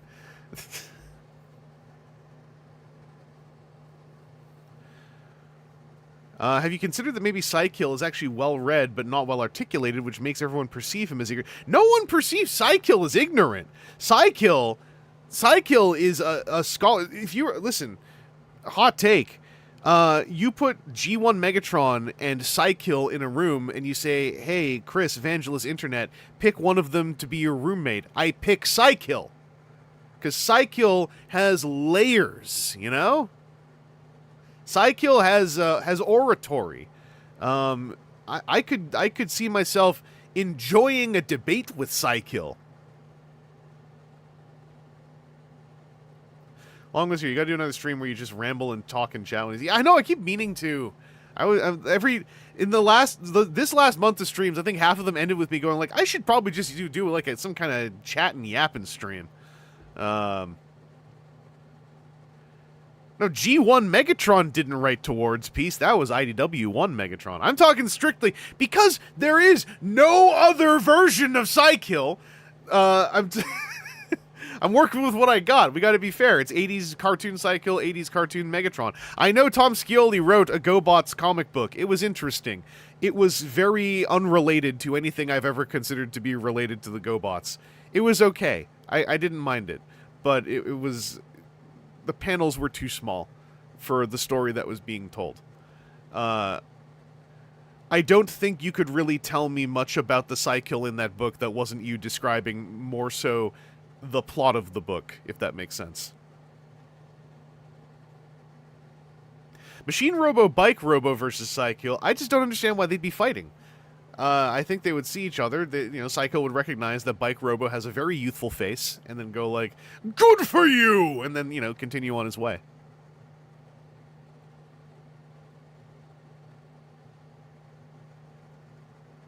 Omander, a Q&A, if you will. I was thinking about turning VQ&A into streams, because, the only reason I did VQ&A partly was because it was a thing to do at the YouTube space, and that has not existed since 2017. So that would be a fun way to jump back into doing that, because I like answering questions. I like trying to offer insight into the universe.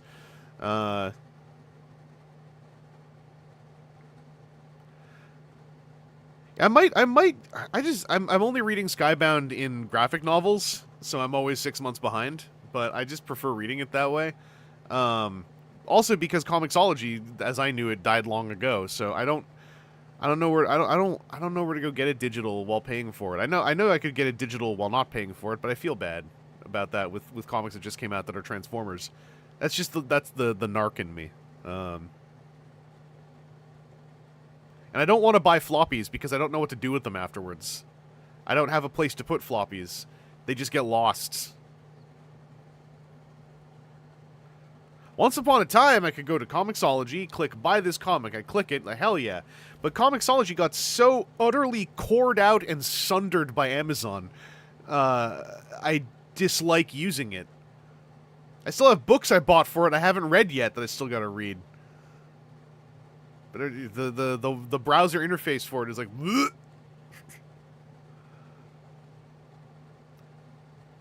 Vangelus doesn't go to comic shops to read them for free. Correct. I can't. Legit, I couldn't. Even if I open a book to just peek inside it, I feel guilty because I'm like, oh, they're watching me, and they're like, oh, this is another one of them. It's another flipper, and I'm just like, I'm not. I'm just curious.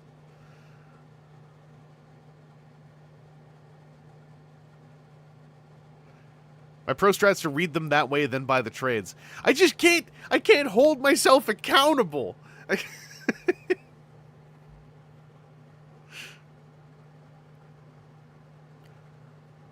Oh, Lee, you had comics for sale on Comixology. RIP. I'm so sorry. It was such a good platform. Like, that's the first time I truly experienced a platform being ruined overnight. Like it's not even just like, oh, Amazon bought it, they ruined it. It's like, no, it's not specifically just that Amazon bought it. It's like on every level. On every single level, Comixology was ruined on the user end, at least. I can't even imagine on the publisher end.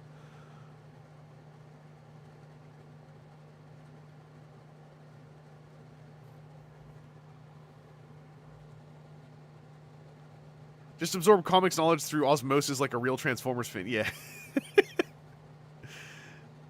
Yeah, where's the YouTube synopsis of the latest issue? How am I supposed to keep up with the story?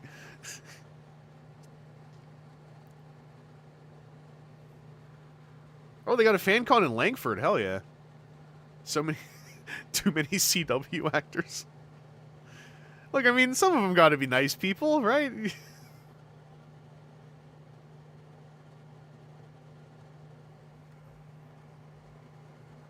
Gave up being a Wednesday warrior. Yeah.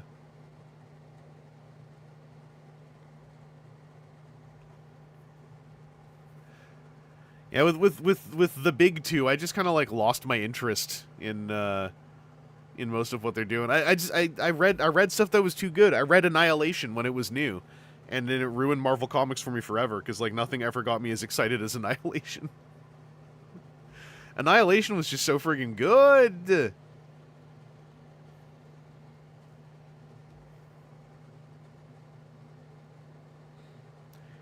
I just lunge at you? No, I was doing this. Oh, I moved my chair. Sorry.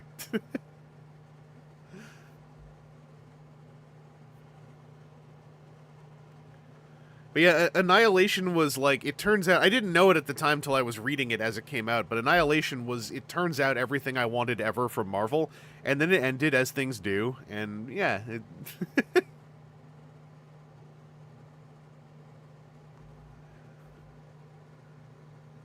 I still think about, like, the friggin' the near spread page that you'd turn, and you'd just see, like, Ronan the Accuser just friggin' using the universal weapon and, like, obliterating this dude's jaw.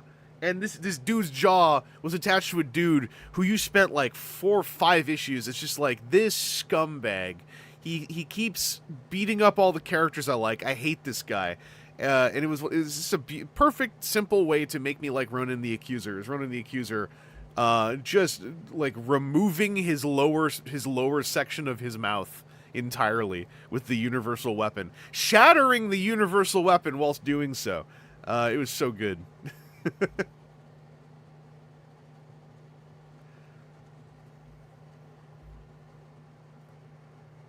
He even oh, is it because he's the accuser? Like when he does it, he has a line. Even he has the line you would say, where he goes like, not just like you stand accused, but he goes like you stand and then spread page as shattering the weapon to blast the guy's jaw off his face. Accused in hand scripted bold font, and it's like absolute cinema, Kino as they say in Germany. And this was when Civil War was happening and still active, and the only crossover that Annihilation stuff ever. No, this was post Annihilation, I guess. But like, there were some good books after Annihilation 2 that spun off from it. And there was like one issue where Nova, now Nova Prime, Richard the Dick Rider, Nova Prime returns to Earth to check on what's going on, and he's only there for like 1 or 2 issues, and he just goes like, "You're all stupid," and then just leaves. He's like, "Do you have any idea what's been going on? Do you know that we just saved the entire galaxy like twice? And you're all punching each other, and one of you killed Goliath? Like, no, I'm leaving. Bye." He just like takes off. And he's like, I don't know, they expressed that, like, you know, he got there, like, looking up to Captain America and everything, as he did the last time Richard the Dick Rider was on Earth. And when he comes back and sees them all being written as Civil War, it felt like that it was a writer at Marvel expressing their disappointment with how Civil War was progressing. So they had Nova show up and go like, "Y'all are stupid," and then leave. And it was such a good issue. I liked it. Civil War, I remember, was like, what was it? The opening 2 months of it, I like kind of got me hooked, and then it just was this rapid fire like, and while it was happening, I was coming off of Annihilation, so I was like, ooh, maybe this stuff's good, and then I don't know. It was the proximity to Annihilation that also like really like just stuck a nail through the face of Civil War for me. All right, take it easy, Tank. I don't know if this is a hot take, but I also didn't really like the Civil War movie either. It was like, at the time I came out of it going like, well, that was fine. And I had that face on. Like, this was my face. I was like, that was fine. And that's how I felt. They are like, Civil War shows up in a lot of Marvel related games. There's a Civil War add-on for like United.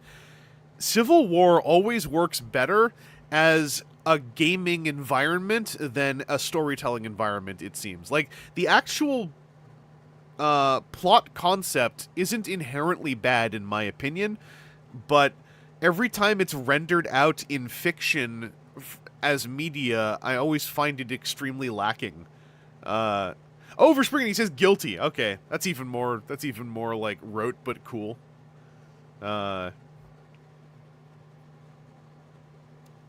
But because like the crux of Civil War as a gimmick is everyone's gonna fight each other. So you're like, all right, that's a game, that's a video game, cool. But then like you can get into some nitty gritty with it as far as like the nature of vigilantism, the nature of authoritarianism, the nature of like, do we inherently believe our government is good or not, blah blah blah. I just feel that when it came to that nitty gritty, both the film and the comic books did not really succeed. Bits and pieces succeed because bits and pieces of it are not that hard to nail and are pretty straightforward and natural, but like a lot of it just ends up like not making me all that excited. I don't know.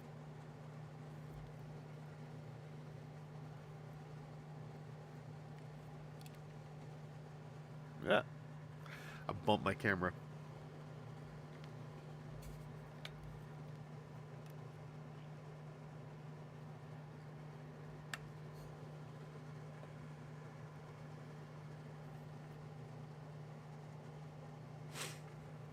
Yeah, for springing, like, the time limit nature of it, it kind of helped me understand, like, the sadly inherent negative nature of crossover events, I guess, this century. It just seems like they are too meddled with for creatives to be creative in them, I guess. Not to kind of sound rote, but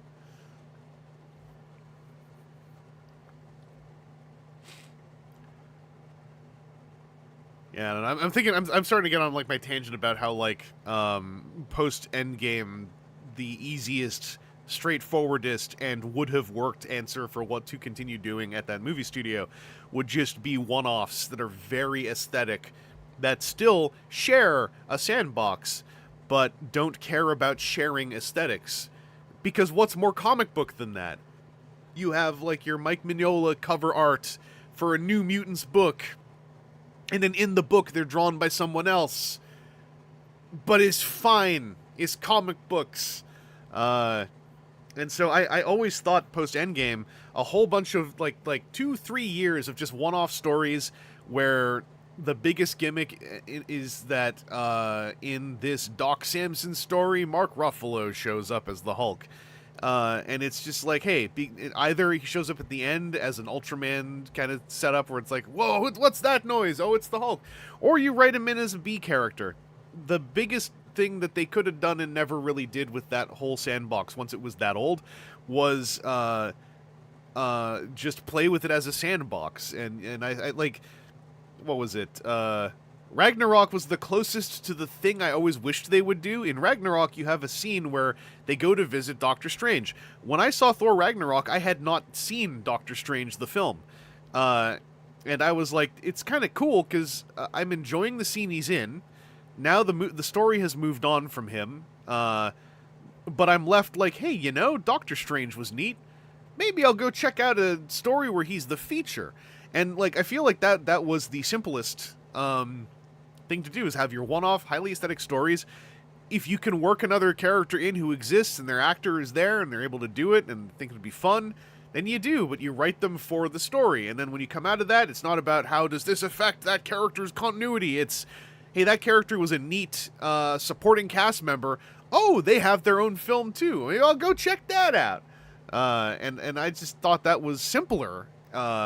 Even in the most like cynical of business brain modes, I could assume with my my Hannibal Lecter empathy would be like, this just seems easier and more consistent, hypothetically, than trying to set up another 10-year-long thing immediately after you finished one when everyone's going to be thinking about it. Clearly, none of you have watched Toei Tokusatsu, where every season that starts right after one ended is the worst season that ever came out because it is not hitting the highs of episode 50 of a 52-episode season.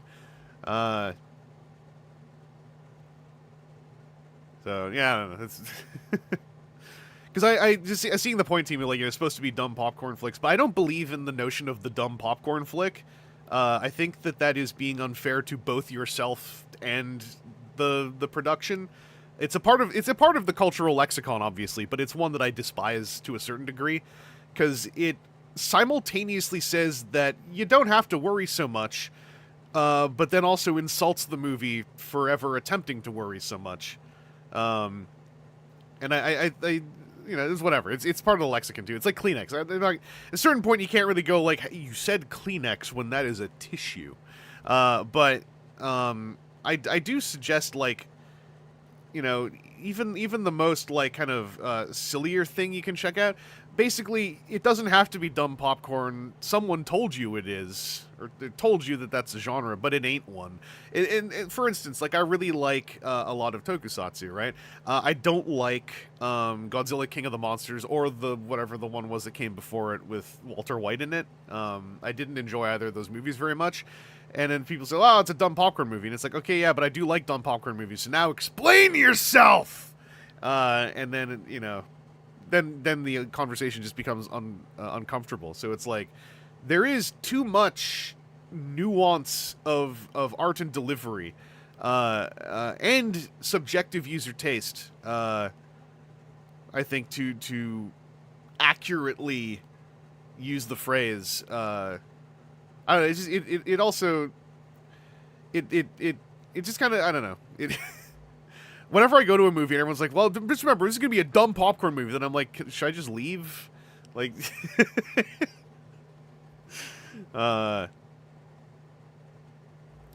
because I don't know, there's so much there's so much that you can also like enjoy in a movie that you don't like on the whole, or vice versa, and I don't know. Nuance makes media digestion I think like way more fun. Yeah, Godzilla is from 2014 too. Yeah, no, Long was here. I had that moment. I saw a clip of Walter White in it, and I was like, "Oh yeah!" And they're like, "Yeah, this movie is 11 years old." I'm like, "Oh yeah." But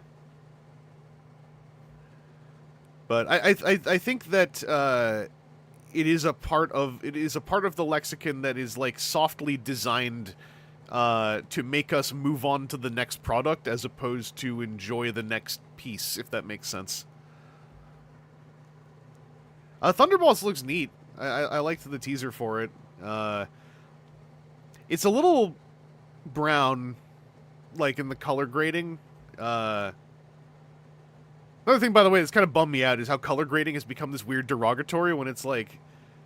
I mean, it's derogatory for a reason, in that a lot of Marvel movies try to go for a house style that involves flattening out a lot of the color swatch. So Thunderbolts, like, sticks out because, like, it has color swatch. But also it has one I'm not, like, all that into. So I kind of wish the color... I wish it was more cold tones, basically.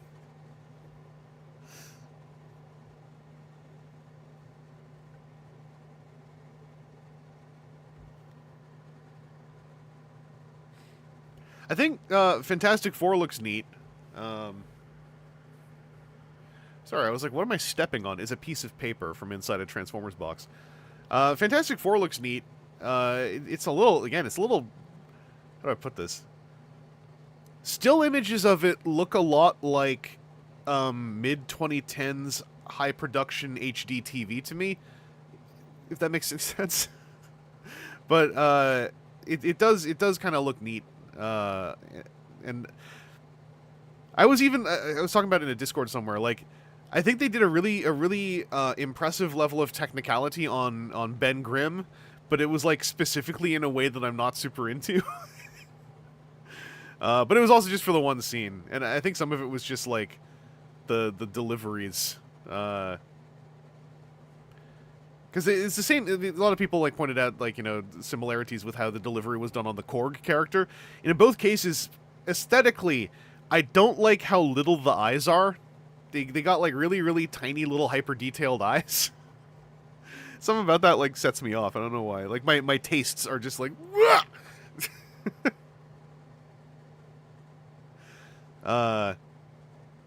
And they you know, and I appreciate that, like, there is a school of thought where this is actually a neat decision, but, like, they didn't really do any post-processing to the voice. I think it's because there was no post-processing to the voice, but they did a lot of audio post-work to represent his rocky bits moving around together. And something about that, combined with the voice not having much post on it, like, kind of... like, wasn't my taste, basically. But, I mean, my taste is I would want to put a big, kind of bassy grind on the voice, because I think that would sound baller. I understand that is a very rote sentiment, too, because he is a man made of rocks. But, well, a man who is covered in rocks. If you peel the rocks off, then you get the true body horror going on. But yeah, the Fantastic Four teaser is pretty solid. Don't look at the posters. The posters are very sad. The posters are inexplicably incompetent.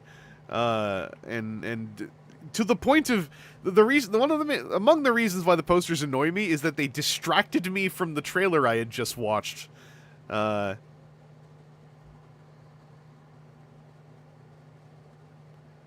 I forgot there's a Lego museum in Sydney.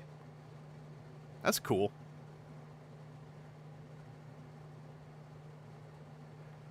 I just don't... Like, I went on this rant. I'm not going to, like, go on and on forever, but it's just... It is an inexplicable use of generative on those posters when a company that has infinity money that is clearly trying to do the Alex Ross look, and Alex Ross is a human you can pay money to draw for you. Like,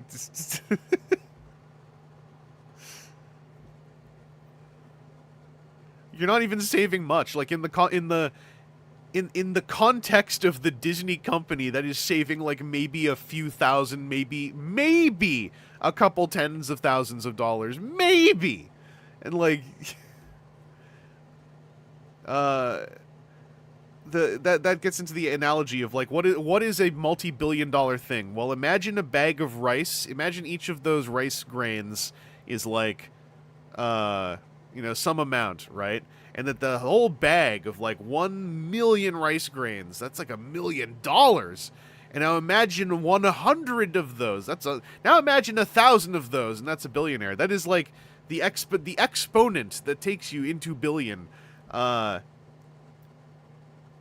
most 5 figures of money to pay Alex Ross to draw some stuff is like what are you even saving? What?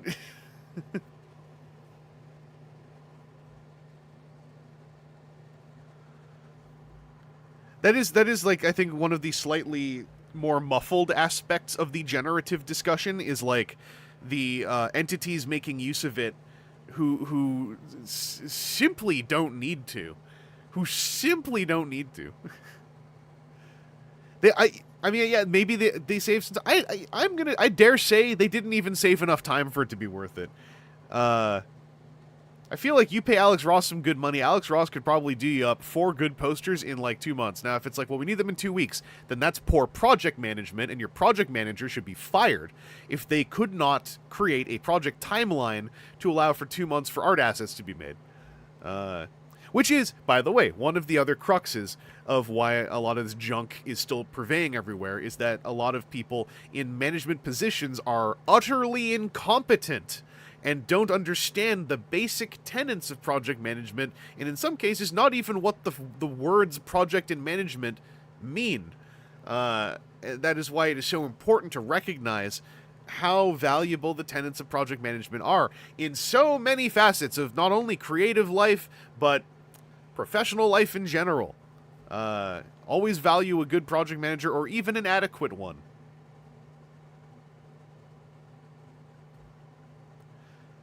Oh, yeah, it is also, for Springen, it is like, all press is good press, kind of, there's no such thing as bad press, etc. But, regardless, it did actually make me dog water talk, to try to use that word in more creative ways, the film a bit, because I was also like, well, you know what? Now that I'm looking at the trailer again, because I want to get the posters out of my mind,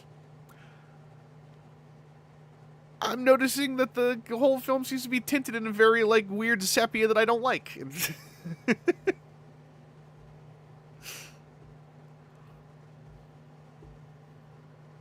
Oh, bees, it is. I'm just winding down for about an hour.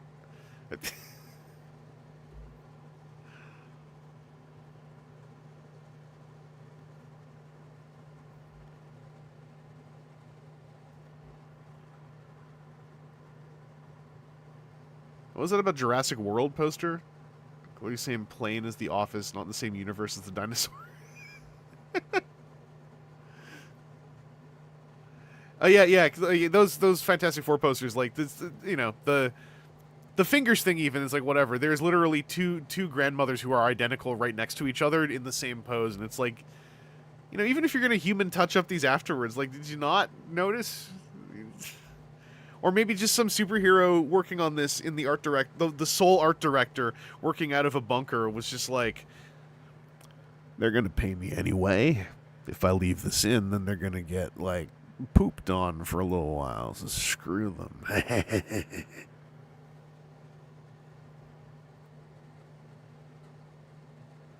I personally haven't looked into videos on MCU color grading, because for me it's a complex topic a little bit, because I feel that it is starting to become phrasing being wielded in a way that is, like, well-intentioned but lightly ignorant.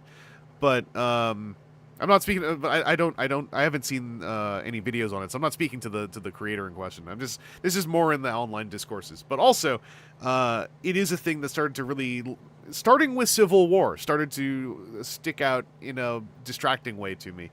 That and the under-rendered CG moments, those stuck out to me a lot in Black Panther and Shang-Chi, which otherwise I would have enjoyed more. They were both fine. It's just like with Shang-Chi, it's like I prefer the idea of just deleting deleting the action sequence with the dragon. Just have it cut from the end of the Ten Rings fight to the next bit, and I think it's actually just a better movie. Because the Tony Liu fight was Tony Liu, right? I can't remember now who the cast was. It's been a while since I looked at it. I watched it with my mom on like TV, but the son dad fight was legit sick. I liked it. Tony Leung, sorry, yeah, thank you, Long. I thought that fight was very good, and then like to try to coda it with that dragon, I was like, come on. I was like, I'm just gonna eat this sandwich I have here.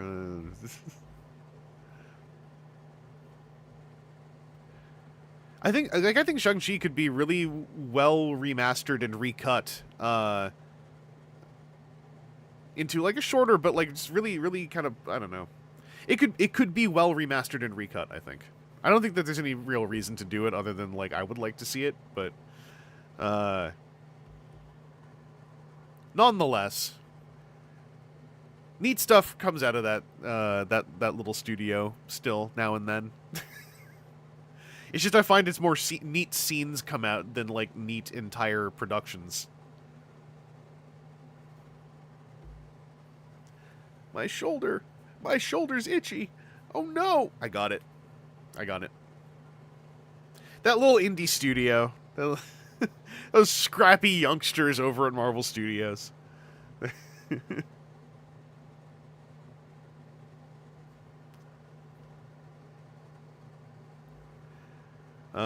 Anyway. Artino, welcome. I'm leaving.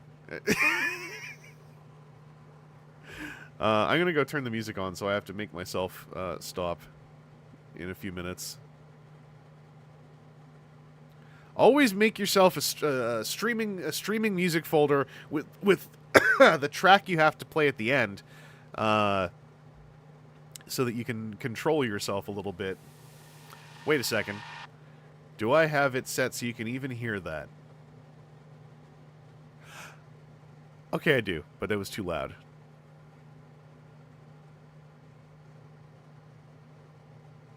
Yeah.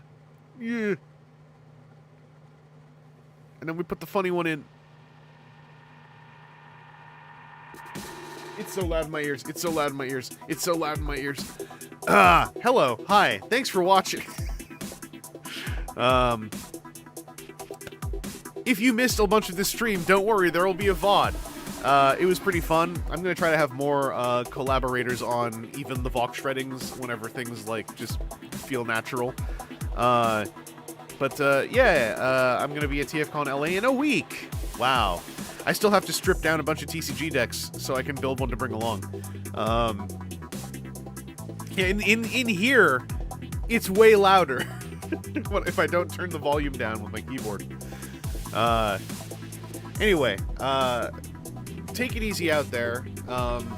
I am going to be streaming on Friday with one more 2004 news dive with Aaron. So I will be back on this, doing this thing. So do come by and check that out if you would like. Artino, you are going to be at TFCon. Hell yeah. Hopefully the one that I'm at. Yeah, I want to build me a deck. I want to build two Transformers decks with two different development forks, so that I can try to bedazzle Bill with like, okay, which one am I playing? Which one am I playing? It'll be obvious which one I'm playing because it's mostly about characters. But regardless, it should be pretty fun. Yeah, stay safe out there. I'll see you all, or some of you, on Friday. I'll see you all in your dreams. I'm always watching. Take Take it easy and stay safe. Where's the button? Here it is. Actually, you know what, though? You over there, specifically, live dangerously, but only for like 2 hours.